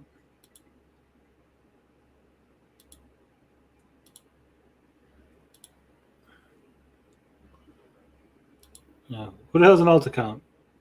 Albert, tell us. You must know. All right. What's that you say? Some outdated shit. Yeah. Beefy says Gary, it was a huge red flag that he was doing that. Yeah. Beefy says this is my alt account. What else you got? Other cult members, not me, because I would actually get them sent to me by Tommy. Because I've told these guys to stop sending the videos to Tommy because Tommy would get upset and react. I've said that publicly.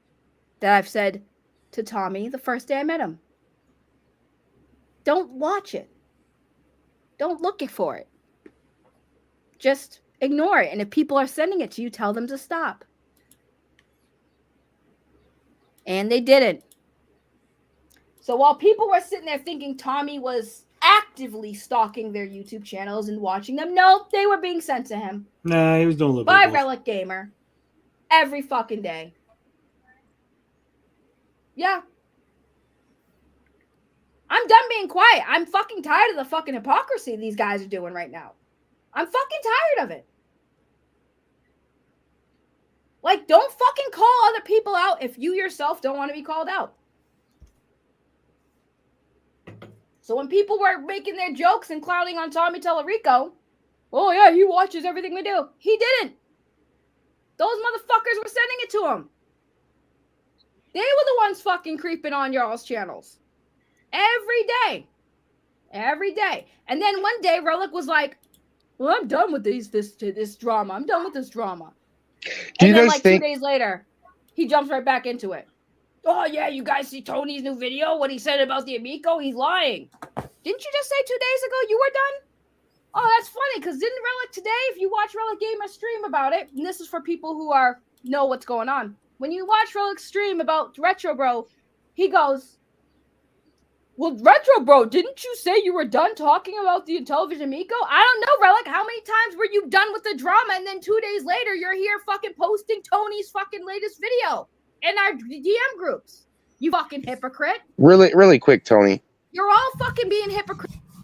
Do you think for a second that Tommy pulled you guys closer to get the drop kind of on the haters? Maybe be more well-informed, I guess. He pulled who closer? Just the pro side in general. Saggy, John, I mean. To get the drop on the haters? I mean, to be more well-informed. No. Because it seemed like he was, from what I'm hearing, he was obsessed with this. Like, he's obsessed with himself. Do you know Tommy Tellerico? Well, but I mean, it's like, dude, you got a product coming out, and why was that not at the forefront of your mind? He was 100% addicted to the drama and what people thought about him. No doubt about that.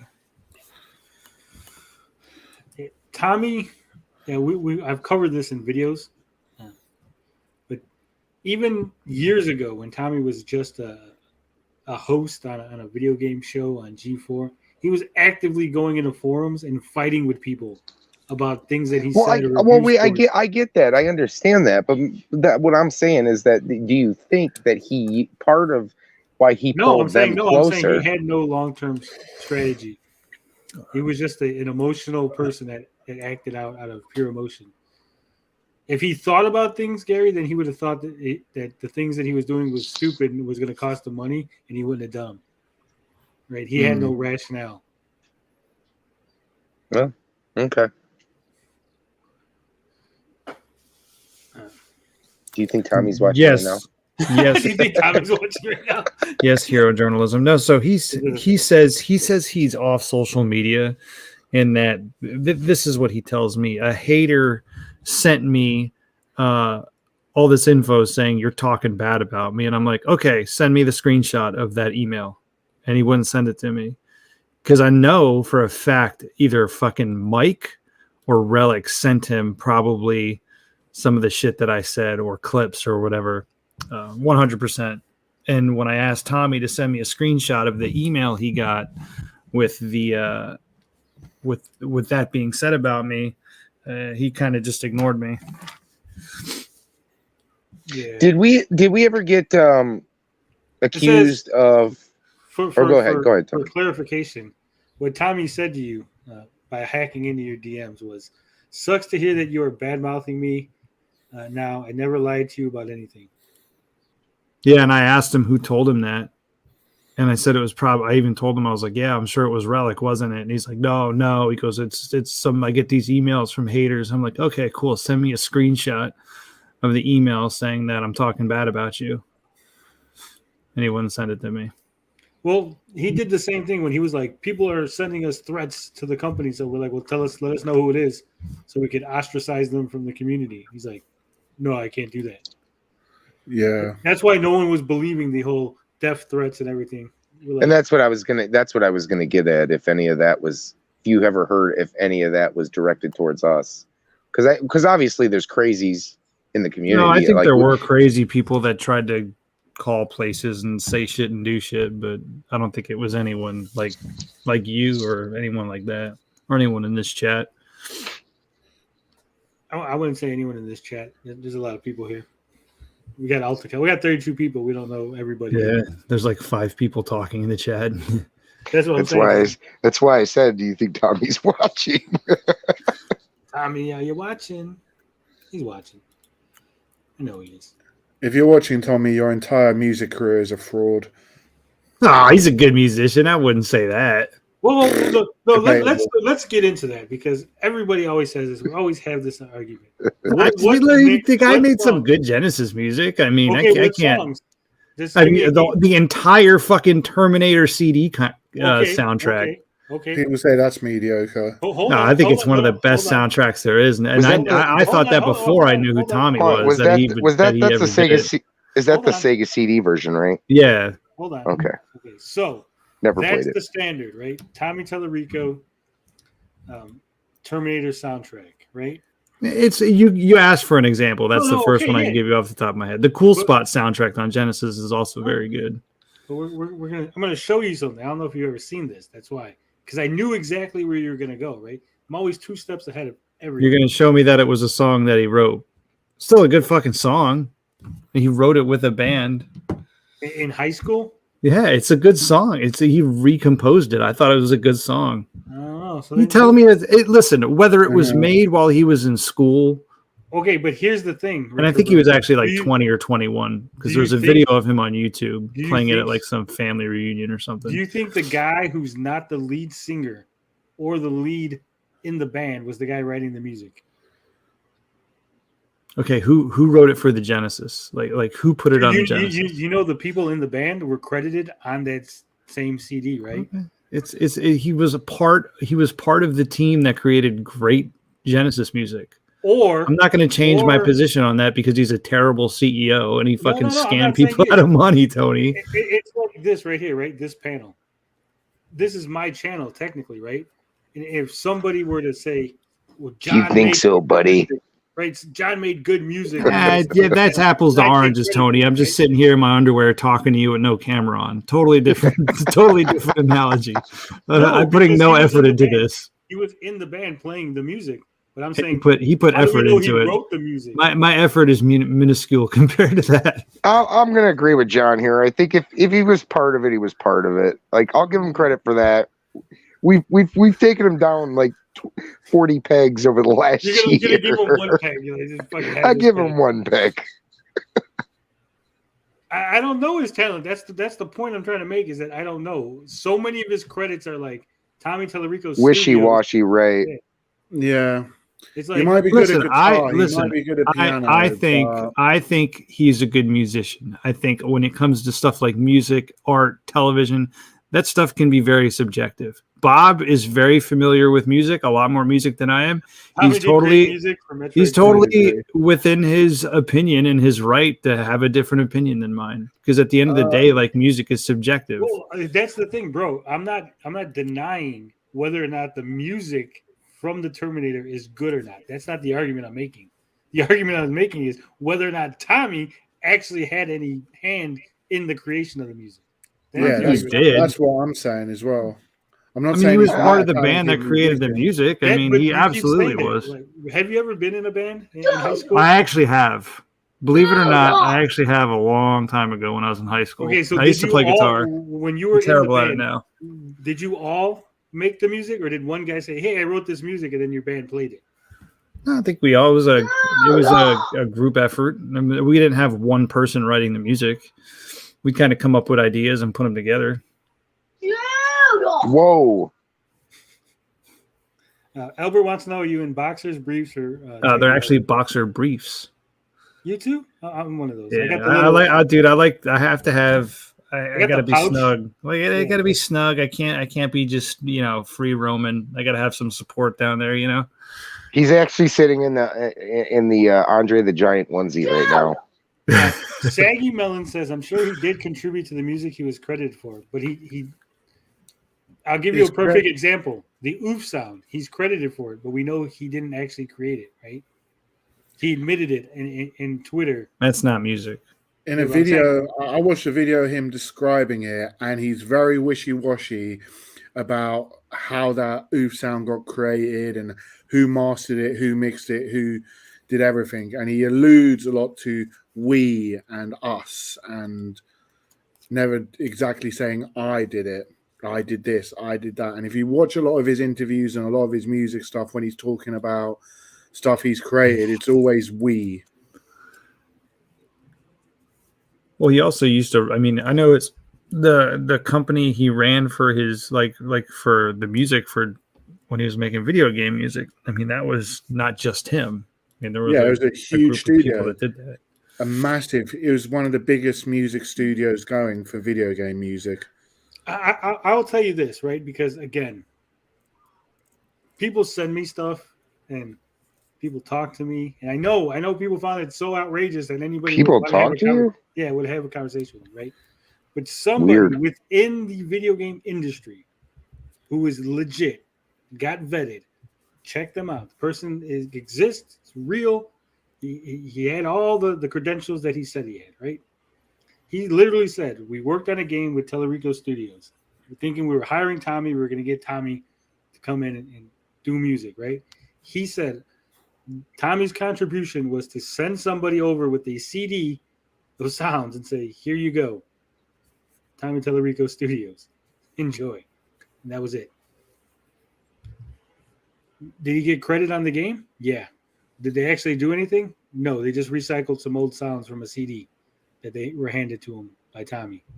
Not even by Tommy, by Tommy's assistant or whoever the guy was.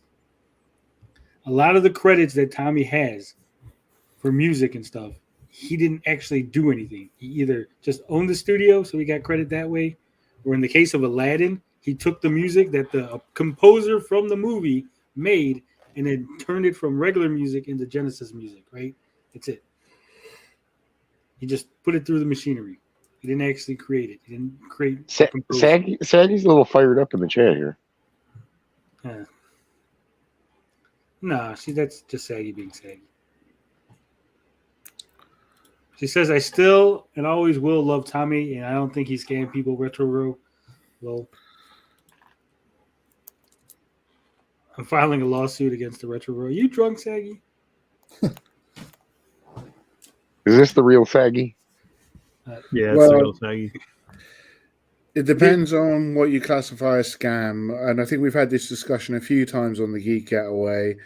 And I think the definition of what Tommy's done would be considered a scam. In a lot of deception. Even if it was just a little. Here's what happened when it comes to the scam thing. I think what happened was they started out with well intentions, at least Tommy did, and they cornered themselves into making decisions that they knew were unethical, and then they had to cover for the bad decisions that they made. Yeah, it's a snowball effect. I'm going to stop you right there, because as we've talked about on this channel many times, the very first trailer, the reveal trailer at Portland Retro Game Expo 2018, contained games that they did not have a contract for. Okay, Those games. But I don't think that makes the whole thing a scam. You know what I mean? Just because there was one card there, that doesn't mean it was it doesn't just negate every other thing that's part. I think we agreed that it was unethical because they believed in their mind that at some point they were going to acquire these. And they didn't. It wasn't like they were backed into a corner at that point, right? Not at that point. I'm talking much further down the road. Right, but I'm saying even from that point, they were willing to bend the rules even at the very beginning. Right. I think that's fair to say. Even if you're like, you know what, we're pretty sure we're going to get this, but you were bending the rules, maybe not breaking them, but you were bending them pretty far, even at the very beginning when you were presenting this. So, I mean, for certain people, remember, for certain people, rules don't exist, right? You just always got your way, always, things just always seem to work out, so you just go with it. Yeah, the rules don't apply to me, but I agree, and that was the thing. If you watched a lot of interviews, and that there were a lot of interviews, there were a lot of broken promises or false promises. There was a lot of things said just to get. We talked about the Atari creep thing earlier in the ET, and that was the kind of thing that Tommy did quite often, pie in the sky hopes and stuff like that. That a lot of people seen through. It was weird that a CEO would come on a small channel or be commenting in the section in the comment sections that we might have that game, or we might get this, or wouldn't that be nice? And that's kind of been a running joke for the last year. All right, real quick, I got to get to these two comments. One, Atomic Age Gamer says, I'd agree that it sure seems like Tommy's credits are significantly inflated, but I kind of doubt that he has zero musical talent. That seems unlikely. There's never the argument that he had zero talent or that he couldn't make anything. The argument's always been that the things that he's taken credit for that were most important, he probably had the least amount of actual input into them. Yeah. Like Metroid Prime, right? Perfect example. 2, this is Saggy being Saggy again, says you also said he didn't have the MLB contract. Oh, please don't do this again. It's not what I said, right? We're not going to go through it all, but that's please, yeah, skip this. We know the story. Saggy, why'd you even bring that up? Saggy's having these old arguments. You got to move on, Saggy. We've moved. You don't have to do this anymore, Saggy. All right. You could stop fighting now, Saggy. The war's over. The war's over. You can hang up your gun. You fought valiantly, soldier. We got control of the Infinity Gauntlet. I am inevitable. You need to have that. You need to have the Tommy's face, and then put a frog over Iron Man. Let Tommy know. Critical right now, and I'm done. I'm done fucking being silent. I'm done listening to you guys. Saggy was silent. What was Saggy silent? I missed it. Saggy says war never changes. You didn't play Fallout. Don't act like you know what the hell you're talking about. Fucking tear each other new ones when you're fucking all in the fucking wrong. And I'm calling you the fuck out. I'm not in the wrong. I dealt with so much shit for supporting Relic Gamer, being cool with Relic Gamer. And then this motherfucker wants to start shit with other people, then be mad at us for fucking talking to them. You want to burn the bridge down while we're trying to build it. Yeah. Thanks, buddies. You guys are real fucking pals. You need a quieter lighter. Next time Saggy's trying to light up. I've told her that. I've told her that so many times. Getting them crack hits in. Fucking guys. Or just mute your mic when you're lighting up. Yeah, but then we hear you when you puff out, Bob. Like we can't.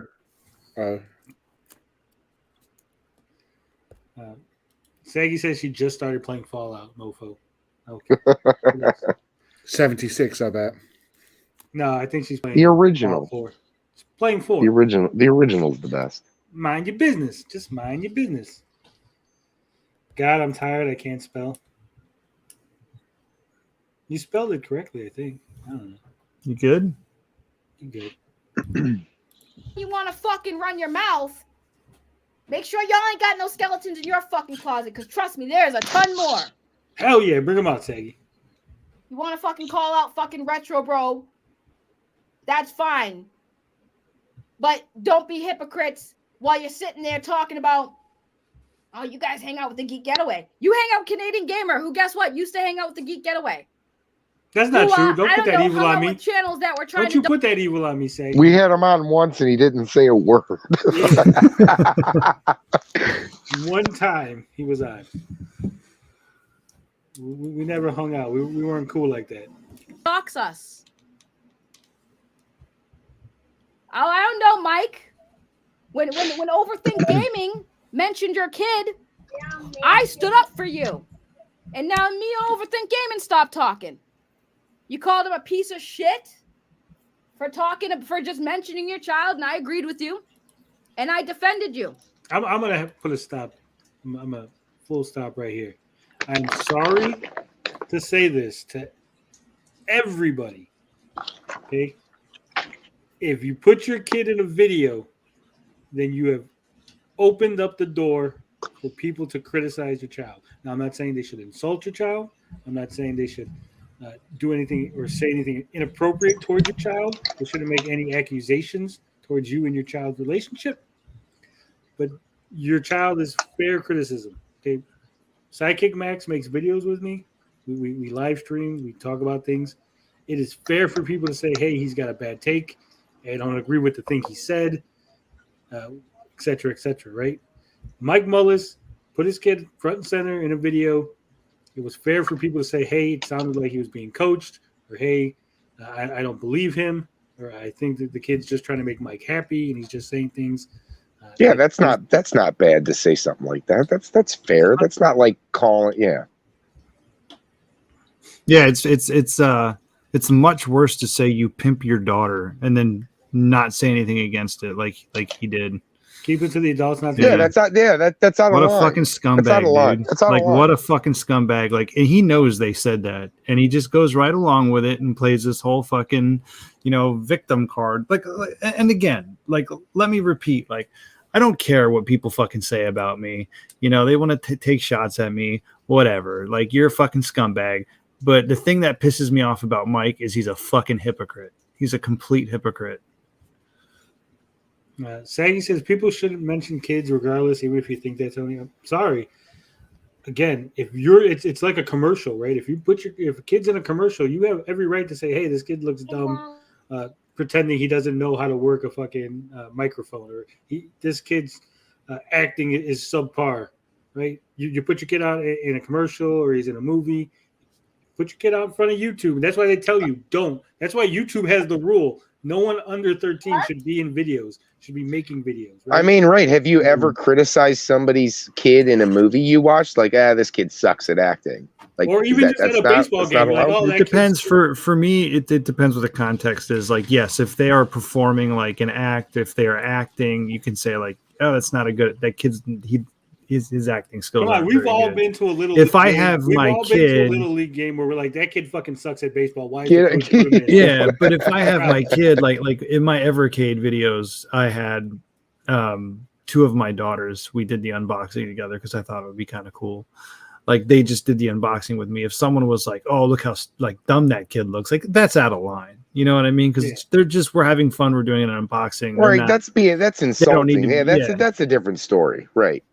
But like if you're critiquing their art or their work, then again, if I watched that unboxing video and I was like, oh, I don't think she really means that when she said, "Dad, this is the greatest system," I think she's just making John happy.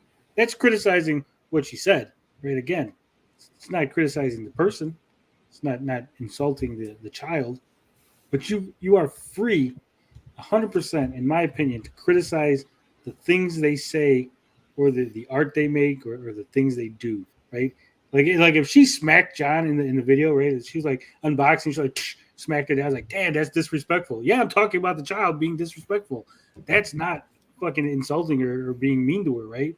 It's making an observation over something you see. And again, no one twisted Mike's arm to fucking put him in a video where he was, with his kid. Talking Amico or talking anything else, right? Same way no one twists my arm. I got my kid out in videos, and that's why when I call my kid Sidekick Max, you guys don't know his real name because I'm not stupid. rant over. Saggy says she met. I am. She met CG on his channel, always in the chat. He wasn't. I never even noticed. Sometimes the chat goes by. I don't notice who's there. Pray for Albert. Yeah. Mike Mullis wears thick socks with sandals. Oof. Yeah, those damn sandal people. I know what Sidekick Max's real name is. You have no idea what Sidekick Max's real name is. It's Jorge, isn't it? No. Oh. Where the fuck did you even get Jorge from? I'm just ribbing. Man, am I that Mexican? It's Tony Jr. Did I not? And how do you repay that? Well, Saggy, I can't be involved with you in your channel because you talk to these people that try to say all these awful things. But you hang out with Canadian Gamer. Beefy says, you doing one thing smart doesn't mean you aren't dumb. This is true, but I aren't dumb. I are smart. Right. Don't worry, Beefy. You'll understand. You'll get there one day. Everybody realizes at some point that Tony is always right, and you should just listen to everything he says and never, ever disagree. Who literally lied about me. And what did you say? Oh, thanks for the shout out, Canadian Gamer. You and you're not 1,000 sub channel yet, but yeah, thanks for the shout out. Thanks for the kind words. Oh, you're so cool. You're so cool. Fuck Saggy Melons and Retro Bro, who've literally had my back no matter what and was always loyal until I decided to tell them who to hang out with. Yeah. I guess I'm the next one that gets a video. Guess they're going to make a video about me next. Bring it the fuck on. Because I'm very open and honest. Yes. There's no secrets to tell. No secrets to tell.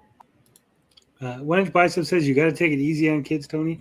Yeah, I do. I'm not saying go hard and be like fucking insult the kid and be like, you fucking acting sucks and you're terrible. Go fucking get a real job, kid. No, I'm just saying it's fair to be like, hey, that wasn't that good, right? What Pong say? Don't be soft. Don't be soft, 1 Inch. You gotta go a little hard. Tough love goes a long way. Powder Toastman says I'm banned. Why are you banned? What are you banned from? Right. Gary, you're in charge. I have to take a piss. I'm not gonna make it today. I gotta do it. Yeah, I'm gonna bounce, gentlemen. It's 2 a.m. I'm almost falling asleep. All right, John. It's been fun as always. Take it easy, guys. Yeah, later. You're in charge, Gary. Don't fuck this up. All right, what's new, Bob? Well, I was just gonna say, yes and no. I kind of agree with the thing on the kids in the YouTube and the shit like that. But like, I did want to counterpoint with what happened to the kid from the Phantom Menace, Star Wars Episode 1. Like, it's not funny. He got like a lot of backlash, and it really affected him badly, like as an adult. Yeah, he got heavy into drugs and stuff like that, didn't he? Yeah, and like, I don't think it's really fair to like criticize these young actors when they're at that age too harshly, because it fucks them up. And the kid was bullied in school because of Episode 1 and shit, and that was really a bad thing that happened to him. I can't remember his name. I actually liked him in the movie. I don't think that was all that. I liked his role. Yeah, I think he got the short end of the stick on that one for sure. Yeah. What do we got going on in the chat here? We got Potion Sword Run, hashtag Justice for Albert. Yeah, Justice for Albert. Yeah, he's probably doing weights as we write. Newbin says, like rabbit. Powdered Toast Man. Oh, we're flying through here. I'm banned. I don't know. Tony got through that. Who are you banned from, Powdered Toast Man? Yeah, Rabbit Dude. You must have joined back up because I haven't seen you in a while. He must have just popped back on. He said, I think Albert Mendez is busy. What else we got in here? Let's go down. I see Ninja Kitty. What are you saying over here?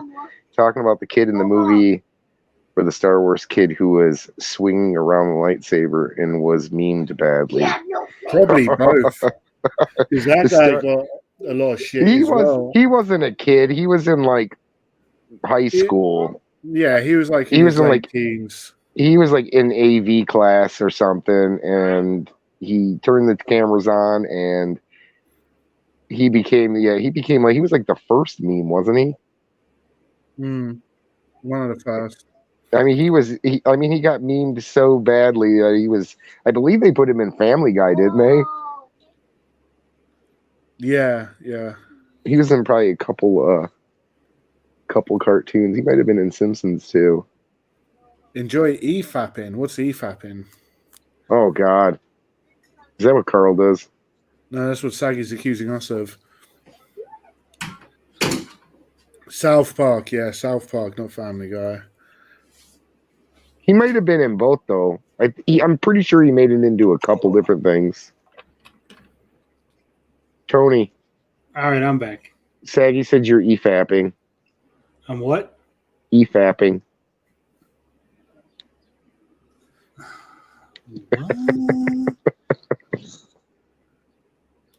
Enjoy e-fapping? I don't know what e-fapping is. What's e-fapping? Fapping for money? No idea. I guess like e-begging. Well, Saggy said she didn't trust Tony. You're right, and I still don't fully trust Tony. Oh, man, take. That's why she took off. Oh, I sounded. She must remember what she said. Bad take. Bad form. Totally bad take.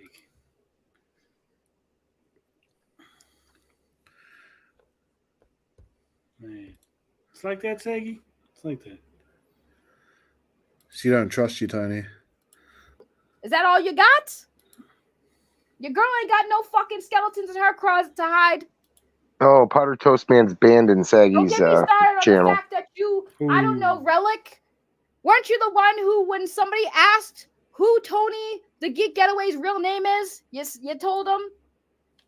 Oh, but you didn't tell him where he lived, which you know where he lives. But you didn't tell him that, so I guess you didn't fully dox him. I guess you did do a good deed. Yeah, I'm pissed. I'm not holding back anymore. Because I'm tired of fucking friends being fucking hypocritical cunts. I'm fucking done. So trust me, there's going to be a new side of Saggy that a lot of my friends aren't going to want to see. I'm not dealing with the bullshit anymore. I've been used by my friends, not Tommy. I'm just throwing it out there so nobody gets it twisted. I've been used by friends. I've been manipulated by friends. You know why I didn't go on Review Tech USA's channel that time? Yeah, I was invited to be on Review Tech USA's channel. That's how I met Rich. Oh, you should have went on. They told me not to. Who's they? Name names. She gonna name names? They told me not to. Because Rich just did a stream shitting on all of them, which was understandable why they didn't want me to, but they told me not to go on. And they guilt tripped me into not going on that stream. Oh, so Saggy's been lying this whole time, huh? Saggy repeatedly said she didn't go on because she didn't want to get shit on by the larger audience. And she was worried about everybody picking on her and yada, yada, yada. But I guess the truth comes out eventually, right? Just like we always realize that Tony is correct. And he's never wrong. Yeah. Yeah, she agrees. They guilt tripped me. So I didn't go on. Oh, yeah. People hate it when you rub it in their face, Tony. I'm glad I didn't, because I would have looked like a fucking fool. Do you know why? Because I would have went on there and defended my friends who turned out to not be really good friends at all. And I would have looked like an idiot, like I tend to do when I try to defend my friends. So, yeah.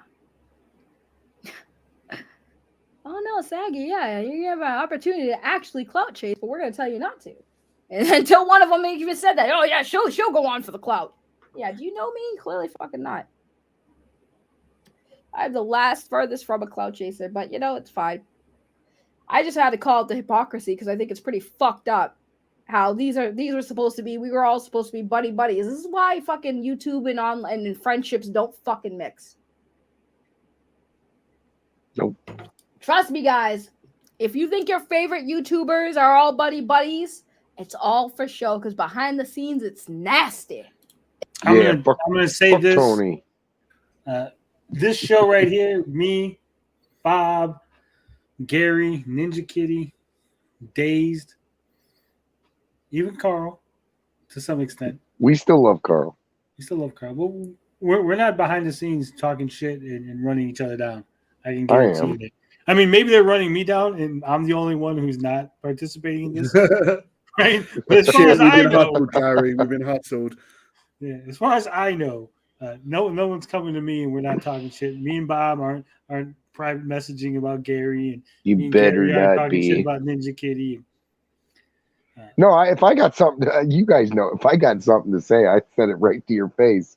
I said a lot of it on. Said a lot of it on Twitter, and then I told everybody how I felt a couple days ago. That was that. It is what it is. Yeah.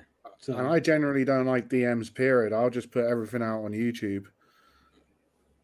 If I got an issue, I'll put it on YouTube or Twitter. Straight to people's face. Yeah. Beefy says, why is it that the people labeled haters seem to be better friends than the group claiming it's all about the friends we love, right? We're real people. That fell to the wayside real quickly, and I think we laughed about it too.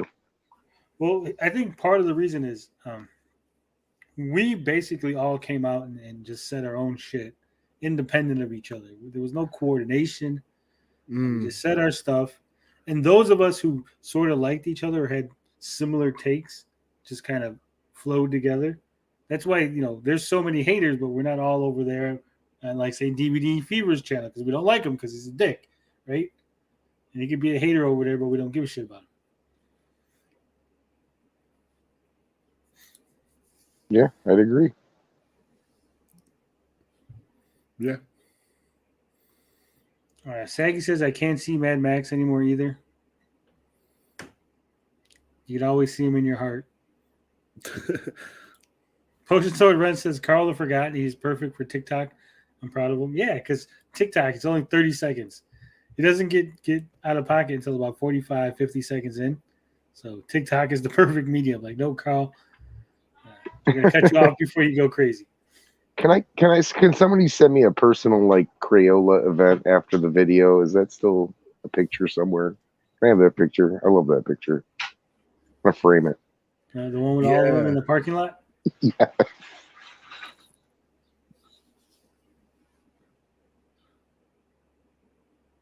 That came from a fact. I told Tony something and Ninja Kitty slipped on a stream that something, and Tony was like, you weren't supposed to say that. It was a secret. I don't remember which time. Tony be snitching? I don't know what you're talking about. I honestly have no idea what the hell you're talking about, Saggy. Also, I missed the part where I said I don't trust Tony. Yeah, we didn't miss that part. We saw it. No, she missed the part. She was out for a minute. Yeah, honestly, I have no idea what you were talking about, Saggy. Remember, I say a lot of things, and sometimes I say it just to be funny, like, oh, you weren't supposed to say that, Ninja Kitty, but it's not really anything other than me just saying shit. It's nasty. The claws come out, baby. My claws are fucking out. Did you hear that? That was Saggy's sexy cat voice. Let's hear it again. Canadian gamers listening. We're going to get them. It's all for show because behind the scenes, it's nasty. It's nasty. The claws come out, baby. My claws are... We're gonna clip that. Soundboard it. Yeah. Fucking out and ready to fucking grab on some cojones and rip them apart. Ooh. Now you really got Cam excited. Ninja Kitty says, the only thing I remember is Saggy said Canadian Gamer was handsome. Yeah, I remember he said that. He said he was cute. But every time there's a white guy on stream, Saggy's like, he's kind of cute. So it just might be a thing. Like me and redheads.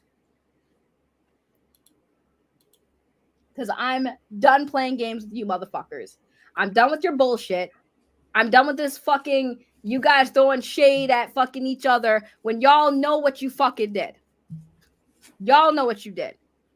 Y'all know the gaslighting you did to me multiple times because I refused to ban the Geek Getaway and all of the anti-Amico people from my channel.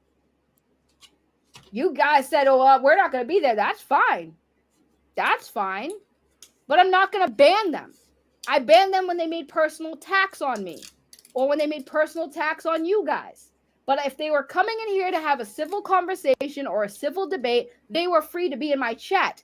Tony has not once come into my chat and came at anyone. Neither have I. I came at you directly. She still doesn't trust me. By the way, I did ban Tony a few times from my channel when he pissed me off. I know. We all know. Fire in the hole for Tony, yeah. Saggy's always coming at me. But apparently I'm a sim for Saggy. I do it all for Saggy. I've heard that this week. So, but Relic has. Relic's gone after people in chat. Relic's insulted people in their chats. And Relic was allowed to do it because we were friends. Yeah, I'm a hypocrite too. I allowed Relic to be in my chat and talk all the shit to Tony, but Tony wasn't allowed to talk shit back. He was supposed to get banned. Yeah, that sounds fucking fair, right? That sounds fair.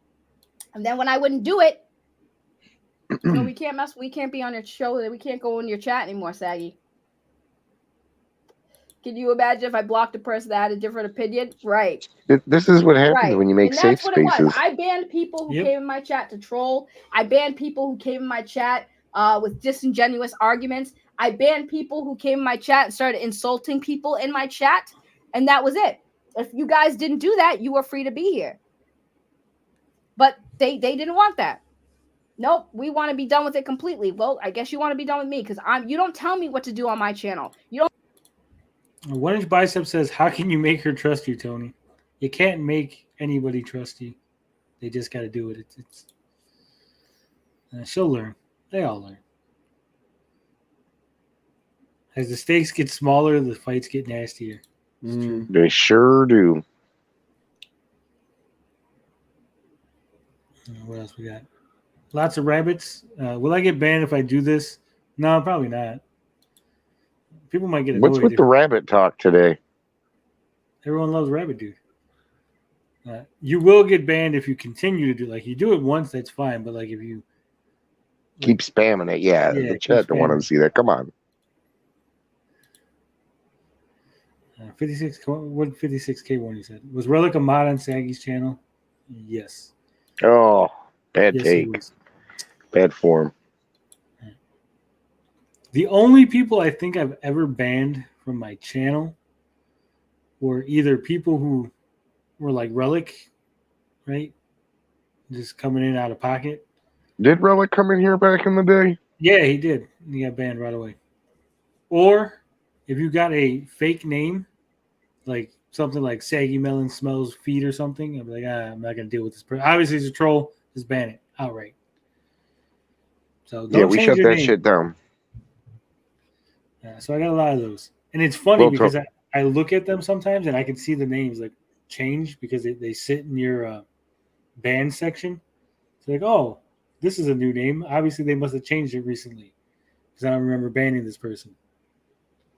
So I see you. He's on don't tell top me of what it. to do with my platform. You don't tell me what to do at all. You're not paying my bills. You're not fucking me. You're not my husband. You're not my boyfriend. You're not my brother. I don't know. Saying you're getting hot. Speechless. Yeah, you're not fucking me. You're not my husband. I would assume, I would hope if he was your husband, he would be fucking you too. Like, why did you separate those? Are you having premarital sex, Saggy? Is that what I'm hearing? Because we don't. This is a Christian channel. Are you trying to get Canadian Gamer to stalk you? This here is a Christian channel. We believe in getting married. We believe that dinosaurs are real. And we believe that the earth is hollow and Jesus lives in the center of it. Oh my god. I'm out. I was like, that's it. Screw these extreme Christians. I'm not. I'm like probably the worst Christian ever. This is why I'm not a priest, because I was like, dude, this stuff is really like. Have you read the Bible? Some of this stuff kind of doesn't make sense. Mm. Then you ask a question they don't like, and you're like, I have my hand on the Bible right now. Lord, forgive them. Forgive them, for they know not what they do. What were we talking? John 13:11. Jesus wept. Brother, Sure. You're not my father. You don't tell me what to fucking do. And all those 6 things I named, they don't still tell me what to do. I do what the fuck I want. I listen to who I want. You don't get to tell me what to fucking do on my channel and who is allowed in my chat or allowed on my channel or who I give a platform to or who I don't. You don't get to tell me that. I have never once gave them shit for anyone that they've talked to, but I'm giving them shit now because they're fucking hypocrites. So I am going to call them out by name. Don't give a fuck. And if you don't like it, make a fucking video about it. Because we can just go back and forth about it. I don't care anymore. I love Geeks with Cash. Geeks with Cash has never guilted me by association. He has expressed that he doesn't like certain people, but he's never once told me not to talk to them. He's always respected me. He loves me for me. Our Retro Advisory Board, same thing. Turbo Joe, same thing. Retro Bro, same thing. Cyrus, same thing. They've all respected me. They all care about me. They don't care about who I associate with. If they don't want to associate with those people, they stay away. But they have not stopped talking to me. They've never left the group DMs because of it. They've never cared about who I associate with. But Mike Mullis and Relic Gamer sure fucking do. And that's fucking sad. Y'all are old enough to be my fucking fathers, and you're acting like fucking high school girls that can't fucking handle the fact that your fucking boyfriend's talking to another fucking person. Like, fucking grow up, both of you. Tony, that's funny. Wait, those two names are the names of the 2 guys we dislike the most, aren't they? funny how that works, ain't it? It happens. It happens. There's 2 more Amico videos have popped up. We're gonna be here all night, folks. I got 2 more videos that we gotta watch. Grab your popcorn. I don't know if you've seen Master System Marceau Intellivision video. Oh goodness! Oh, that one's stupid. Why is everybody mean? Stop being mean to each other. They're meanies. Like that simp. Yeah, fuck that A 3-year victory lap. Yeah, he doesn't get attention. Sorry, DJC also doesn't guilt me by association. I love DJC. My apologies. I love Chuck. Chuck is my I love that man. That is my homie. That is my brother from another mother. And yes, none of them guilt me by association. Those 2 did. Multiple times. Has anyone told you to block me? No, no one's told me to block you, Sega Satcher. Sorry, you didn't get on the cult radar like Tony did. So yeah, that's all I want to say on that matter. Because fuck them. I'm done playing fucking games. Gloves are off. I'm done being fucking silent. I'm done letting these YouTubers think that they can tell me what to do and how to conduct my fucking channel and how to conduct myself. You're not doing it. I am me. They know this. They know who I am. They know that this shit I do is not a fucking act. They know when I'm pissed. They know when I'm fucking They know this is fucking real. They know that if I'm making a stream talk about them, they know I'm fucking pissed. I'm telling you right now, do not ever fucking try to contact me again. I want nothing to do with either of you. You're fucking children. I'm tired of the fucking games you guys play. Grown-ass fucking adults. I'm not doing this shit no more with y'all.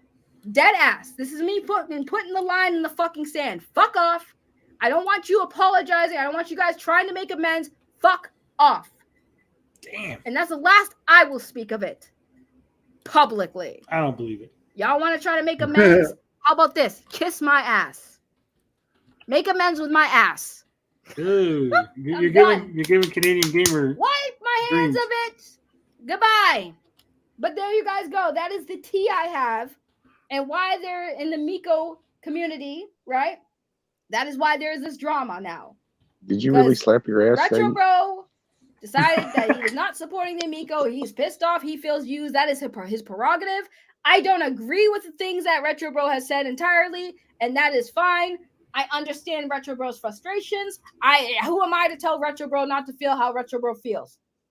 Right? And I never told Mike or Relic how to feel, but they sure as fuck will tell you how you're supposed to feel. Y'all should have fucking known better. You guys came to me and liked me because I kept it real and I called shit out as I see it.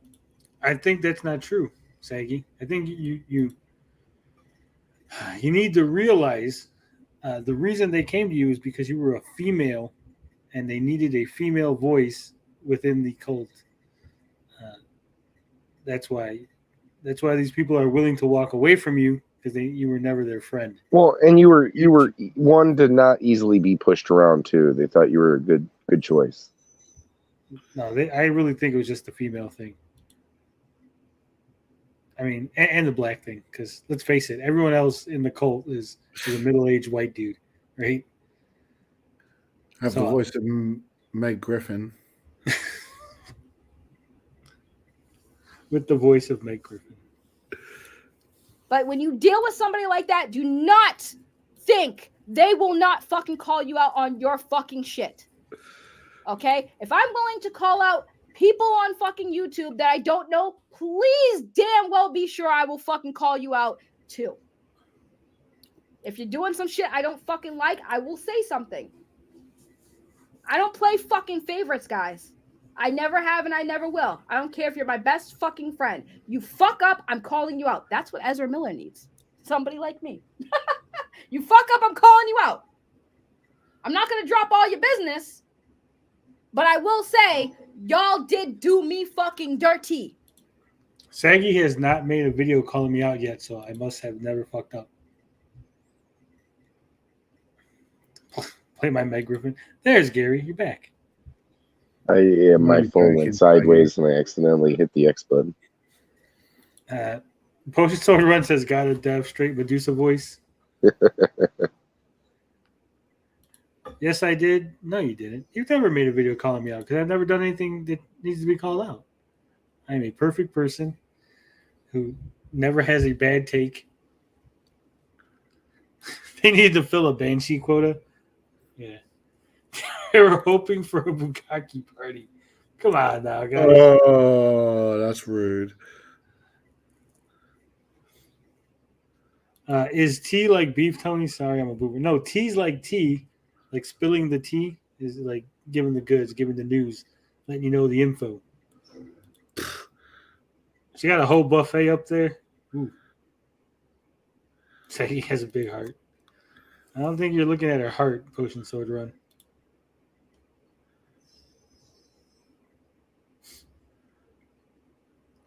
Evil Knievel says, so Smash JT has a wrench, but Saggy doesn't. Saggy didn't give me a wrench on her channel, so she doesn't get a wrench on my channel. That's how it works. Elber Mendez says, what is this? Squash, a cucumber, carrot, banana, burrito, and a hot dog. Well, there's one missing, whatever that emoji that doesn't come on my screen. Yeah. A peach, maybe? Tony glossed over my... No, I didn't. What comment? This one right here, where I did a stream and called you a piece of shit and hope Tommy sued you. Yeah, but that was just 2 comments within a whole bigger stream, right? You didn't make a video dedicated to me because I didn't do anything wrong ever. And I'm always right. And you understand that. Albert says it was a tamale. What is a bukkake, Tony? It's a fun party. Yeah. It's a party with one woman. It's like an orgy with one woman. And then yeah, we don't need to go into detail. She goes swimming in the baby gravy. Oh, Jesus.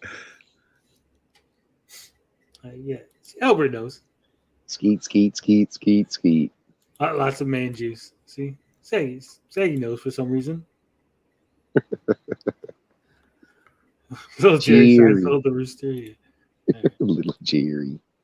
And I put up with it because we were fucking friends. Coke No, fighting. we ain't friends anymore. I don't gotta hold the fuck back. Anyways, there we go. There's my rant. Now y'all know my business. Y'all know a little bit about what's going on. And hopefully the message has been well fucking received by the people that I'm talking about. All right, so let's do some voicemails because I forgot to do them the other day. Nah, fuck your voicemails. We don't want to hear that shit. We got another saggy rant. Is this the one that was like 2 minutes ago, like an hour ago? No, this one's unlisted. We got Saggy's unlisted video. We're gonna play it here. Sorry, Saggy.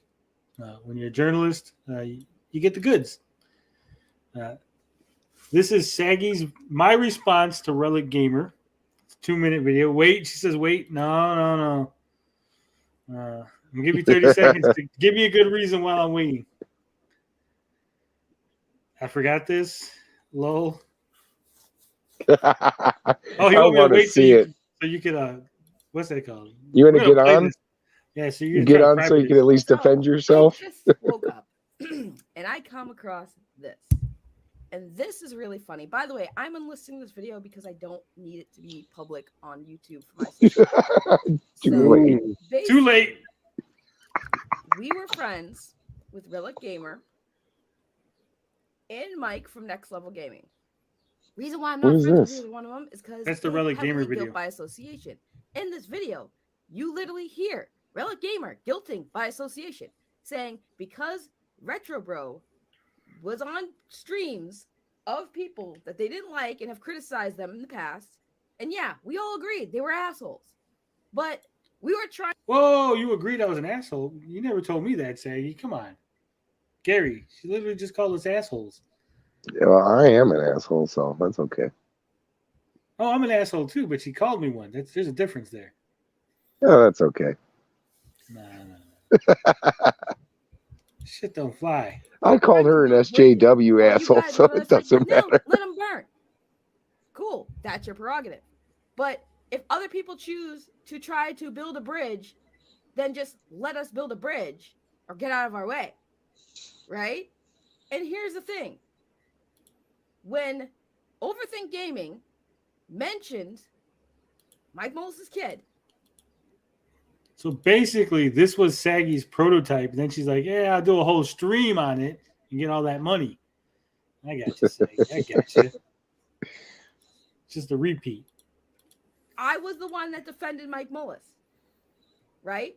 But yet, they like guilt by association, but they have Canadian Gamer in their chat. I am Rabbit. I am. Canadian Gamer also hung out with the same people you were mad that we were talking to. But all of a sudden, because he's not cool with them anymore, now all of a sudden he's forgiven, right? When he was hanging out with people who were trying to dox all of us? Really funny. Really funny. The hypocrisy with you two right now. It's really sad. So you can be mad at John for whatever reason you want to be mad at John for, the Retro Bro. That's cool. But don't sit there and pretend like you guys aren't fucking hypocrites. Don't act like you don't understand why we're not fucking cool anymore. I made it very fucking clear to both of you why I don't fucking deal with you guys anymore. Yeah, y'all played Shark together. How's this happening? This is fucking childish. You're grown fucking adults. Act like it. This is fucking pathetic. You had Over Harry's a simple pizza. toy. Harry's pizza, damn it. If that ain't sacred, I don't know what is. All right, so this is another video we're going to watch. This is a 7-minute video from Murray NJ. Apparently, Murray is a little upset here. I'm assuming that he's a little upset because the name of his video is Big Intellivision Amico News Breaking. I talked to my sources for info, release date plus more. I've seen Murray sniffing around certain people's chats, so I'm assuming this is going to be about me. In some capacity. Everything's about you, Tony. I know. It's lovely. Also, Carl, if you're watching, look at all those shoes back there. You know what that means, Carl. This man's lighting the loafers. Hello, everyone. I got Amico News official Have any of you guys seen the movie Bugsy Malone? Seen the play live. You never seen the movie though? The version with Scott Baio? Not that I recall.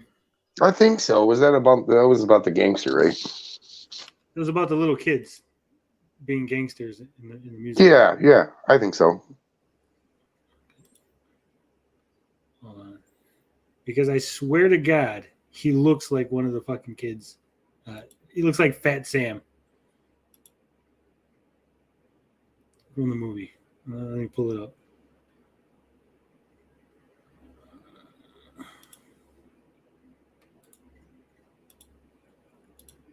I fucking hate Microsoft Edge. Snapchat. Install a different browser. No, it's difficult. Doesn't that look like Murray? Yeah, a bit. But I thought we don't attack people's appearances. That's not an attack. That's saying he looks like a famous Hollywood celebrity that made a movie. I didn't say the guy was ugly. I might have a lot of respect for that guy. He's a good actor. That's a compliment. Yeah. I'm just saying he looks like a guy that was in a movie. That's it. The character's name was Fat Sam from Bugsy Malone.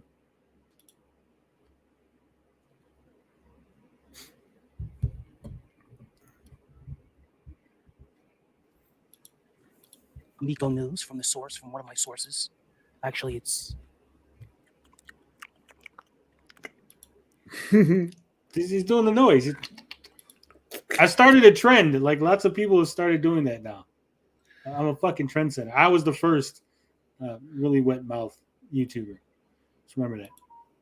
Of a source, from a source, from another source. Now, of course, don't quote me on this because, sometimes my sources change things. And, sometimes they can't hold them to it because, things change with my sources. And sources, they change.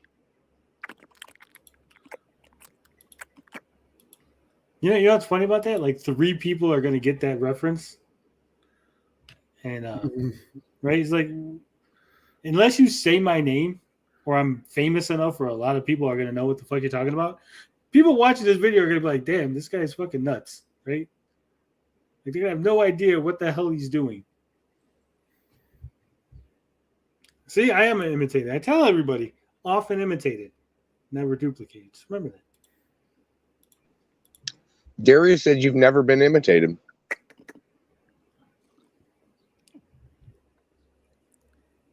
Now let's get to the rear grease from the booty grease, not rear grease. If you're gonna say, you can't even say it right.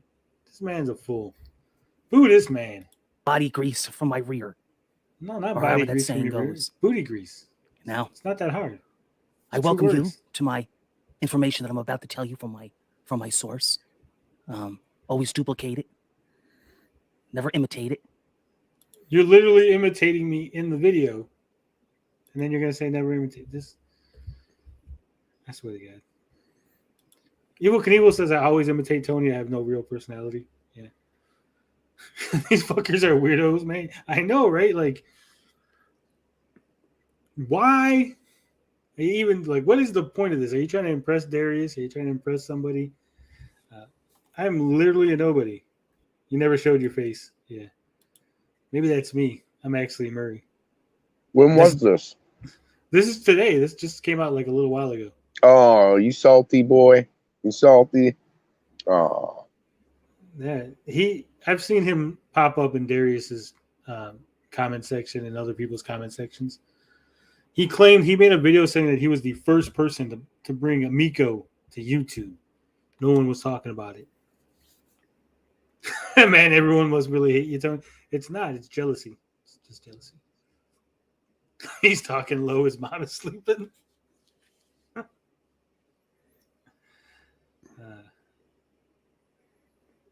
Mr. Murray is very funny. He's Bill Murray, yes. This Murray, no. Yeah, he shouldn't have showed his face. If he was going to do the thing, he should have blacked out his camera for this episode or video or whatever the hell you want to call this. You want to know how they really hate you and they're really jealous of you? Because God damn it, they never talk about me. See, if they were smart, like, see, I'm gonna give you guys some ideas, but if they were smart, while he was doing this, I would have a little puppet, right, that said Gary, and then like another one that said like Ninja Kitty or something, and then have the little puppets just repeat what I say, like, yeah, you're right, yeah. This has been done before. DJC did this. You're like behind the fucking curve by like 3 or 4 months. I hope he does weekly, Tony. Yeah, that'll skyrocket his channel. Man, Tony, you live rent free in a lot of people's heads. Yeah, especially like I don't think we've ever mentioned this person on the stream before. Maybe once in passing. Yeah, maybe once. It's funny. It's all right. Something like that. The source that I got is from the source that my other source gave me of the information of the Intellivision Amico. A lot of official information that my source gave me. And this is not rumored. This is from my source, and that my source got me through sources. Tony, what? You could have the person in a video with their ID out and be pissing on them, just like the Dave Chappelle bit, and they still wouldn't believe you. And here's the thing: I don't go to anyone's channel asking anybody to believe me. I don't even ask you guys to believe me. I just tell you what I know, and if you believe me, good. If not, oh well, right? I mean, have we learned anything from news that you got to take it with a grain of salt? I mean, isn't that pretty much the logical thing to do?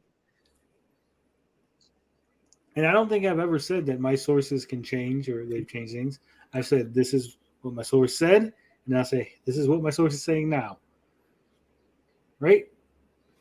I've never been like, oh, my sources just change or whatever. This guy. I want to be nice on YouTube, and these people, they keep dragging me back, Gary. Every time I think I'm out, pull me back in. There's big victory laps to do later down the road.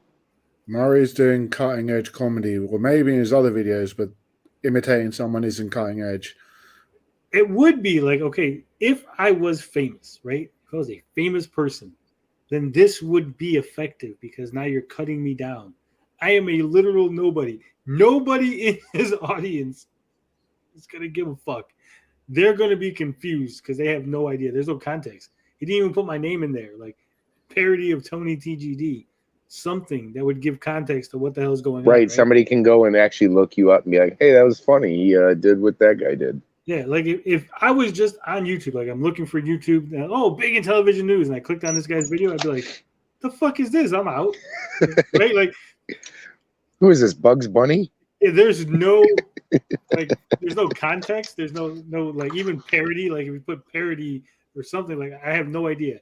Anybody who stumbles on this video without knowing who I am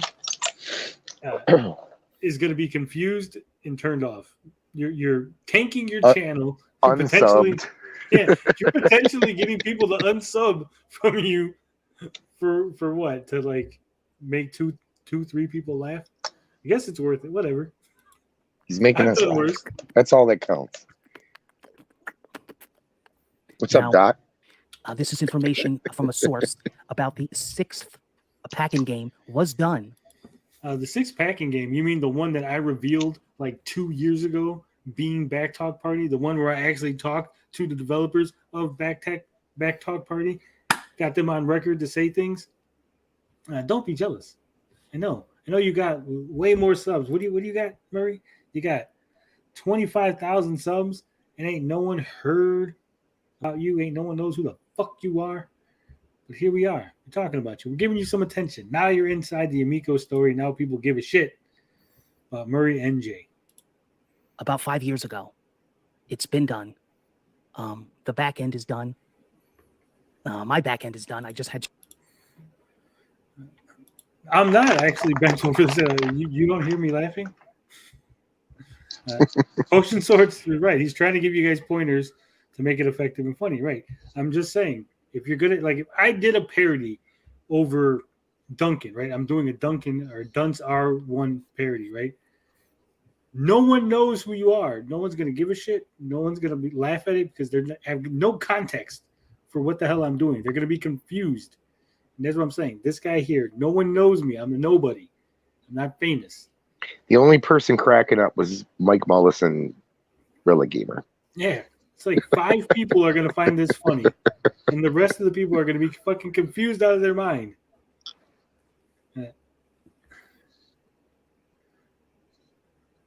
What crap? My food videos are fire. Okay.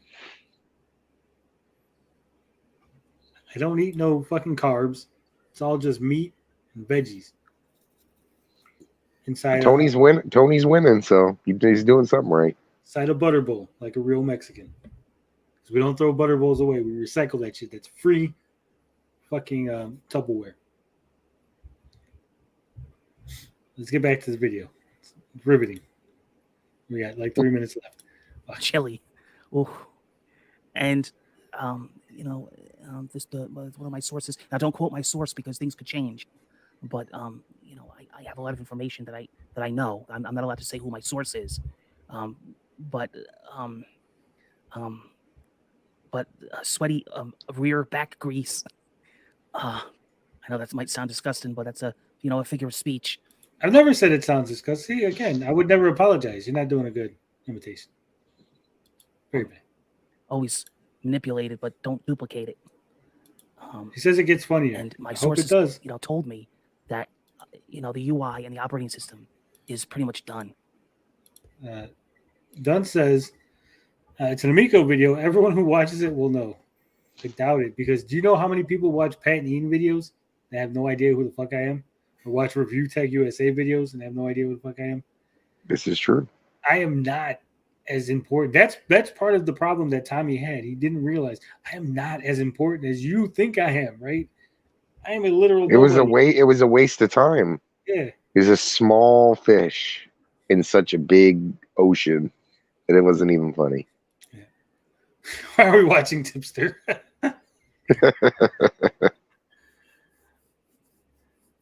56K. Yeah, that's funny. I bet Carl would have a fit seeing all these shoes in the background. Yeah, that's what I'm saying. Who puts what heathen puts their shoes on a rack like that? He says, nah, not the diet food. It looks like mixed throw up. No, fair. I mean, it's just like meat and sauce mixed up with vegetables. Hey, Gary, let's talk about Elden Ring. No.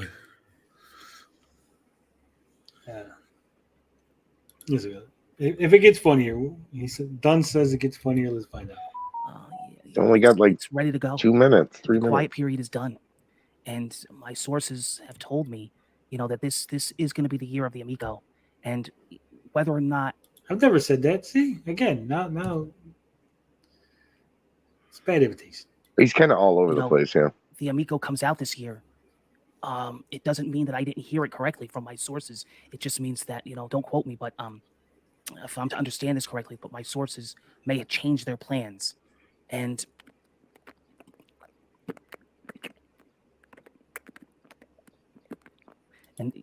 see, that's another part of the imitation. Like, if my mouth is wet, my mouth is wet as I'm talking. It's not like I stop and like everyone does that. Like, I just make a noise. Like, I don't just make noises. The noises come when I talk. I don't even hear it. But then again, I didn't hear my smoke alarm detector. He says his lip smacking is fine. It's not. It's not like that. It's really not. I've heard myself lip smack because I've played the old videos. I'm like, damn, I do smack my lips. And I did it right now. I just do just a 1 or 2. It's not that. No. I have big cheeks. That's probably what it is. I used to be a fat little kid. You know you got them upset when that's their only go-to. Oh, yeah. Especially, like I said, I don't think we've ever talked about this guy. I don't know who the fuck he is. Just came out of nowhere. And like I said, I knew as soon as I see the title of the video, like I knew this is about me. It's about me. It's okay. Potion Sword Run says imitation, but no substance. All he keeps using the same sources joke, and that's all. Very funny. It sounds like you're swallowing flies. Yeah, that's what it is. It's because I'm a frog. All right, Ludo gets it. See?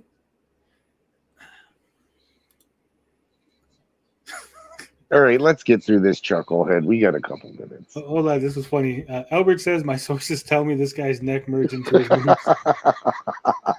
Brutal. That was mean. I disavow. Things change. And, my sources have told me that they don't want to, expose my other sources, but there's big things coming that only I know about.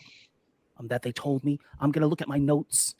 I'm gonna look at my notes here that I got from my sources, from my other sources that have grease from their rear, and always manipulated and duplicated, but never imitated. Really? I don't drink on stream. Do I drink on stream or on videos? Yeah, I think you a couple times. You was eating earlier. Oh, I was eating. Yeah, but I don't think when I make videos, I'm pretty sure I drink before or after, but not actually during a video. I think you've taken a couple sips, or it could have been me. I mean, maybe on a stream because I'm here for like 3 hours. I'll drink something maybe, but in a video that I make, that's like a 10-minute video. I'm pretty sure I don't drink in the middle of my video. Just saying. Duncan, give him the pointers Tony has for him so he can actually laugh next time. I'm pretty sure Dunce is actually Murray in disguise. This is his because he's fine. He's like the only one in chat finding this funny. So I'm pretty sure that this is Murray's alt account, especially since I've never seen this account ever come into this chat before. I have no idea who this is. So I'm really glad that I'm able to bring you this information that only I know. And I've been right all along. Most information I get first, and other people ask me, and it's as to how I'm to understand it. I'm getting the information from my source, and I'm not allowed to say who that source is because it's multiple sources that are getting it from other sources. And that's who I am. Always imitated, but never duplicated. That's me. Bacon body. Often imitated, never duplicated. Not always. Get it right. Grease. It's gone to the well one too many times on that. Now, more information that you may not know, that the information that I was able to obtain via phone call is unbelievable. And if you was to very me, feminine you would just be amazed. But again, don't quote me because things change, people change, seasons change, and my sources may change this information at their own will. But this information that I'm giving you was from my source. Thank you.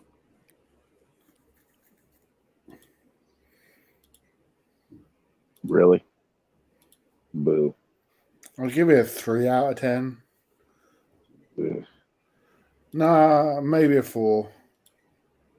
I mean, the building blocks were there. The commitment to the bit, I give it about a 3.5. He went to the well one too many times on the source thing. He should have actually had some talking points and then contradicted himself and then talked himself into circles or something. Also, turn the camera off, put up a static image. Really commit to the bit. Because that's the point, is that you don't see my face, right? It's part of the whole criticism against me. How many views did that video have? 114 something. Yeah. Just so we know, joined April 13th, 2022, Dunce, Rhode Island there. So I'm pretty sure this is a Murray alt, brand new account.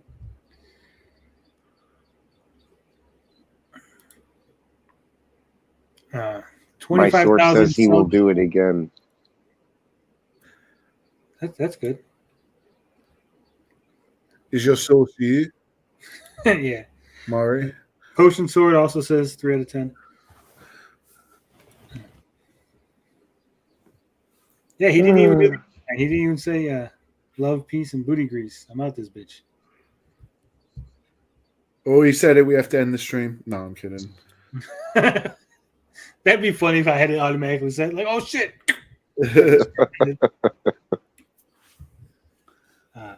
All right. So I thought that was going to be a lot funnier. I didn't anticipate where it was going. I knew it was going to be about me. Thanks, Tony. That's 7 minutes of my life I can't get back. It was accidentally funny at that one point. That was more than 7 minutes. We stopped it multiple times. Yeah, we did. But I'm saying, like, at one point, it was like we were laughing because it was so absurd. Who said it was going to get funny? Guns. Oh, Jesus. The guy who's probably the alt account for sure. Like I said, we've never seen this person ever before in the chats. This video's been up for 7 hours, 25,000 subscribers, only 117 views as of now. Very, very bad numbers, Murray. Hopefully, by imitating me, your numbers will climb. So there's that. Considering one of your videos from 8 hours ago only has 41 views, I'm going to say no. It's probably not going to improve. That's a bad ratio. Yeah. From 3 days ago, he has a video that has 63 I'm up to 80 views. subs, and I don't.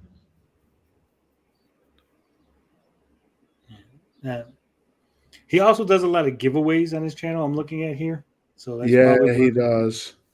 Did you hear me? I'm up to 80 subs, and I don't make any fucking content. I'm gaining subscribers like crazy. That's from me. You're getting it all from me, right? He does all these giveaways, but I don't know if they're real.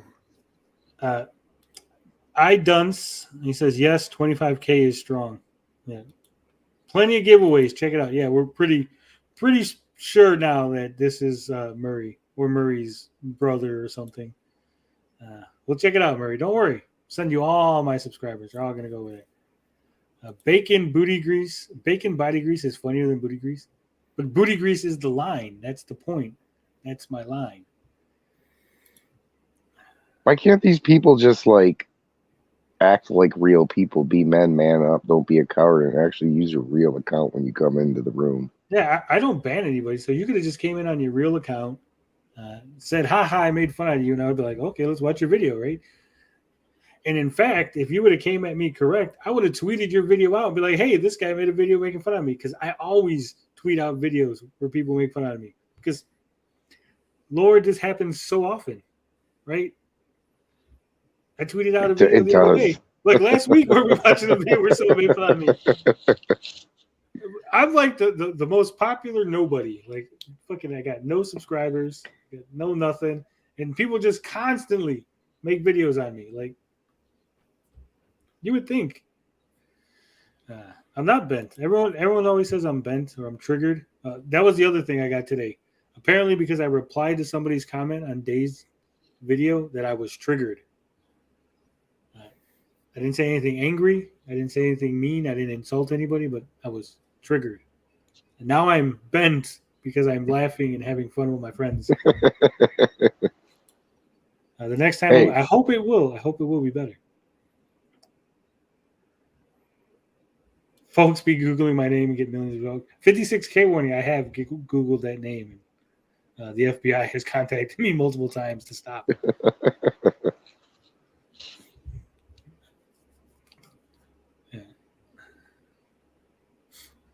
All right. Well, let's see. This is Intellivision Amico turns reporters into lazy hacks and other rants. We're not going to watch the other rants part. We're just interested in the Amico part. Who's this? This is the big retro show. Oh, no, not that guy. Los. So we're going to save you the trouble of having to click on that. You can just watch my video. So I got to unmute this for myself. Hey, what's up? I just want to remind everybody real quick here. This man here, Big Retro Show, made a video complaining about Pat stealing other people's pictures to use on his thumbnails. Meanwhile, Pac-Man and Simon on yeah, he has Pac-Man and Simon on his logo, but he doesn't seem to see that as an issue, right? That's okay. He could use these copyrighted things in his logo, no problem. Sell T-shirts with these on it, no problem. Oh yeah. But suddenly, Pat uses it doesn't even say Simon on the. It does say Simon, right there, Simon. So just remember that's the kind of hypocrisy we're dealing with. That's a little bit illegal. Legal income. I mean, go ahead, Gary. I was going to say the Pac-Man he could probably get away with because Pac-Man doesn't have an eyeball, or does he in any of the? He has an eyeball. Not the in-game sprite, but the images, I think.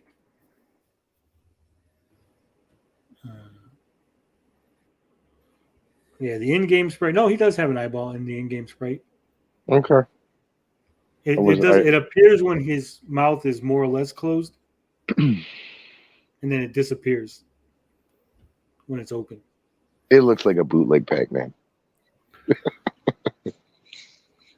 I actually was working on a story where people went to this like village in South America, and there was a Pac-Man monster that was eating people.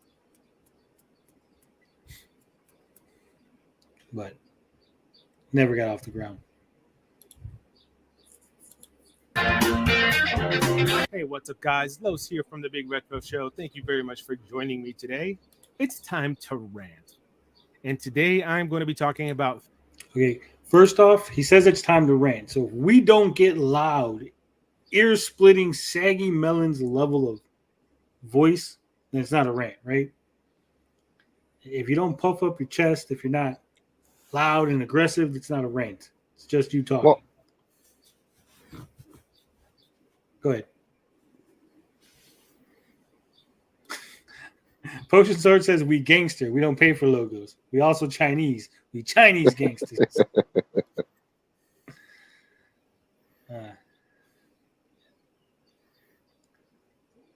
Los like ET booty. That's not nice. I disavow.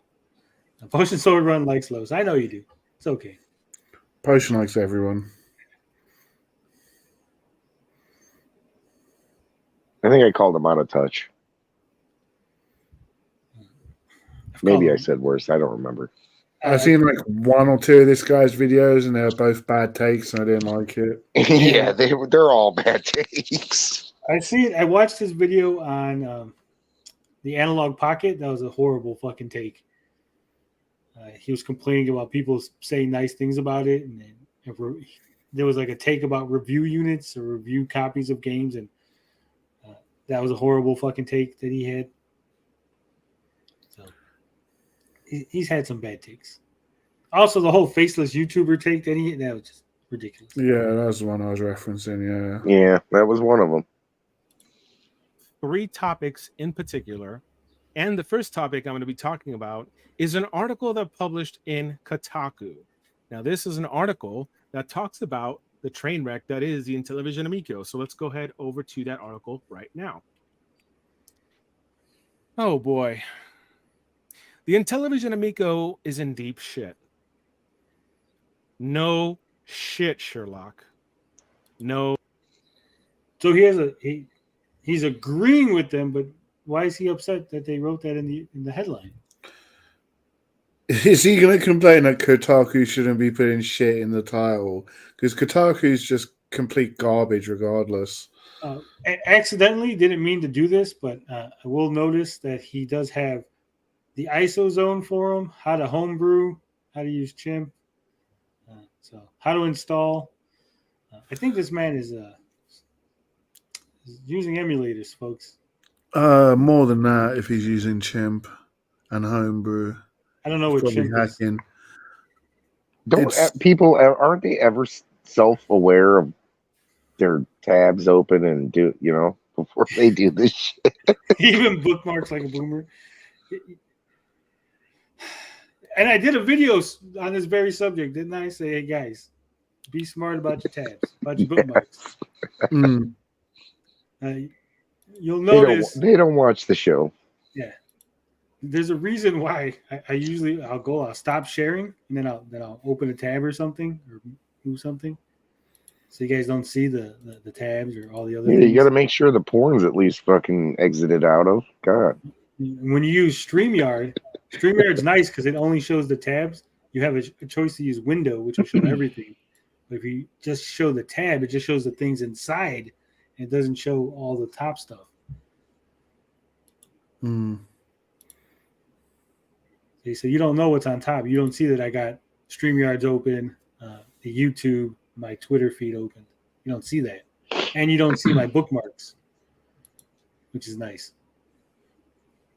He's probably using OBS.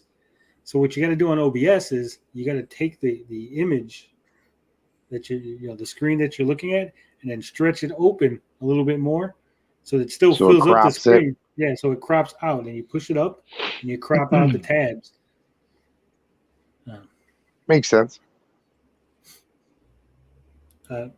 Tony, you said you would tweet out the Murray video, so why have you not done so yet? No, that's not what I said. See, you don't pay attention, Murray. What I said, Murray, was if you came to me correct and you came over here and you said, hey, I made a video on you, or if I stumbled on it, but you were playing this whole bullshit alt account stuff, so now I'm not going to tweet it out. And also, I'm in the middle of something. I'm not going to tweet out in the middle of a live stream. That's not how I roll. I don't. Yep. Yeah, so just relax. Hold your horses. We got like another 3 hours of streaming to do. Then maybe I'll tweet you out. God, I hope not. No, he didn't. He didn't. You should have heard what he said. I not funny, says Albert Mendez. Albert's right. You got to give a donation. You got to pay to get play. All right, let's see what this. I'm sure it's going to be the greatest take ever. I'm going to be very impressed. I'm going to subscribe right after this. Shit. Now, the first thing I notice about this article is the word of the use shit. Now, I'm from the old school, and I don't like my journalism with a bunch of profanity in it. That's not a bunch. That's one profanity. A bunch. It's one. It's only one. It's not even plural.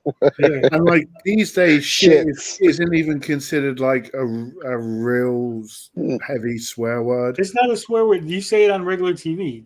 There was a whole thing on fuck. Wasn't it like a big deal at one point? Like there was an episode of like NYPD Blue or some shit where they said shit. They're like, oh my god, they said shit on TV. Yeah.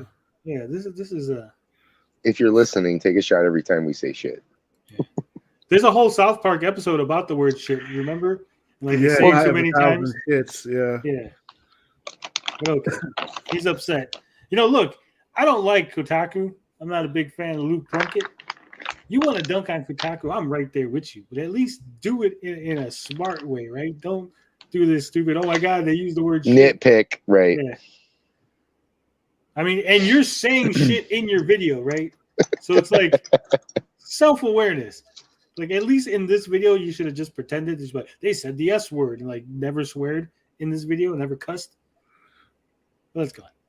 It's like you guys can do better. You guys can do better at writing headlines. And it got me thinking about Kotaku and all, just as a site itself. And I realized that this isn't the only time that they've used that word in their headlines. Oh, Jesus. Which, to me, I mean, that's fine. They can do that all they want. I mean, I guess they know their target audience. But to me, no self-respecting journalist or news website is going to use profanity in their headlines or anywhere in their copy unless it's a direct quote from a source saying that. I just think that it's unprofessional for them to be using that. And you guys might disagree, but it's not like this article isn't telling us something that we don't already know. We already know that it's a shit show. We already know about the history of Amico. And that's the other big issue that I have with this article. The article was written by Luke Plunkett, published on Wednesday. And Luke, in this article, really doesn't tell us anything that we don't know. He starts the article off by giving us a history of how the Amico is a train wreck. Everything from Tommy Tallarico insulting critics, making up the term gaming racists. I still laugh about that. The financial troubles, the games that are absolute dog shit. Oh, there's another colorful term that this author uses. The delays, the unboxing shenanigans, and then it goes into the letter, the infamous letter that Amico sent out to us. 2 minutes and 44 seconds in, and I've heard no rant. Where is the rant? Come on. Oh, he's just doing the Kotaku thing, isn't it? He's giving you a bit of history, the details. It's coming, Tony. It's coming. It's coming. I hope so. It really is a shit. Yeah, it is. I don't like Kotaku. I've criticized them many times. I was literally in a subreddit about how shitty Kotaku is, called Kotaku in Action, and about how shitty journalism is as far as gaming journalists go. Yeah, we've talked about it multiple times. So I'm, like I said, I'm right there with you. I'm willing to really give it to these people, but pick out something that deserves. Like, there's nothing so far. This is really weak take. Really weak. Yeah, I mean, come on, Los. We could be Los Pollos Hermanos. We could do this together. So Evil made the joke right after I did. Right there with you, Evil.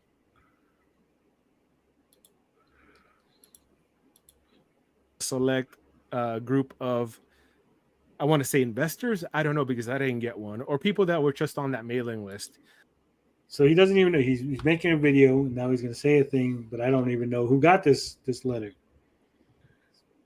He's calling a journalist lazy while he's reporting on the journalist being lazy.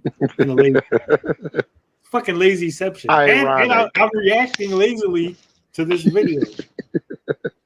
3 layers of lazyception. Irony at its finest. I know. It's fucking crazy. But in this letter, it's just basically a cut and paste. I am not used to this kind of journalism. Is he shitting me? It's cut and paste. I guess when you're Kotaku, you don't have to prove that there was an actual letter sent out. That's literally what you do. That's why it has this yellow bar. This yellow bar here is letting you know that it's a quote, because it makes an indent. Well, I understand that, Tony, but you just cut and paste it. That's what you do. It doesn't. That's not the art. I mean, that's like, hey guys, they sent this letter out, and then you cut and paste and go, here's the fucking letter that they sent out, right? Because it's a lot easier when we want him to sit there. You want Luke Plunkett to sit there and retype it. Mm-hmm. Like, I don't fucking, Jesus Christ. I really, really, to me, this is lazy. This is lazy as fuck. They go on here to list, we pulled down our investment campaign on Start Engine a few weeks after it launched. Without better visibility of our path to profitability, we felt that this was the right decision in the short term. Can someone explain to me why he skipped in February of this year? Oh, because he's paraphrasing the way he wants to. I'm just saying, like, I've seen people do that, like, where they will read something that's like on the screen in front of them. You're reading along, and then they just like skip like words and sentences, and I'm like, I feel bad. Like, if I read an article and like I stumble on a word or I miss something, I'll go back like, oh shit. I mean, do you think he did that on accident? I just think he's dumb. That's what I think. That's what I'm saying. Like, hooked on phonics. I told Saggy the other day I was gonna get her a copy. Might have to send out two. I mean, I kind of see it as forced direction, but you only managed to raise like a fraction of what this goal was. Nobody was investing in it. I mean, we know that's bullshit. But you think, Lukey here would contact Amico and ask them about that?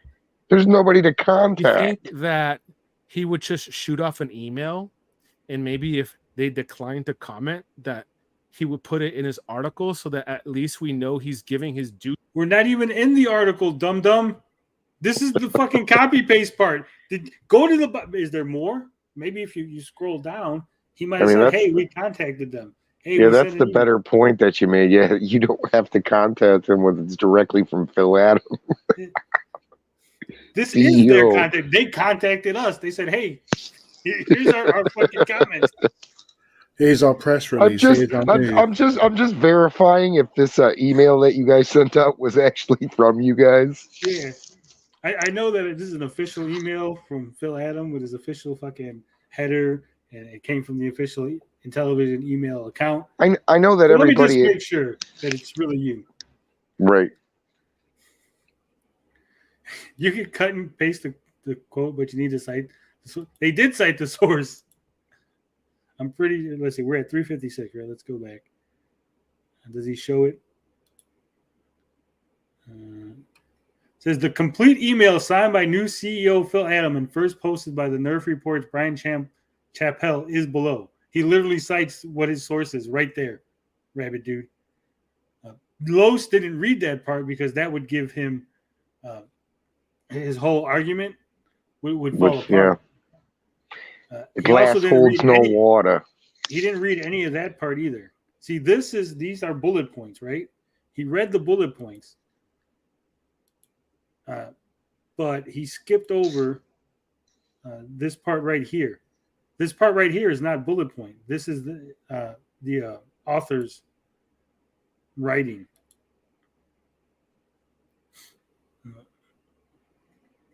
Let me see if I can get to it, because he scrolls through real weird. See, there's a cut in there.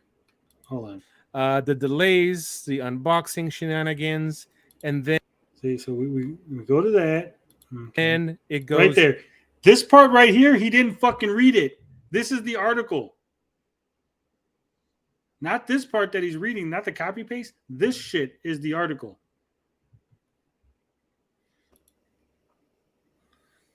Can we see Los's tabs? Yeah, you can. They're up there. You can see.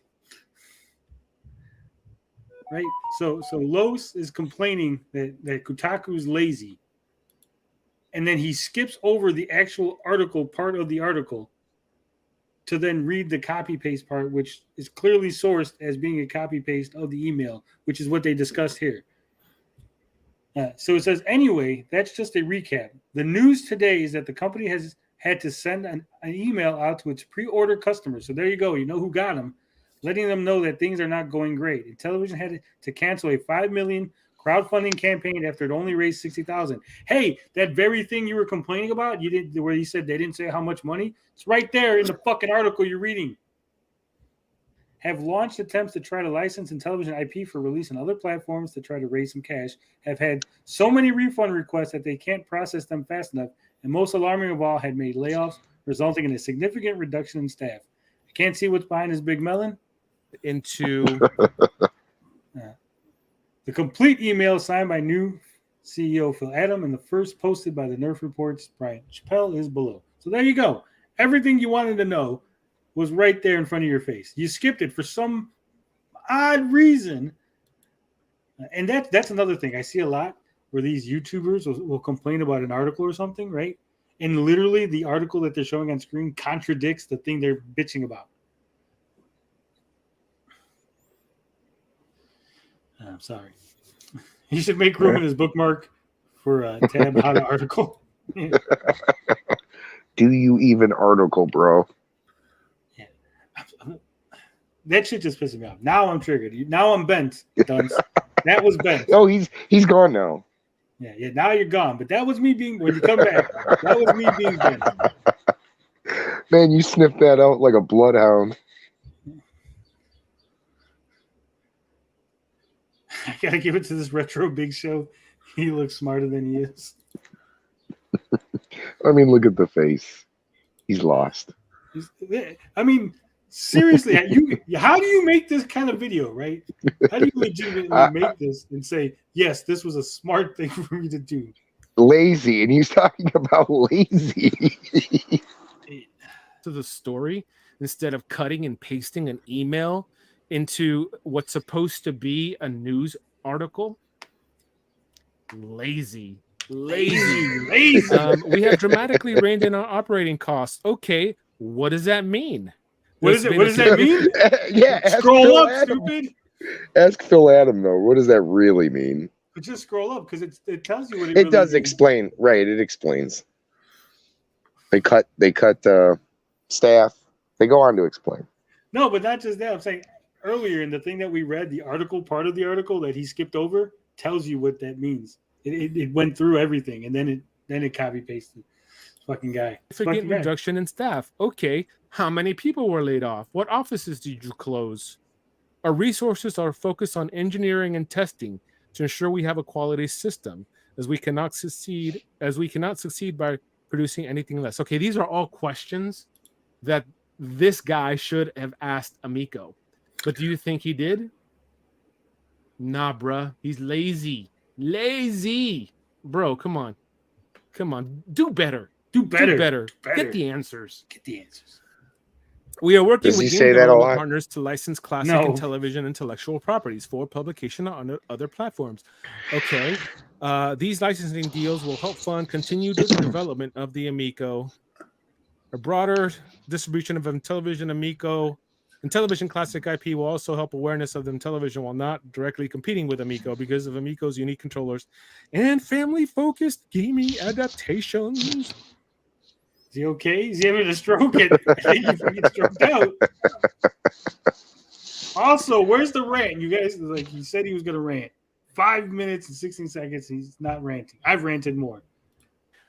What does this mean? What does it mean? Are we going to see these on the eShop? Are we going to see them on the PlayStation Store? Are we going to see them on Xbox Game Pass? How much are they going to be? This guy's so frustrating. I mean, do you think if someone actually asked those questions, they'd get truthful answers anyways? It's the quiet period. They're not going to get any answers. But like, this guy's asking for answers to questions. These are the fucking answers. It's like, what does it mean you've reduced your operating costs? How many staff have you reduced? Me. Yeah, I want an exact. I want to use a word we're not allowed to use on this channel. We say mentally deficient. Missing a few chromosomes? Yeah. Or an extra one. He has an extra one. Yeah. Either way works.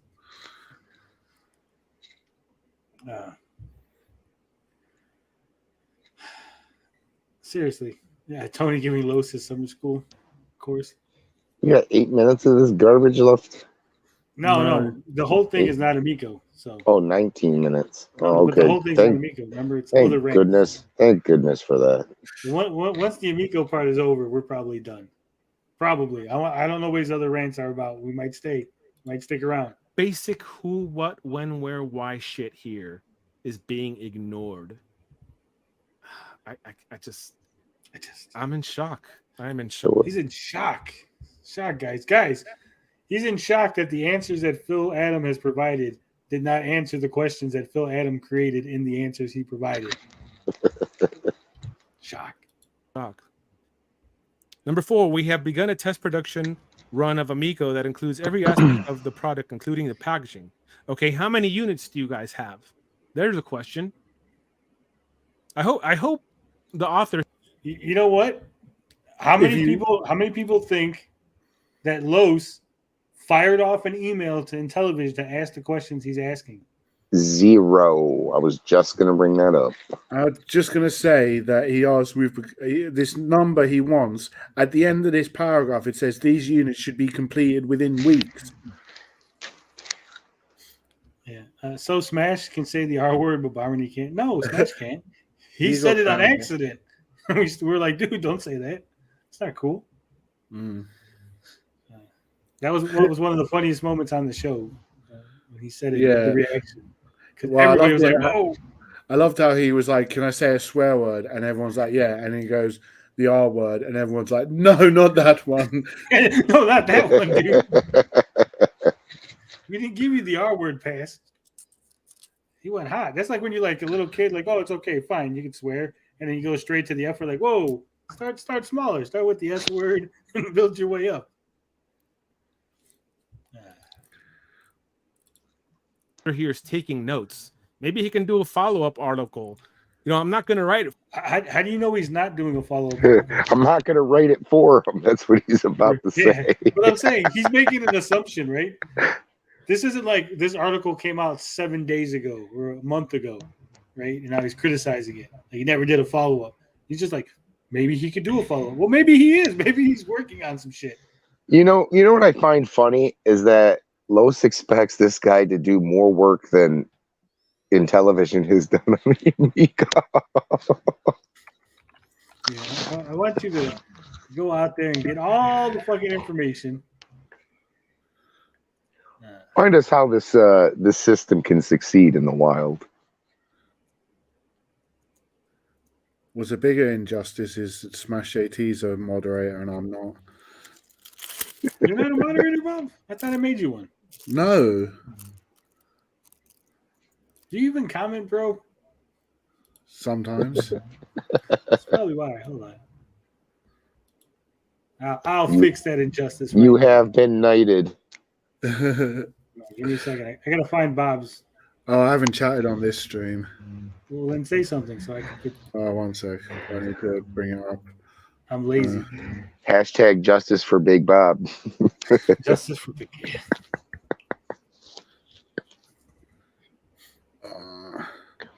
56K warning says it's been 50 hours and still no Elden Ring talk.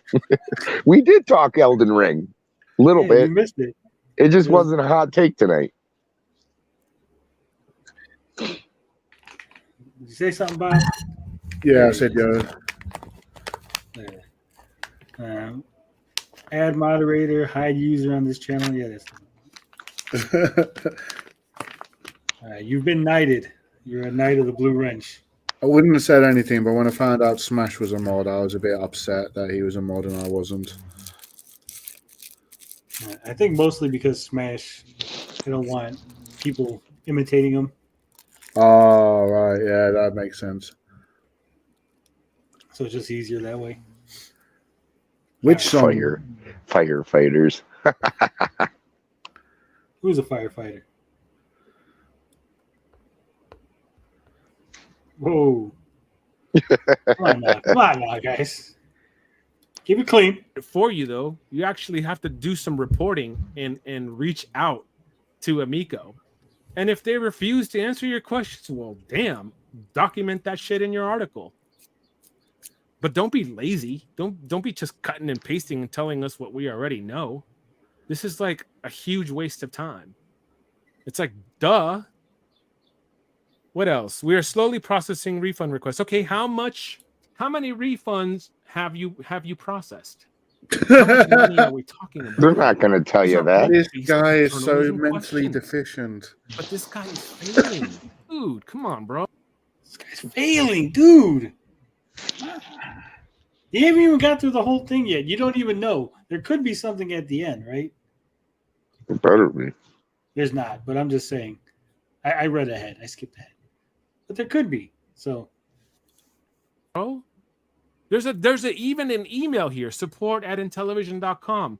No, after you finish watching this video, dude, write down. I don't think Luke Plunkett's watching your video. That was a really big ask for him to watch your video. The questions that I'm asking that we all have and send it to them. You're Kotaku. You'll probably get a response before any YouTuber does. I think I get a response before Kotaku. Yeah, I don't think that's true. I mean, they used to contact small nobodies and they got responses. So it's kind of weird that they're not getting them nowadays. But anybody's a fair shot at getting a response from them. I mean, I got Phil's private email. I just ring him up. Phil, what's going on? I should send them Lowe's video. Hey, Phil, Lowe's got questions for you. Who knows, though? It's quiet period has come and gone now. We will focus our initial mass production on fulfilling pre-orders and supplying our two major distribution partners. How many pre-orders do they have? Who are the two major distribution partners? I assume they're talking about GameStop, maybe Amazon. The focus will remain on direct orders until our cost structure can support the margins required for retail chains. What are your margins? Who are these retail chains? Why aren't you asking those questions, Los? You're lazy. Los is getting lazy on us now. Many challenges ahead, blah, blah, blah. Bill Adam. Okay. Basic questions were not asked here. And that's why I take it. He understands what a news article is versus a expository article, right? Like this is just, hey, we got an email. Here's the email. So you have news. That's why it's called the news. Like this wasn't like an investigative piece. This was this was not exploration into the Intellivision business.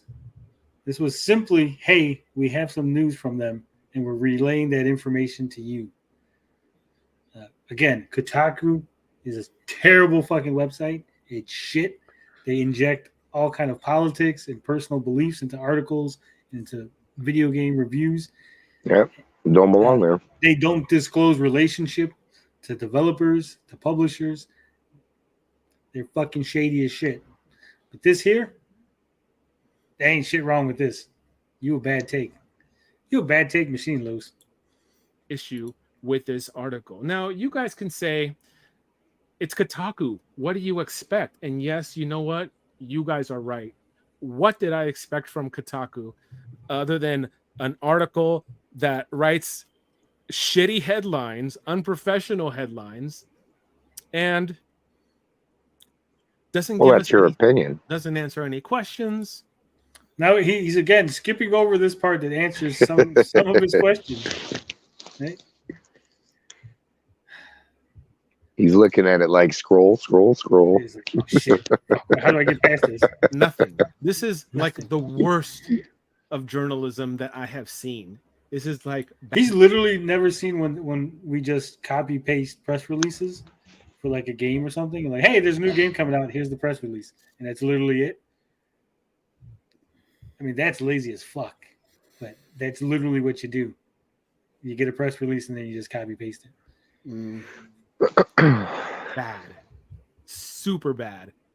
Super bad. Ask them the real questions. They didn't ask any questions. This isn't a fucking, oh my God.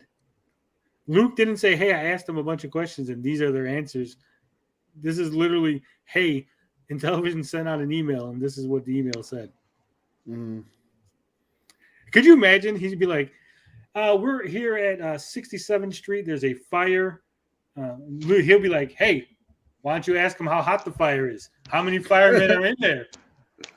You're a lazy journalist. Why are you just telling me there's a fire? I want to know how many. How many people? What color was the fire? Where did it start? What side of the building? What temperature was it outside when it started firing? You're lazy. Lazy. Fucking lazy guy. Yes. Thanks, Evil. And when you do it, don't use anonymous sources. Ooh, who's that a hit at? That's a hit at me. Why does it always come back to fucking me? Because Luke didn't use an anonymous source. Why would you even bring that up? Look at that face. He knew where he was going with that. This was only this is why this was lazy, Tony. It was just a dig at you. 8 minutes in to get that dig on you, Tony. Yeah, he wasted 8 minutes of his life. He drug a Kotaku article up just to get a dig at me. Like, hey, gotcha. You got us. Gotcha, bitch. Now he's gonna rant on you. He didn't even rant. He was 8 minutes. I'm still waiting for him. He didn't even raise his voice an octave. He's just like lazy. This is lazy. Oh, that's a good one. Fucking guy. What's he got? What's he got to say? Let's let him finish. That's it. I bet you that's it. That's the end of it. Watch. Don't do that. Don't do that. Only fake news outlets do that. Yeah, got me. Is he gonna do lips? Sip of water. Drink. Anyways, on to the next topic. It was an 8 minute. Next topic. 8 minute waste of time to dig at you, Tony. Is a tweet. I was gonna go over a tweet, and I'm pretty sure I know whose tweet this is because it says there right there on the screen. Hey, look, turtles. Yeah, people are upset now because Limited Run Games is offering route package protection for an additional price. Myself, I always opt out. I don't need any protection. Yeah, you don't need that. It's an option. Why would you be upset that it's an option?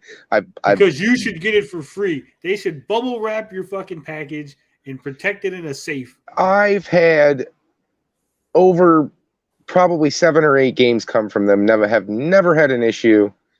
So I'm batting 100 here, and I'm over 10 games. I know I am. I'm probably over. I'm over 10. I'm batting 100 here. It's a big nothing burger. 56K when he says that article doing his job. I want that SL400 gaming chair. 8 minutes in, 8 minutes for that punchline. Lowe's redeemed. All right, guys. All right, guys. I see how it is. Whoa. I'll just come here to laugh at me. Yeah. Potion Sword Run says laughing face. As long as they come. Yeah. No. Lewis is 10 times the comedian Murray is. It's true. I give him that. Let's see. Is he going to get angry this time, or are we going to get more tepid? That's right. We're talking about a tweet that GameStop tweeted. Sorry, Games. He literally read the wrong fucking name on the tweet and then left it in the video. And he just called Kotaku lazy. In a video in which he called Kotaku lazy, he couldn't even be bothered to edit out where he fucked up and called him the wrong fucking name. Do you even edit, bro? Sack, one of my favorite YouTube channels out there. So GameSack tweeted, "The hell is this limited run games? If you can't ship stuff without damage for an additional fee, you shouldn't be in business at all." That's not what it says. You shouldn't be doing business, not in business. Seriously, hooked on phonics. The 80s taught us how to read. This motherfucker missed that shit. He was I didn't have hooked on phonics, and I did perfectly fine.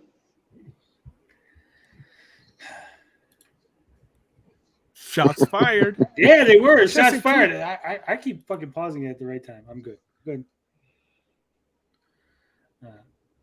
I'm about 8 and no problems. I'm not sure what that means. I think he's talking about limited run games too. Oh. He's got about 8 of them. I know I've gotten more than 10. The only issues I had didn't come from shipping.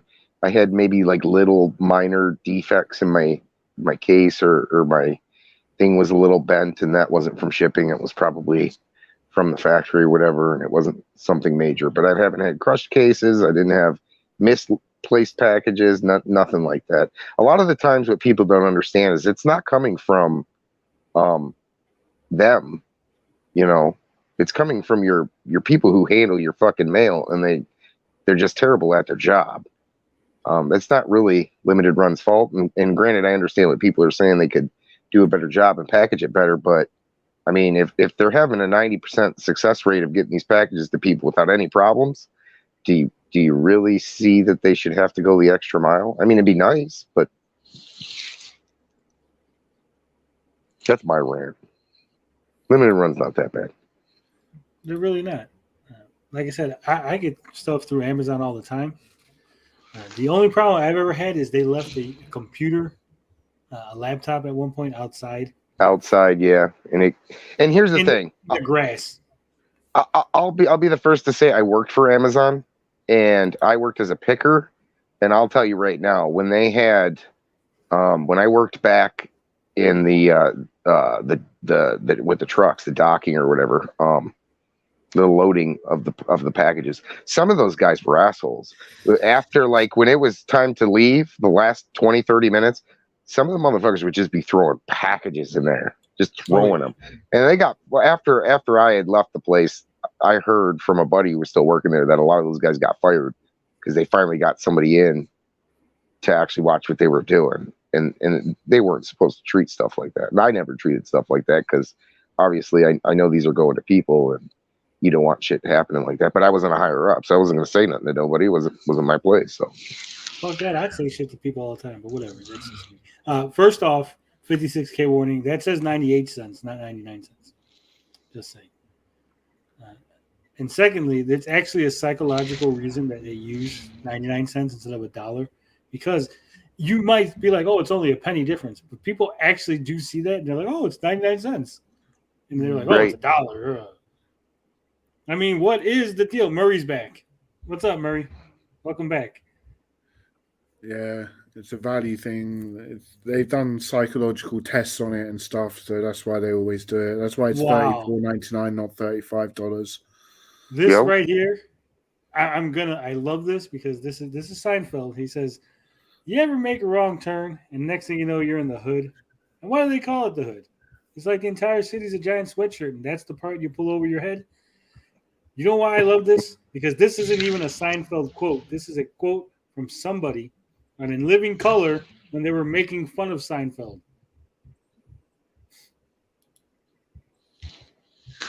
So bravo, Jerry. Bravo. Is the Jerry a dig at me? No, it's Jerry Seinfeld. I know. Also, apparently Darius doesn't like you. Darius knows who Gary is now. Yeah. Not really. That's the current law. The current law is Darius doesn't know who Gary is. What's the deal with cancer? Put it in the price of the item and don't mention it at all instead of tacking it on like this. And what he's talking, they didn't tack it on. They didn't. It's an option, right? Tacking it on would be forcing it, right? You and GameSack are both dumb because they didn't tack it on. They said, "Hey, would you like this option? We can give you super special fucking protection."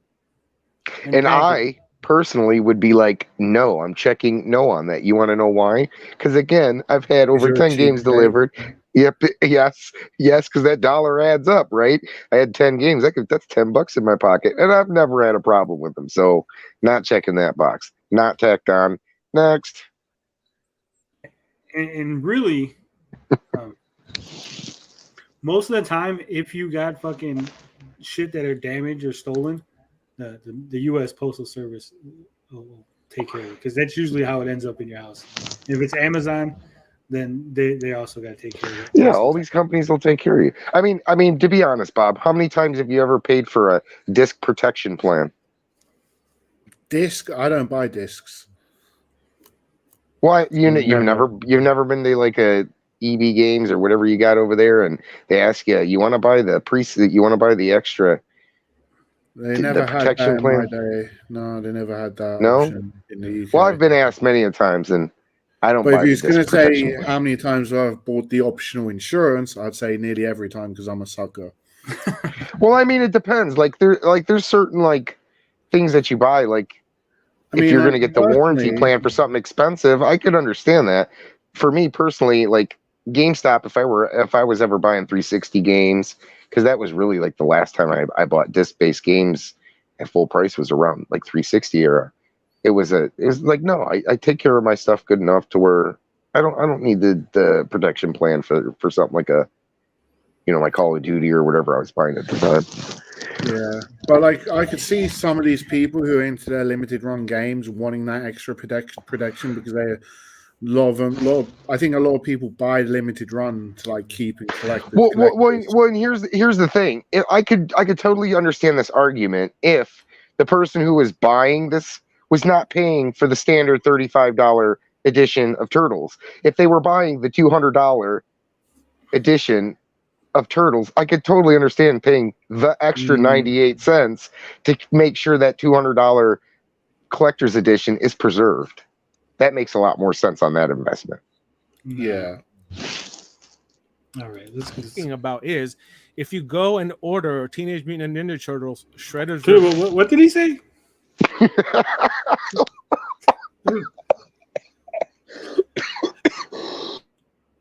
You're killing Gary. Well, listen. You took a fucking drag on the cigarette when you said that, and it killed me. Seriously. Listen to this. If you go and order Teenage Mutant Ninja Turtles Shredder's Nina. I'm probably beat red right now. You almost killed me. Revenge on a limited run release, they will automatically include this route packaging protection. No, they don't. It literally says quantity minus plus. Both of yous are lying. It's a bad take. Another dig on limited run. Like, when is this going to end? Is this just it's the popular thing to do, right? Like around now's the time to dig on limited run since a lot of people are doing it. I mean, I follow limited run quite a bit in the news, and it seems like it's been a popular thing to do these last couple of years, is to take a shot at limited run when, yeah, they make some bad decisions, they do some crappy things here and there, but this is what we're going to get hung up on, is the 98-cent protection plan, like or shipping protection. Yeah, the optional shipping, exactly. Is that a remove option? Yeah, exactly. It literally goes like right there. You could remove it, and then on the bottom it does say remove too. They're forcing me to get this. No, they're not. It literally says you could remove it. Obviously, GameSack has added this product. He agreed to it and then took the fucking screenshot. I was like, they made me get it. See, Los, if you would have led with this, we would have never watched your Amico bit. I think what they're saying is when you put it in the checkout, it automatically gets added. But like, well, let's find out. I'm assuming. Well, let's go to limited run game. I'll be honest. I haven't ordered. Well, no. See, they must have just added this because the last game that I did pre-order was God of Protectors, and there was, I don't remember this option, and I don't remember having to remove the option. So yeah, pull it up, Tony. Limited run games. No, I'm getting the PS4. I'm gonna make sure before I pull it up that it's not gonna show it in my information. So add to cart. Okay, here we go. Check out.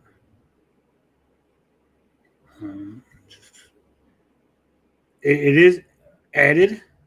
It does come up, but you can remove it. Okay, so maybe I'll give him credit. Maybe that's what he means when it's tacked on, because if you do have to remove it, technically it's tacked on. Hold on. Let's go through the whole thing, because I'll show you what it does. Let me stop sharing this screen. Yeah, I'm trying to remember if that was present when I ordered God of Protectors, but I don't believe it was. I don't remember. They did recently change their whole website has changed. I believe that was at the beginning of the year. They may have done that around January or February, and I think they did it because they wanted it to fit their. They just opened the store in, I think, North Carolina. So I think this website front fits kind of with their storefront, because I know the storefront was kind of like themed in pink and all this other stuff. So all right, so there it is. So we're here at the page, PS4, add to cart. Now right here it says one click, protect, instantly resolve shipping issues, add. But if you go to checkout, so it's telling you to add right there. It's not on it. Yeah, but that didn't take me to checkout. Hold on. No, I just said don't add. No, I remove it. Yeah, remove it, and then go to checkout right below in the pink. Hold on, because now I got nothing in my cart. Hold on. So now I got one item in my cart. I'm going to checkout. There's nothing there. Just this Teenage Mutant Ninja Turtles. So they had to click it to get that option. I got your cart, one item, don't miss. But this doesn't look like his. You can add. Yeah, this is yeah, right here. No, yeah, but but it didn't come up. It did not. So they had to. What I'm saying is they had to manually click it, and then they're bitching because they had to remove it after they've already added it once. What a bad take. Let's make sure. We'll go back through it again. Add to cart. Yeah. Check out. It doesn't pop up, Tony. It's not there. I don't tell you. That's awful. I'm telling you, this is a shot at limited run for no reason. And again, let's say, for argument's sake, that it did pop up, right? Maybe no, because I'm gonna do it right fucking now myself. Do it right now. Let us know. All right, let me go through here because I'm I got the quick straight to limited run. I got it saved right here like a boomer. Actually, well, there we go. Let's see. Oh, what's this? Why do they got these fucking physical copies? And I'm doing it on mobile. Oh, they got all kinds of stuff. Now they're starting to get into really ridiculous. Are you talking about limited run? Yeah. Yeah, they got all kinds of stuff. So I'm gonna put the excuse me, the Contra collection in my cart. Add to cart. Pre-production status.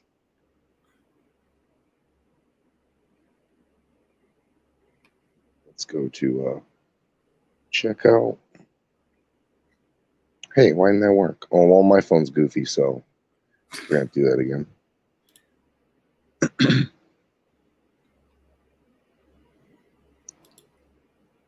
So, while Gary's doing that, we'll finish it. For 98 cents. Did it add it to your cart or no? My phone's being stupid.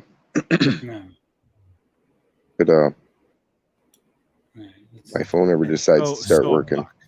They're charging you $1 to ensure that your package gets to you in a good state. Now, that's not what it says. If you know anything about route package protection, it protects against stolen, damaged, or missing items. Like you never get it. I mean, it's a great service. A lot of reputable sites are starting to do this. When I ordered my TMNT figures that I got, my $50 figures, $55 figures that I got from Big Bad Toy Store, there was an option to pay more than $1. I believe it was like $2 or $3 per package, or I don't remember. Because I think they did because I bought the whole 4 of them as like a set type thing. I think it all come at one, like as one, but I think you might have had to pay per figure or something like that. But it was a lot more expensive, and obviously it makes sense if you're doing something that you want to protect. All right, so here it is. Here's what happened. I know exactly what happened. Okay, so I'm going to open up another tab. Okay, because I think it saves the options. Right. Now, see, on mine, I'm getting it. On mine, I am getting it. No, I'm going to show you what the problem is. Okay, because I figured out the issue. Because we are smart on this channel, and other people are extremely dumb. Right. So I'm going to share this window. Okay, this is a guest tab, so it doesn't have the save. You know, it's not saved. The settings doesn't have the cookies, right? So we even go down to Ninja Turtles, Shredder's Revenge, add to cart, boom, right? It's not the so and yeah, and that's possibly what it is. That's like you're most likely 100% on that. Mine is doing it, and that's probably because I haven't fucked with them since I got a protectors, but no, hold on. Where's the damn incognito mode? Some water.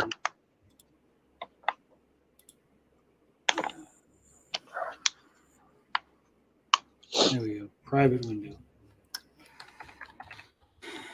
Limited run games. See what you're making me do? You're making me waste all this fucking time, Los. Because you couldn't do this shit yourself. Unlike you, who told Luke Plunkett to do it himself. We're going to do it for you.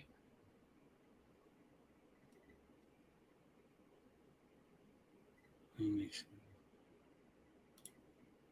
All right. Share the screen. Sorry for this, Bob. I know you're probably like, these motherfuckers, just get on with it. 56K warning, I'm a neckbeard. I got a little bit of a neckbeard. All right, so here we go. I There's tried no to shave cookies saved, obviously, because I went to a private tab. You go to add to cart. Okay, now you see this? Now it's there. Yeah, now it's there. If I go to checkout, it's going to add this one-click protection. It's already adding it here. I can remove it right here. And it'll forever be saved that way. And it'll be forever saved that way. As long as you don't delete your Yeah. So there you go. See, now it's not on this screen because I never added it. It automatically asks you if you want to add it at the first screen, and then at checkout, it gives you another option to remove it. It's lazy, Los. You should have done your due diligence, and you'd know that it was a one-time thing. Shows you don't shop with limited run. There you go. So let's see what he says there. Collectors go bonkers over the condition of the items that they buy. Not over a standard edition. For a game like this, Teenage Mutant Ninja Turtles Shredder's Revenge, because there are different companies that are putting out these physical releases of these digital wrong. Actually, limited runs got the copies at Best Buy, and they're doing the copies for Amazon. Are they? Yeah, they are. Okay. I don't know. I don't follow this shit. I don't collect. Well, if Los did his fucking investigative due diligence, he'd know that. He's being intellectually dishonest. Where is No Swear Game? I haven't seen it in a while. He had a video, I think, last We're week. only talking about 98 cents, and a lot of people, especially collectors, the hardcore ones, really won't care. Well, I'll tell you why it's a big deal. It's because it's a shady business practice. You know, you don't buy stuff from Amazon and have to pay these extra little. Did he just say what I think he said? You know, and it's funny because Amazon hardly packages your shit. I worked there. They put like one little thing of like bubble wrap on a. I mean, they box a trailer hitch that'll blow through the side of the box. They put it in a box that's twice as big. They don't package it at all, and it'll blow through the side of a box. I worked there. Well, not just that, but Amazon offers. Of course, they do that, right? Of course, they do the same thing because they're cheap and they don't package. They don't. If that's how they can save their money, they're going to save the money. It's just business. It's what it is. It's not shady. Everybody does it. Yeah, the fucking postal service offers you fucking package protection. Well, here I'll be fair with him. Not everybody does it. Smaller companies are actually more prone to probably package your stuff good. eBayers, like myself, when I sold on eBay. But it's not even that because most of the time, like if I'm a small business, right, I'm sending it through the postal service, and then I'll just pay the 98 cents to the postal service to protect your package for you. Now, if he wants limited run to eat the 98 cents, that's a different argument you can have, right? Like limited run should be just eating the 98 cents for everybody and giving them the package protection. That's a whole different argument. But being like, hey, they've offered you a service, that's fucking shady.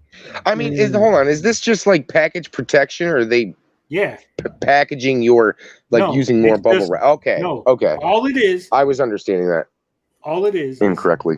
If your package gets lost, damaged, or stolen, then Route will pay. It's like insurance. You're buying insurance through Route for your package. That's all it is. Right. And at the end of the day, you're still covered. I mean, if people don't understand, you're covered by, the post office. You're covered one way or the other. I mean, if you receive your package and it's not what you ordered, or there's something wrong with it, limited run is responsible. If you receive, or if you have a problem with it, it's on the post office. You never received it. Obviously, you have. Yeah, but for some people, the extra satisfaction and the fact that it's a third party or whatever is better in a way. Because sometimes I don't know what it's like in America, which is fine. Which is fine. There's nothing wrong with that if that's what you want. That extra sense of protection. That's there's nothing wrong with that. But it's a buck. The argument to go against limited run like they're the worst evil company in the world it's kind of a stretch. Yeah. I mean, this is another horrible take. Shitty fees. If your package comes damaged, you can get a refund, or you can email Amazon and get the same product, but have it not be messed up.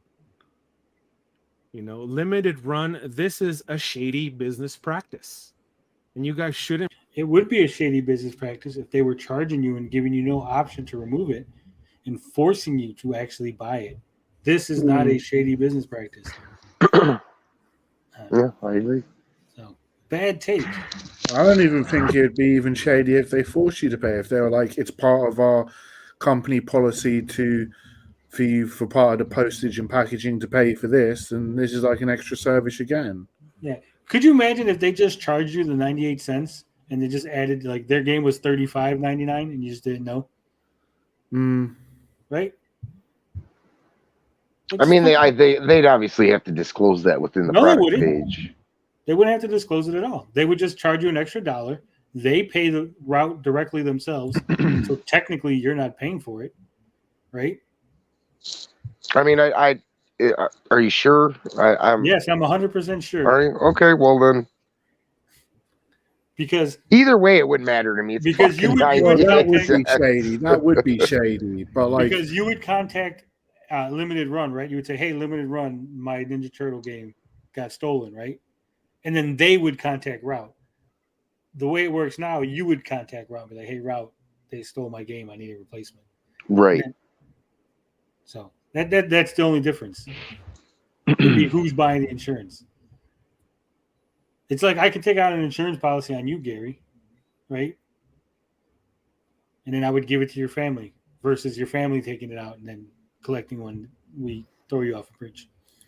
And be charging people as GameStack said, an additional fee for something that you should just be providing automatically. It's bullshit, you know. And again, to tell you the do they not know? Like Limited Run is not the post office, right? They're not. They put it in the mailbox, and the mailman takes it fucking away, or the fucking UPS. Yeah, guy. So the way he was describing it is why I was confused. I don't think he understands what this service is for. Yeah, it's not for what Limited Run is doing inside. It's not like an internal thing. Like, hey, he got the package protection. Give him an extra layer of bubble wrap. No. See, that's what I was, and that's what I think he thinks. Because I was confused initially. That's what I thought they were giving you a added level of protection to your game or your package, and that's what he seems to be under the assumption. Bad take. Just a bad take. truth, I don't fuck with Limited Run. I really don't. Of course you fuck don't. with Limited We know Run that. because we know. I think that they're shady as fuck. You know, I haven't fucked with Limited Run since that whole Revenge of the Bird King issue came. I think that was blown out of whack. We covered what that. That is right. Yeah, well, basically, what Limited Run did, what they say happened is that there's an employee at Limited Run who made a batch of these Revenge of the Bird King games, and it was the employee. His name was Joe, and apparently Limited Run was going to release these games in conjunction with a digital version of the game on PlayStation, but that deal apparently fell through, and so the game couldn't be sold because of that. Well, this employee Joe advertised these games by way of Metal Jesus Rocks, who did a whole video on it and was talking about this Revenge of the Bird King game, probably one of the shittiest games you'll ever play, as being one of the rarest PS4 releases ever. And well, let's think about this logically. If you had physical copies of a game that were supposed to be sold through Limited Run, and then Limited Run no longer was able to sell them, but you still had the physical copies, and they were in a limited quantity that worked on PlayStation, right? You would literally have one of the rarest games ever, even if it was a shit game. And you have to remember what Limited Run was back then is totally different. Like now, all their games are open pre-orders when they used to be cut off at certain points. So that game was probably a lot rarer. The run that probably went through initially, I think they have to do them in batches of like 10,000, but that might have been all they ordered was like close to like 8,000 or 10,000, and that was it. Whereas something like Turtles is probably you're just going to see a lot of copies. Yeah, but no, what I'm saying is, like, even if let's say I made a game, right, and I went to Limited Run or Strictly Limited, and I was like, hey, let's make a deal. We brokered a deal, and they started pumping them out, right? And then I said, hey, deal fell. I don't want this deal no more, right? I'm breaking the contract, not fucking producing the games with you no more. I found out you're Nazis. I'm not going to produce it no more, right? Limited Run still has a stack of games. They can't, so fuck it, we're still going to sell them. Maybe it's not legal, right? But they still exist. They're still rare games. It's like when someone finds an old ROM, right, or a fucking unreleased ROM of a game. If you found an unreleased, fully functional Nintendo cartridge of, say, fucking Superman, right? Some Superman game, like a prototype, and it was fully functional, but it never made it to production phase. It would be one of the rarest games. There's no argument. Yeah. You could say the game was shit. Now, if your argument was that they purposefully made those copies to create a really rare game, right? To falsify this narrative about this whole deal falling through, and the truth was actually some guy snuck into the limited run machine and fucking made himself like 100 copies of a game so we could turn around and sell them using Metal Jesus as a front. Now you got an argument, right? Now you have a story. The game would still be rare, but it would be shady how it became. We talked about this, and I know you argued on the other side of it, and I looked it up, and there was never really it was blown out of proportion, and there never really was any concrete evidence that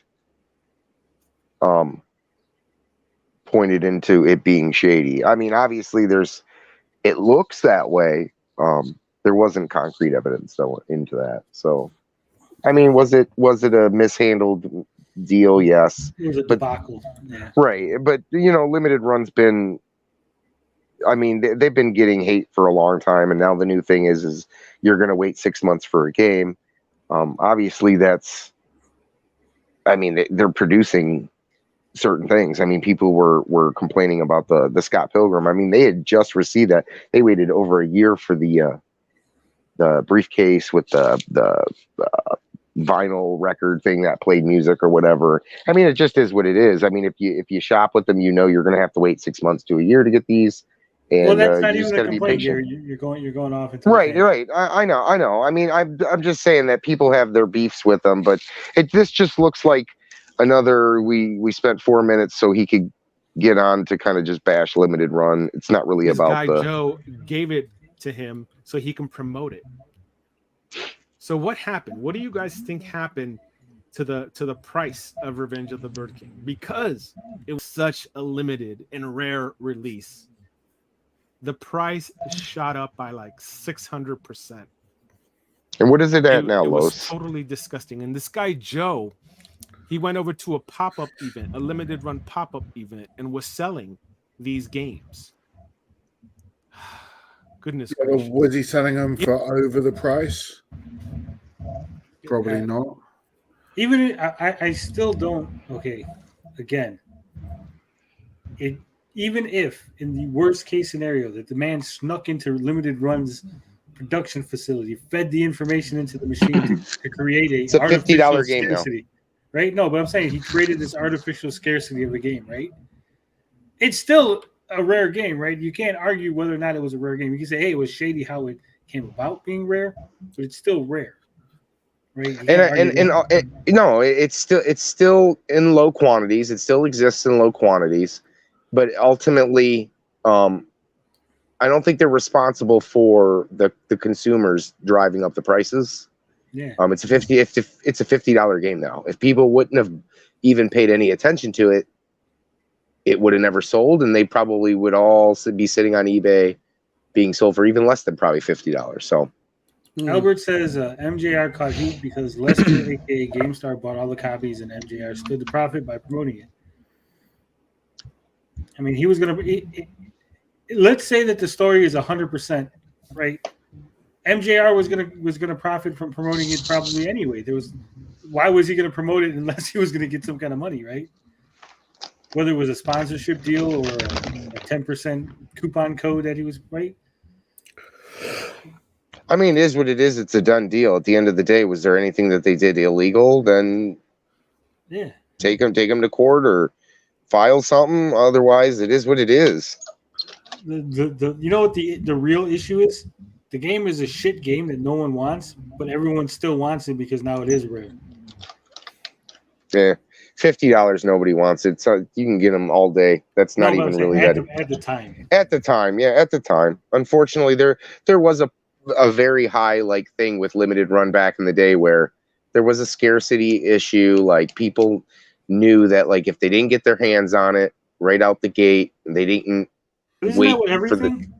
I mean, no, it was a little different back then because you literally had to be waiting on release. It was like play dates. You had to be there early in the morning at like 9 o'clock. That didn't guarantee you a copy. I mean, if you were there waiting, you probably. I did this with the Star Wars thing that they released.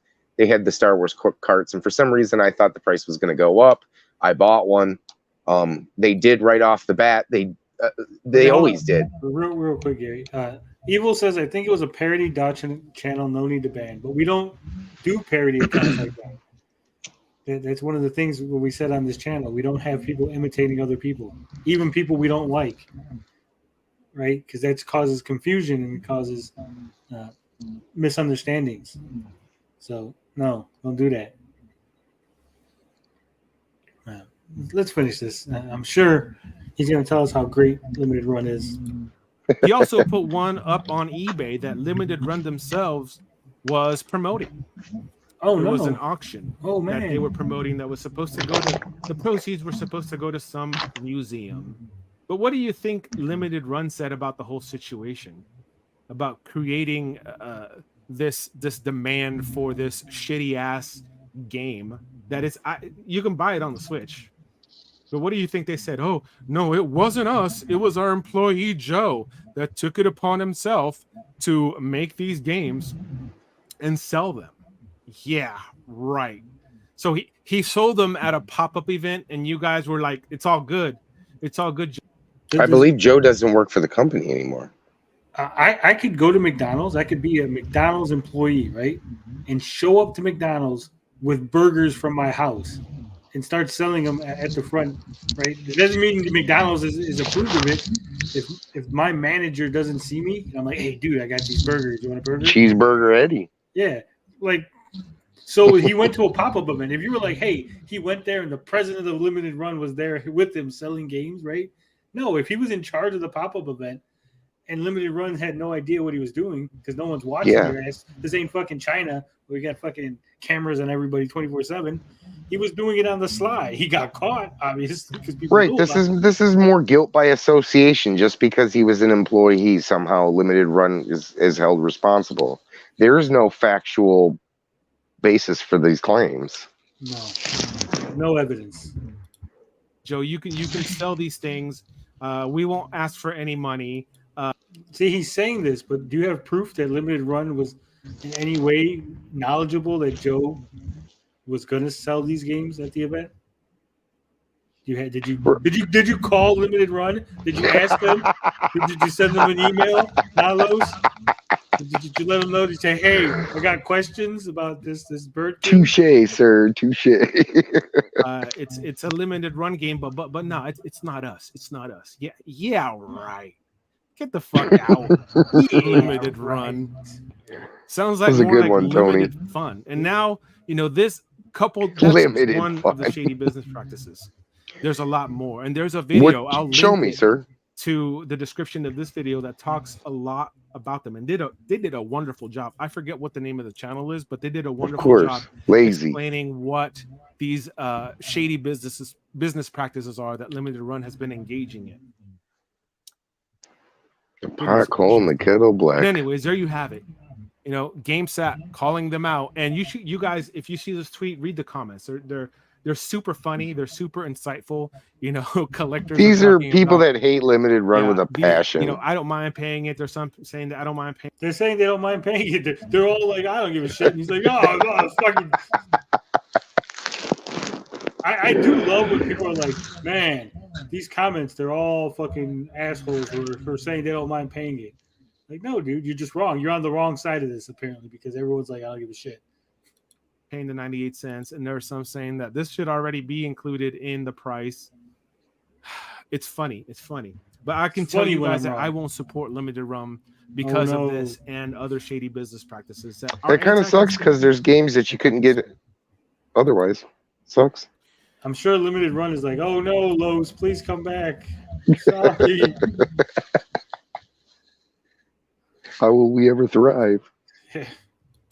Man, this is an hour-long video that they linked from Mr. Ricksert, the truth about limited run games. Miles a minute says F limited run. I mean, yeah, that's. I don't. I mean, collection if you anyway. don't, yeah. If you don't like them, I mean, I've never had a problem. I've never didn't get a game that I ordered. I enjoy the products that I got from them. I mean, there are a few games that I would have never gotten otherwise. My River City Girls had the nice sparkly like metallic cover. You would have never got that otherwise. Things like Celeste, people like that Celeste special cover. So there's a lot of companies. Hold on. It says you allowed a fake Tommy Tallarico last week, Tony. Remember your perfect memory? That was the real Tommy. We don't have fake Tommy Tallaricos on here. So I don't know what the hell you're talking about, Evil Knievel. We had someone with an account called East Coast Italian. I don't care what your picture is, as long as your name isn't someone else's name. They got a few decent things on their Potion Sword Run. There's a couple decent ones up there right now. Well, there were. So I can get them digitally, so I everything digitally myself. Yeah, so this video that he's linking is the truth about limited run games. It's a fucking hour long. I think it's an older video. It is pretty older. Yeah. It's one of them is about Shanti.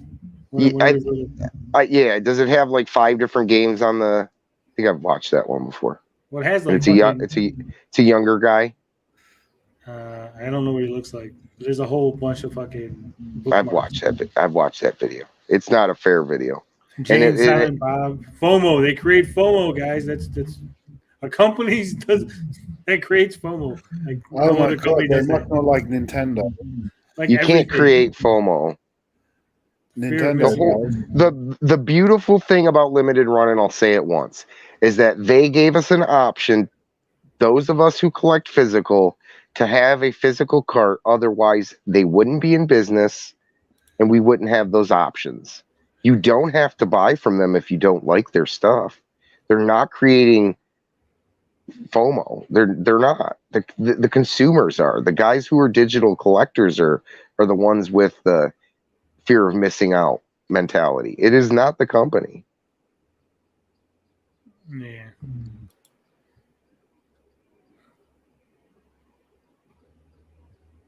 He says otherwise, go ahead.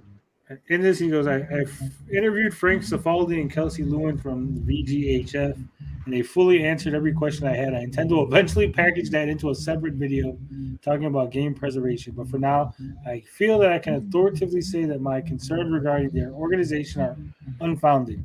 I have removed it from the video, and it takes time to process, so if you see it, that's why. So apparently this video about Limited Run also had some things about the Video Game History Foundation. I was trying to throw shade at them too. But it's been since removed from the video.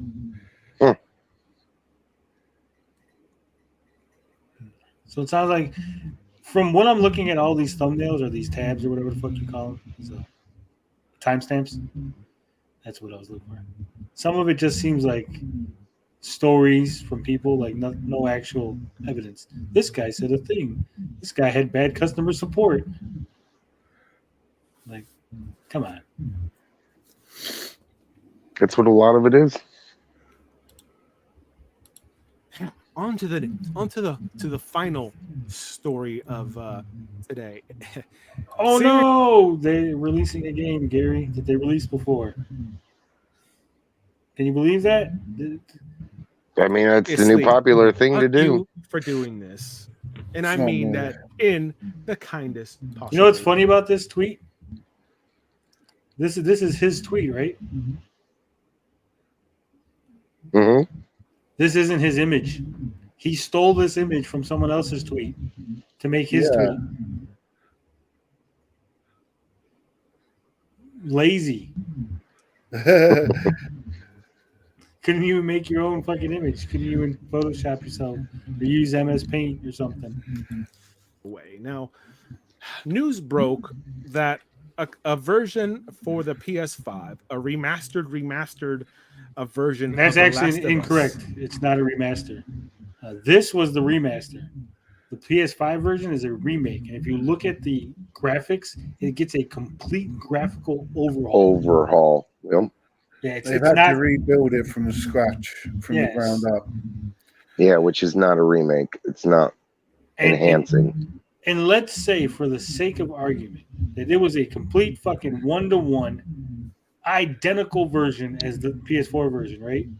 So what you're telling me is that they're releasing a version for the new system that's out that you could buy physically and play for people who might not have it?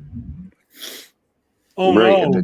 At the tip top of like cutting edge hardware with some enhancements. Like, No, I'm saying even without any enhancement, if this was the exact same version, right? Except for you. Well, I mean that would never happen. No, but I'm though. saying let's suppose Okay. hypothetically this was an exact same version as the PS4, except for the fact that you.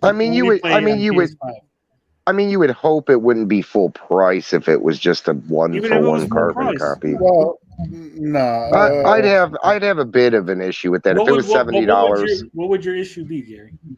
Is that if it was just a direct, like, why not? If there's nothing, here's the problem: if there's nothing enhanced at all, why not just have like the PS4 or the PS3? Like, if it's going to be directly off the enhanced PS4 version, that's going to be cheaper. Why buy it at that point? Okay, so what your only issue would be the price, not that it exists. His issue is that it exists. Yeah, the price, because I'm saying, why would you pay, especially if it's $70? Like, I couldn't understand that at $70. He's not arguing price. He's just arguing the fact that it exists. That they made that's stupid. Like, somebody like you said is not going to have played this, and now is the time that they can jump in on their PS5. They might not have a PS4. They might not have a PS3. These might be newer gamers that are 13 and got a PS5 for Christmas. Yes, it's stupid. Why are we even going over this? These are like the most popular games that they're just rehashing. I was like, yeah. We have a new system and one of the most popular games. We could shoot out another version of it. I mean, the joke is Skyrim's on everything, right? Come on. Yeah, nothing. This time they're calling it The Last of Us Part 1. It's coming in September for the. That's what the first game in a series would be called, right? Part 1. It's they didn't call it Part 1 before, right? But that was because there was no other. It was the only game in the. Yeah. But now that we have a 2, they want people to know that, hey, this is Part 1. Yeah. Like, that's the only reason they're doing it. PS5. And as you can see here, these 3 games, Grand Theft Auto 5, Skyrim, and The Last of Us, have lasted years, starting with the PS3 era onto the PS4 era, and now to the PS5. Oh no! Now to the PS5. Here's the thing. I will agree with him on one aspect, that Grand Theft Auto, yes, at least there's a part 2 to The Last of Us. They've been pimping out Grand Theft Auto 5 for God knows how long now, and it's getting tiresome. Well, I can agree with Skyrim too, but I mean, they're working on a new Grand Theft Auto, and they're working on a new Elder Scrolls. Well, I mean, just started recently, and what were the rumors that they haven't actually started on it? What was the key word in that sentence? Well, you have to refresh me because I'm stupid. What exactly were you? You said the rumors are that they. Well, right, yeah, it's not confirmed nor denied. So they could have started on it. I'm just saying I could agree that that's been out for a while, but so have, like you said, so has Skyrim. It's not a big issue. 56K went, y'all must be new movie buyers, been dealing with this for decades. Yeah, this is like saying, why are they releasing this VHS movie on DVD now? We already have it on VHS. Now they're gonna release it on Blu-ray. What the fuck? Sometimes you can't even find some of the harder to find movies from VHS to DVD or DVD to Blu-ray. They're expensive. Some are expensive. You know what this sounds like? This sounds like people who have a compulsion to buy shit They're like, damn it, now I gotta buy this new version of the game for $70 that I don't want to buy, but I can't stop myself because I'm a fucking addict. Why are you doing this to me? Sony, yeah, stop you it. really got a problem, right? I know to stay away from it. I already have my Xbox 360 version. I tell you what, I don't have this. I don't have this. I don't have this. I don't have this. I don't have this. And I don't have this. I have all three of those on two generation ago hardware. Like I have Skyrim, PS4, digitally. That's it. I don't have anything else. I think I have The Last of Us remastered because it came free with PS Plus. Well, you'll also have the Skyrim PS5 because that was a free update if you install it, if you want it. I didn't even install it yet. But the whole point is you're really not missing anything. I mean, you're missing a little bit of graphical upgrade, but overall you can play vanilla Grand Theft Auto or Skyrim or whatever, and you'd be just fine. Yeah, but on top of that, you don't have to buy it. You don't have to play this. Exactly. That's why I said, like, I have my old versions, and that's all I need. It's not a big issue. You don't have to buy it, right? Some people do like the 4K 60 frames per second upgrades, though. Right, and there's nothing wrong. Loading times and right, there's nothing wrong with that if that's what you want. Yeah, but we're saying, Bob, you don't have to. Like, if you don't want that stuff, you don't have to, right? If you want that stuff, then you'll buy it, right? But we're looking at like three of some of the biggest games which have come out in recent history. Right, and if people want to buy it, that's their choice. Again, this is VHS to DVD to Blu-ray. You don't also have to buy the Blu-ray version of a movie. Nor do you have to buy these on day one release. You buy these secondhand, and you don't give them a sense of your money. What's your favorite movie, Bob? Alien. Okay, let's say that Alien came out with a new version, IMAX release version. Yeah. Would you buy it? With Dolby Atmos. Yeah. Right. I did. I've got the Alien collection on DVD with Alien Isolation. I've got the Alien Anthology Blu-ray, and I've also got the Alien 4K. Yeah. You got it on Laserdisc? Would you be upset if a new format came out, right? It's something better than DVD. He's upgrading. You're upgrading, right? Because that's what you choose to. Possibly, yeah. If a new format came out, I'd probably upgrade and get another copy of Alien. It's my favorite. Well, actually, you have it on 4K Blu-ray or whatever the hell those are? Yeah. Alien 1 has got 4K Blu-ray. Well, there you go. Yeah, I got that. There's a reason why backward compatibility is terrible on Sony platforms. You know what they're doing. But also, if you have the PS4 version, you probably have a PS4, right? Unless you're just collecting games without systems, you probably which ain't happening, right? So you were never buying Skyrim without having the PS3, right? You weren't buying the PS4 version without having the PS4, most likely. True that. Yeah, true. And if you're like, well, I sold my PS4. Well, no one told you. You're like, your problem is not my fucking problem, right? I sold my PS2. Did I complain? No, I went and bought a new one fucking last week, and I'm waiting for it to be delivered. Because now I can get another one again, right? Yep. These are formats, right? I know it's like a generations of consoles and it's the same company, but this is just VHS, DVD, fucking Blu-ray, right? It's different. I mean, formats. if they're gonna fucking sell, they're gonna sell. The company's gonna put them on. If I knew I could make another $1 million by selling the Grand Theft Auto 5 on PS5, why not fucking do it?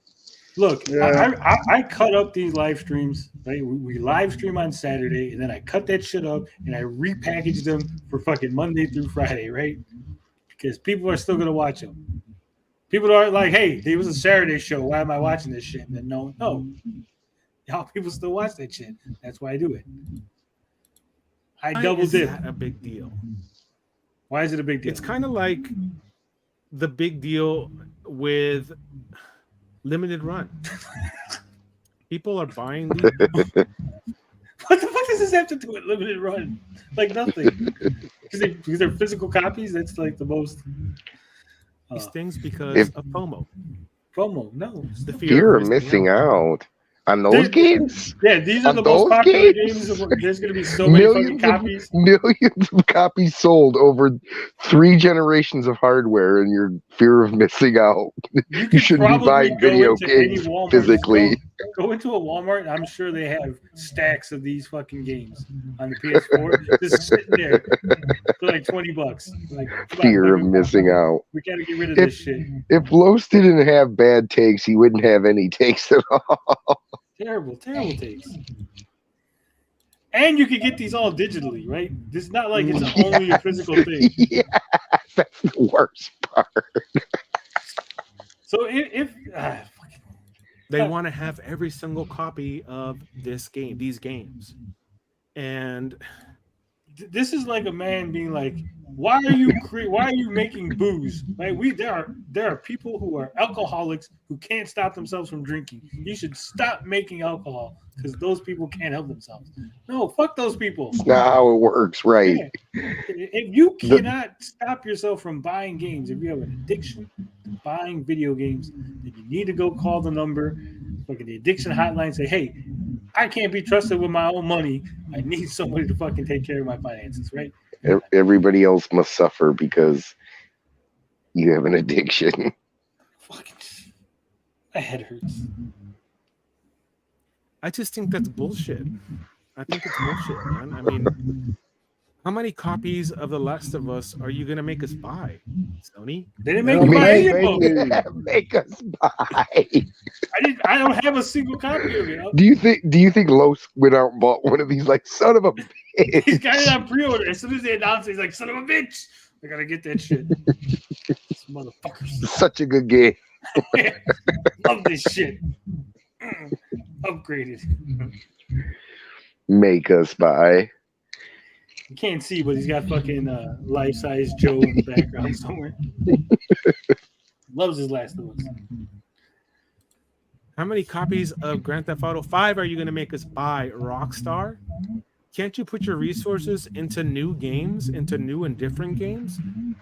There's no resources going into those, though. Like, very little when their profits are going to be through the roof.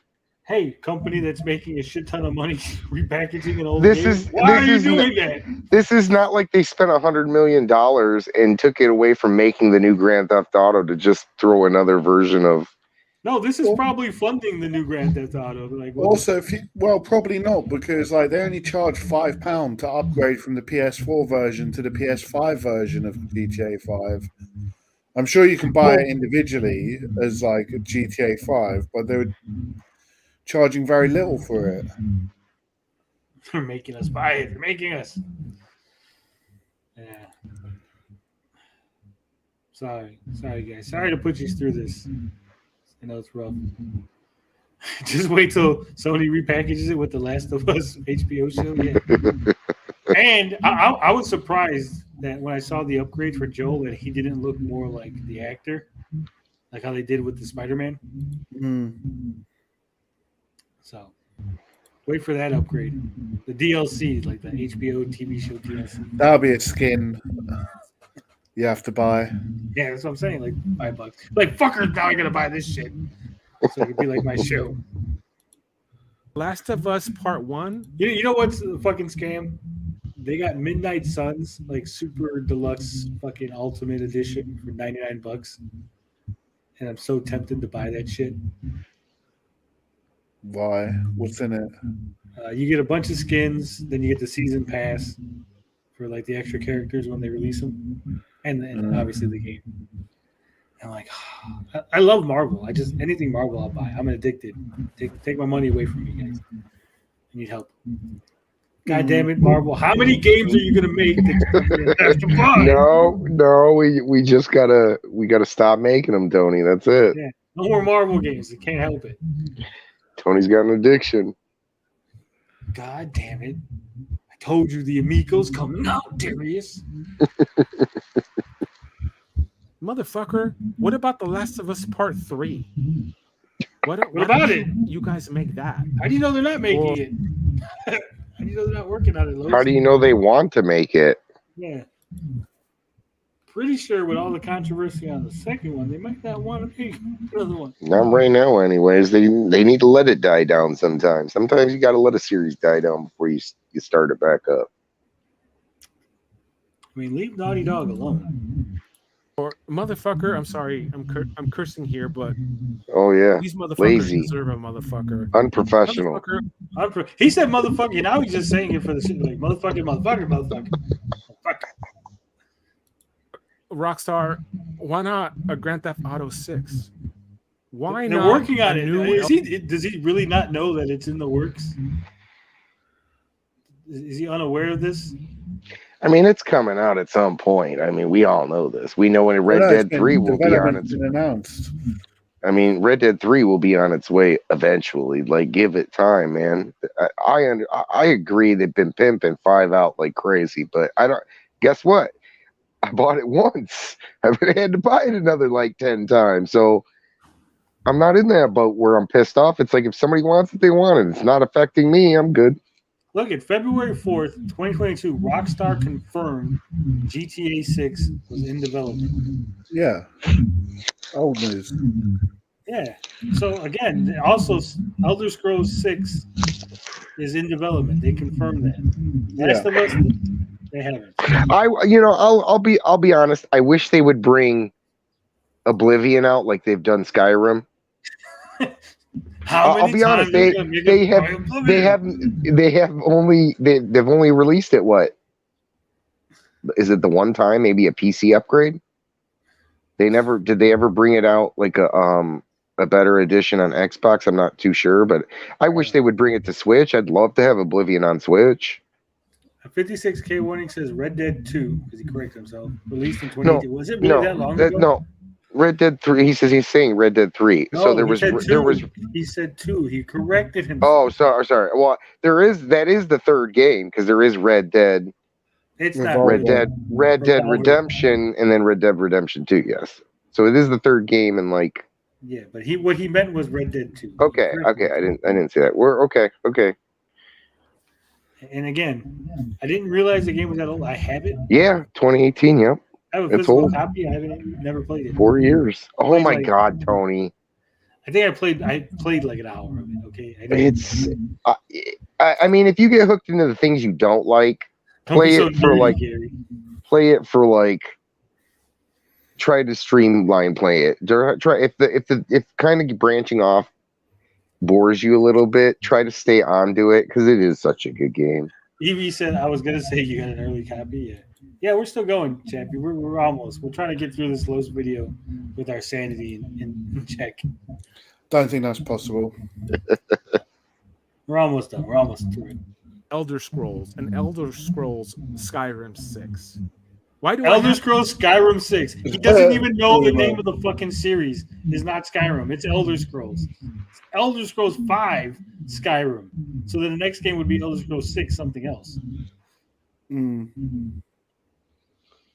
Lazy. Keep buying the same game over and over and over and over again.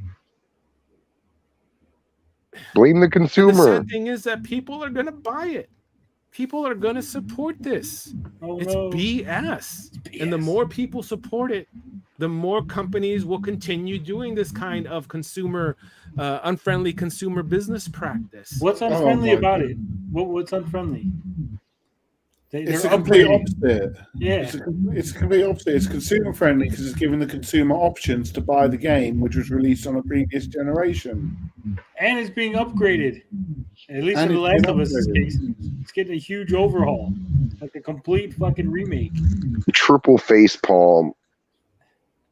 Like it's so fucking upgraded. They showed you it almost looks like a different game. Right? Like the character models, the fucking background. You know who's buying that? Carl's buying that. Yeah, Carl's buying it. He's got Skyrim. He's got like 2 copies of that shit. For Xbox, not for No, he just got a PlayStation, didn't he? I don't know. I don't remember. It's shady. Shady. It really is fucking shady. But we have no one to blame but ourselves. Then how's it shady? These companies play on phone. Wait, but you just placed the blame on them.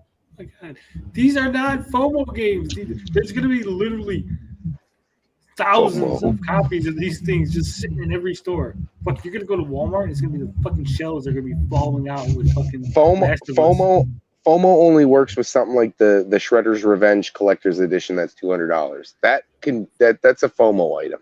That's fear of missing out. There's no one's afraid that they're going to miss a copy of The Last of Us Part 1. Not at all. And consumers, collectors especially, want to have every single version of the game at their disposal. We don't. So they can display them, so that they can take Instagram pictures, so that they can. So some asshole wants to show off on Instagram. So suddenly, hey, Naughty Dog, stop it! You're making the Instagram guy fucking upset. He's got to spend $60. Does Carl have any Instagram pictures of him in Skyrim? He's got a picture of his shirt off, Skyrim shoved underneath the titty, each version. We love you, Carl. I love him. Show their friends and do videos on them. Oh, man. Aren't you concerned about the video makers? He's really painting us collectors as bad people. Not even. He's like, man, these people want to make videos. They want to take pictures. They want to enjoy their product. Sick fucks. You gotta stop it. They're gonna be streaming it. They might pass it down to their children. They might share God the game. forbid, they might actually even play the game. I know, it's terrible. These fuckers might buy it for other people as gifts because they've never played these games before. What the fuck? At 56K warning says, someone tell Los that PlayStation games go on sale a month after release like clockwork. Yes. It's like that on every platform. Yes, it is. Carl's TikTok is gonna blow up with Skyrim PS5. I'm telling Carl to watch this take. This video advanced. Listen to the second level. Yeah, because it's so bad. He within a half a second, he just says something even stupider. We can't get through it. We just can't. I'm sure he's gonna make a video about how we made a video on it. We spent 2 hours watching this. Yes. Yeah. Look, we were more entertaining in the time we watched the video or commented on the video than the time. Definitely transformed the video. Yeah. You could never argue that we didn't transform. We talk so fucking much. I just don't buy it. Sadly, I have a Grand Theft Auto 5 for the PS3 and I have one for the PS4. I am not buying one for the PS5. I have a Last of Us for the PS3. I have a digital one for the PS4. I am not buying the PS5 one. I have a PS4 version and an Xbox 360 version of Skyrim 5. Why? This fucking guy. He's basically... He's the consumer that started this shit, right? He's like, maybe if you stopped when the PS4 versions had came out and you guys all said no, we wouldn't be at the point we're at now, right? You made the fucking problem, Los. And you bought it on 2 systems. Hey, I bought it on Xbox and PlayStation. Why? Why would you buy it on 2 systems? That makes no fucking sense. Maybe the Switch, maybe a Switch version because it's portable and then you want the higher fucking resolution version when you're at home. That kind of sort of makes sense, right? In a weird way. Well, I think he's saying he had the PS4 version of Skyrim and the 360 version of Skyrim, so he probably got the 360 version before and then upgraded. Hold on. I gotta hear this. Buying the PS5 one. I have a PS4 version and an Xbox 360 version of Skyrim 5, but I am not buying the PS5. And I highly, highly recommend that you guys do not buy a version. I'm buying 3 copies. Show them with your wallets that they can't continue. I'm going to this. That's it, Gary. I'm going to the store. When this comes out, I'm going to the store and taking pictures and tagging Los. Like, holding copies. Like, I'm buying 3 more copies of fucking Last of Us 1. How many before you think he tries to report me for harassment? Like, this guy keeps sending me pictures of buying these games that we've already played over and over and over again. It's just not fair to us. Why is it? Damn you for giving me a game that's good and that lasts through the years and has replay value that I enjoy. It's not fair to me. Make shitty games so I don't want to buy more copies of them. Take a nod from Capcom, who do not take a nod from Capcom. Just kills their series, right? Take a nod from Capcom. It's fucking are remaking the games entirely. Like Resident Evil 2 is a great example of that. Go ahead, Bob. Go off. The fuck are you saying, man? 1 minute he's saying don't buy remakes, Then he's saying do buy remakes from Capcom. And Capcom have released Resident Evil 4 on how many consoles for how many generations? That's been on GameCube, PS2, 360, PS4. And now they're remaking 4 for fucking PS5. And you're saying follow what Capcom does. If anything, Capcom's one of the trendsetters of doing these remakes. For years, they've done what a shill. Fighting games. For years. This guy doesn't know what the fuck he's talking about. He doesn't. Re-release fucking Third Strike on modern consoles, man. Then I'll be happy with Capcom. And don't forget the Oculus Quest VR version of Resident Evil. Oh, it was really good too. That was a worthy version to buy because at least there you got a huge difference. Being as I played that and it was fantastic. Granted, I'm not too great with the VR and the VR sickness, but at least there in that realm you had something different to play. You were immersed in it in VR. This is just the worst take. I don't know what else I can say. It's kind of like Resident Evil 2, but it's not. It's a brand new game. Resident Evil 3, and now they're doing Resident Evil 4. Well, good on them. Good on them, because if they would have released another Resident Evil 4, the very same one. Wasn't his whole argument that why don't they work on the next series? Where's Resident Evil 8, Los? Did you call Capcom? Did you ask them? They said, Capcom, what happened to Resident Evil 8? Are you taking the resources that you should be using for Resident Evil 8 and using them on this remake? I need to know this.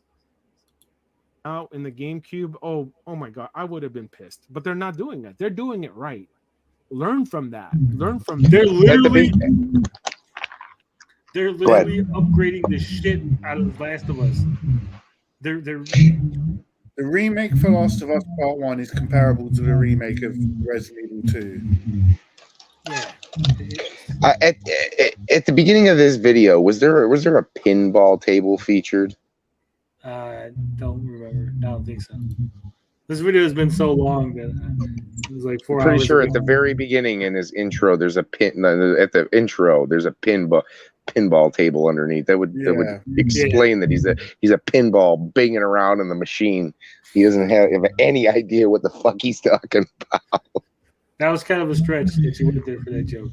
Nah. You asked me about the pinball. It was a little cringe. He's all over the place. Because this is BS. And if you agree, if you disagree, I want to know. I want to know in the comments. Well, we disagree. Well, anyways, guys, that's I'm all not I have commenting for you today. I want to know what your thoughts are on lazy journal. I really think he just makes these videos to get comments. Like, I know people are going to come and comment. These are troll videos. Scroll down to the comment. We got 6 comments here. All right. Oh, look who's nine comments now. Who's commenting? Turbo Joe. What is Turbo Joe saying? Fully agree with you. Journalists shouldn't use words like that in the article. Kotaku is a joke. Limited Run is a joke. I try to avoid them as much as I can. And I probably own 20 different copies of Sonic 1, so yeah. I should have known. Los agrees. Greg Kilby, I've seen him around. Hello, sir. I completely agree with the needless swearing. As a member of the Over 50s Club, I too was taught to respect good writing. Of course, context dictates, but not in a headline, or as you said in a quote, why not in deep water? That doesn't convey the same message as deep shit. At least that's a true saying. Deep water, to me, implies that it's in danger. But just maybe, if they kick hard enough, they can reach safe shores. I'm saddened that this generation, and indeed last generation, seems to be the era of remasters of older games. Literally, this Greg Kilby person is super excited for the Amico, which is based on the idea of reimagining old games for a new generation. I have no problem with remakes, tightening controls, story, bugs, cleaning up, graphical sharpening, but not remasters.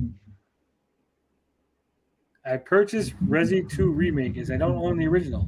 Even certain retro remakes are fine by me. Told you. As long as they include the original as an Easter egg. Great video, thank you. Thanks, Greg. I appreciate the comment. My pleasure. Keep up the good work. Great work. My fault. See, I go back and correct myself. Kotaku has been a joke for the longest. You forgot your period. Yeah, I don't really go to that site for gaming news. There are less trustworthy gaming news sites, but Kotaku not great. With the second topic, I completely agree that it's a shady business practice to charge extra to ensure a safe delivery. Except for that's not what's going on, so you're completely misinformed by the video. On the third, I've never been too bugged by continued re-releases of a game.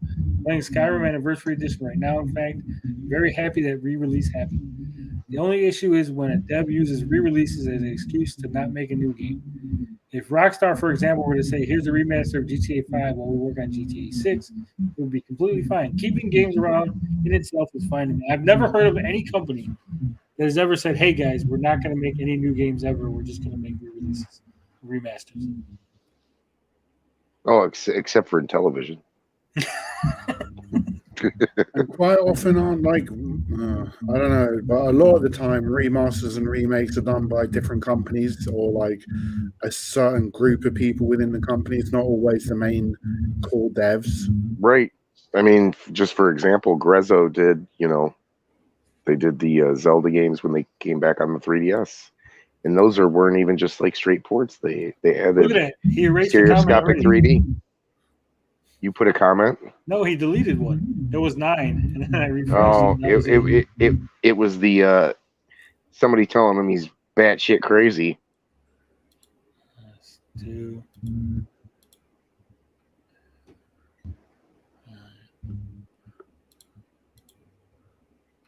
Well, there's 9 comments, but for some reason it says 8. Oh. I just don't know. Well, that was the Los video. It was a terrible take. Oh my goodness, that was rough. Don't ever do that to us again, Tony. And he didn't rant. He swore a couple times, but there was really no rant in there. The Murray video, terrible video. Dunce, no good. No good. Potion Sword Run said Murray don't do jokes like Gary just did. Wah wah, it fell flat. Yeah, it happens. It happens. All right. That's it. Heavy Metal Gamer Show is doing not a drunk. He did not a drunk stream. Apparently, he was talking about Amico or something because it comes up, but we're not going to watch that shit. I'm still excited for the Amico model more than ever. Leo says The Last of Us sucks anyway, so why remake a crappy game? Oh, here's Greg. We talked about him and he pops right in. No longer excited for the Amico once long ago. I know I've seen you around. Leo, Last of Us sold a shit ton of copies. So, I mean, shit ton of people who like the game versus you who doesn't. I haven't played too far into it. I played quite a bit, but from what I played, I liked. And the opening sequence was like really catchy. It like really got you started in the game. So I mean, I like both the games, but I don't understand the feverish fan base for it. I don't understand why so many people are so attached to the series. I'll give you that. They're good games, but I don't think they're like... The Last of Us on PS3 has a 95 on Metacritic. The remaster has a 95 on PS4. See, it's 56K warning telling me to wait for the remake. Now, see, it's a good example of, I didn't play all the way through the game, and someone like me could, possibly, I probably wouldn't pay full price for it. I'd wait a little bit, but I'd probably grab it up and play it and probably enjoy it more than I would. I do have the PS3 version. I still have it. I just haven't played all the way through it. So it's so does Justin Bieber. So does Justin Bieber. What? I like his music. Baby, baby, baby. Ooh. Hell yeah, that shit. His newer stuff is good. I don't give a fuck what anybody says. what was the one he did with the Latino guys? I like that song. Despacito? Yeah, that was a good one. That was. Oh, I didn't know that was Justin Bieber. Was it? Yeah, it was. Pretty sure it was. I like that song. It was a good song. Yeah, it's Justin Bieber. No, he does a version of it, not the main one. The main one it's not. is Louis Fonsi and Daddy Yankee. But he did do a version of it. They played it on the radio. Yeah.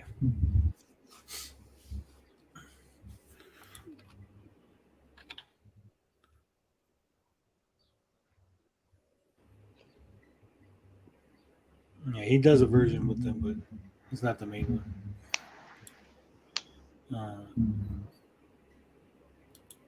Leo, you just hate everything. Anything like it's popular. Like, oh, fuck that shit. I mean, if you were to go and say Justin Bieber was a shitty drummer, I'd agree with you. I thought he was a pretty shitty drummer. I think like half his face is paralyzed now. So, I'm just saying. Is it really? Yeah, pretty sure I saw something. Good. Good. Fuck that guy. He's rich. That one song he has with Kid Leroy or whatever the fuck it is. That song's fire. I didn't like the one he did with on the golf with the music video. He was on the golf course with DJ Khaled. Oh, I love that fucking song. I hate that the song. One? Yeah, I hate that. Am I drunk or does Tony sound like he's recording from inside Jello? I am. He's getting some feedback or something. Green Jello. Don't tap condenser mics. I don't think it's a condenser. No, is it? Whatever. It probably is. Probably broken now. Yeah, it's broken now. Yeah. They bored me. The clickers were too predictable. Are you wearing headphones, Tony, or not? I am. Well, you might want to turn your headphones down a little bit. Why? Because you're getting feedback. It's picking up on the mic. But my headphones are nowhere near the mic. Yeah, but your microphone's still picking it up. Is it? Is it that sensitive? Yeah, they usually are. I can hear. It's probably what's causing the. Trust feedback. in Bob. He knows what he's talking about. And what about now? Hello. It's still a bit bad. I don't know what's going on. You got some weird audio problem. I think it's coming from Gary because I'm seeing. Yeah, Gary's thing is moving when I'm talking. It's coming from Gary. Oh, it's Gary. Yeah, it's Gary.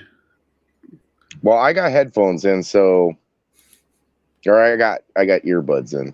I got like Apple earbuds in, so Yeah, but you could just look at. You could see when I'm speaking, Gary. Your fucking thing is moving. It's lighting up. well, it's picking it up. It's I don't know what to tell you. Turn your earphones down, then. You can't turn my headphones down. Why I not? tell you the same shit he told me. So hey, turn the shit down. There, is that better? Now I can't hear you. I'm deaf. Yeah, it Yeah. is better actually. Yeah. Yeah, I can't hear you now. Uh, Barely hear you. Gary's Sorry. always Next a time I'll have it problem. a notch down. Good job, Gary. We love you. We love you. But you always have. I'm always sabotaging the stream. Fuck me. It's all right. Next week will be the 1 year anniversary. 52 episodes of this shit in the can. I'm aroused about. What are we doing? What's the big thing? What are we going to give away a PS5? We're going to force Gary to play Elden Ring. We invite Carl back to the stream. We are going to auction off Gary, one of those auctions. The highest bidder. He will be your power bottom for an evening. I think you'd have to do a reverse auction. Lowest I gotta give somebody money. No, lowest unique bid.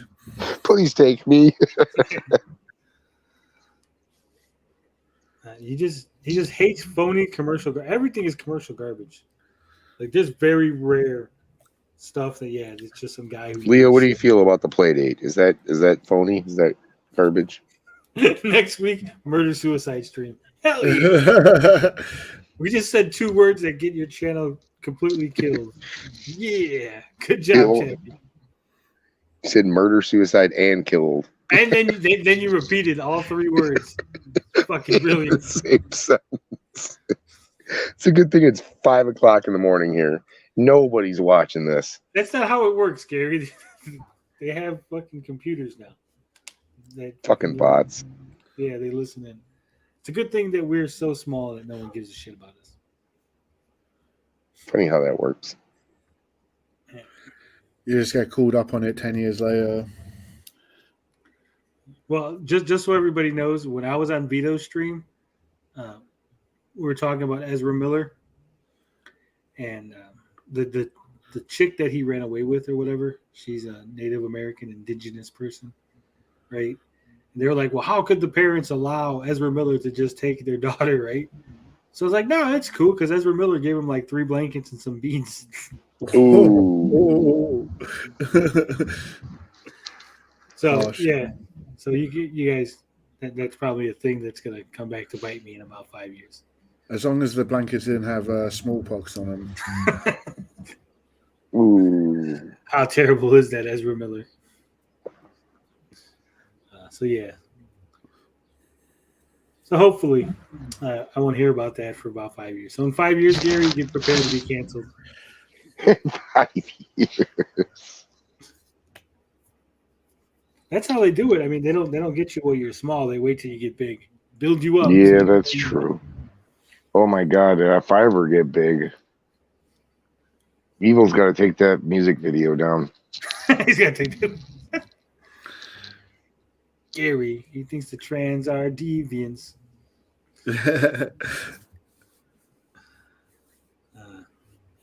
I've never said that, by the way, just to clarify. I don't know where that came from. We were talking like way longer. That was the after show stream, and that got taken out of context. Because Tony was like, well, wait, what if they asked you night? Like, no, I'm not playing that game. Gary, don't hate me. No one hates you. We love you either. I don't hate you. I really don't care. All right. We've been 6 hours on the after show. Yeah. 2 hours. We're about 8 hours in. 2 hours. We're just about fucking Los's video. 2 more hours. 2 more hours. No, I'm kidding. With the 2 hours that we did on the regular show, it was like a full-time job tonight. It was, man. 8 hours. I think a lot of people don't understand it's not a full-time job. 56K. I don't have a PlayStation. We got to get Gary a PlayStation. I have PlayStation 3. It's on Xbox One. It is on Xbox One. Unfortunately, the kid's got his. Mine's at my buddy's got mine. I have to pay him a couple $100 to get it back. Fortunately, Leo haven't had it for like 3 years. Not phony. It's just for hipsters. At least Playdate is creative. He then goes on to say it's overpriced console with bad controls, bad screen, and shallow games. Get him. What's that? The Playdate? Yeah. Bad screen. I'd say no. It's already been established that they didn't go with the backlight for a purpose because it wouldn't. You know, Tony, how you complained about the white and what we covered, the key. That's why they didn't go with the backlight screen. I mean, they could have done a front light screen. Yeah, Chappie says, "I love this. Every stream is a masterpiece." Sound like people talking in the next room. Yeah, that was Gary. Also, headphones too loud. 56K warning says we wasted the 5+ hours a week early. Yeah, that's right. That's it. Like Gen X says, we only get 5 hours a week. So see you in 7 days. For one more time. I'm Steven Crowder. That's a compliment. Thank you. He's basically Steven Crowder in the Geek Getaway Changed My Mind. No, he's like quarter Black Garrett. I would be Steven Crowder because I'm the host. Can I be who's the other dude? Because who's the dude that he's got on there now? Dave I can't remember the last name. Dave. No, Gary's like other Joe. But Like but Crowder's from Michigan. Well, he's born in Canada, but he's from Michigan. And then so He is also Dave. did the voice of Brain on the Arthur Show. Yeah, that's what I heard. Yeah, he says it all the time, like every fucking episode. You could be not gay Jared. How's that sound? They're all pretty smart guys, so I want to be the guy that does the reporting, the dipshit that he's always getting himself into some shit. I like that guy. I don't know. I like the not gay Jared, and then he quit. So. Oh, that was the dude the dude with the glasses. Yeah. Yeah, that was early Steven Crowder stuff.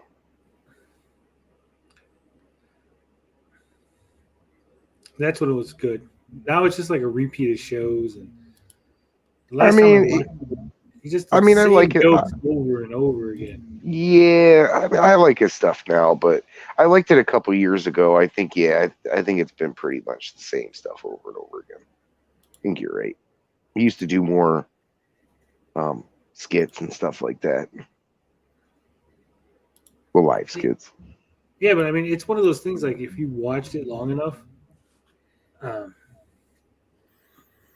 like a skit that he does now is probably like the same fucking skit that he did like 6 years ago, 4 years ago. Like new viewers don't catch it because they haven't watched it, right? But like a long time viewer, like motherfucker, this is the same joke. It's the same. Yeah, I've been watching him for a long time. I wasn't watching him religiously, and like I said, like the first time he couple dresses years up ago, like a giant pussy, right? As Justin Trudeau, he dresses up in a pussy costume. It was funny. 27 times in, you're like, dude, okay, we get it. You think Trudeau's a fucking pussy? We got it, right? We got the joke. It's not funny anymore. Maybe that's just me. I don't know. All right, I think we're gonna end this before we really expose ourselves as being. Yeah, you don't want Tony crazy. to expose himself.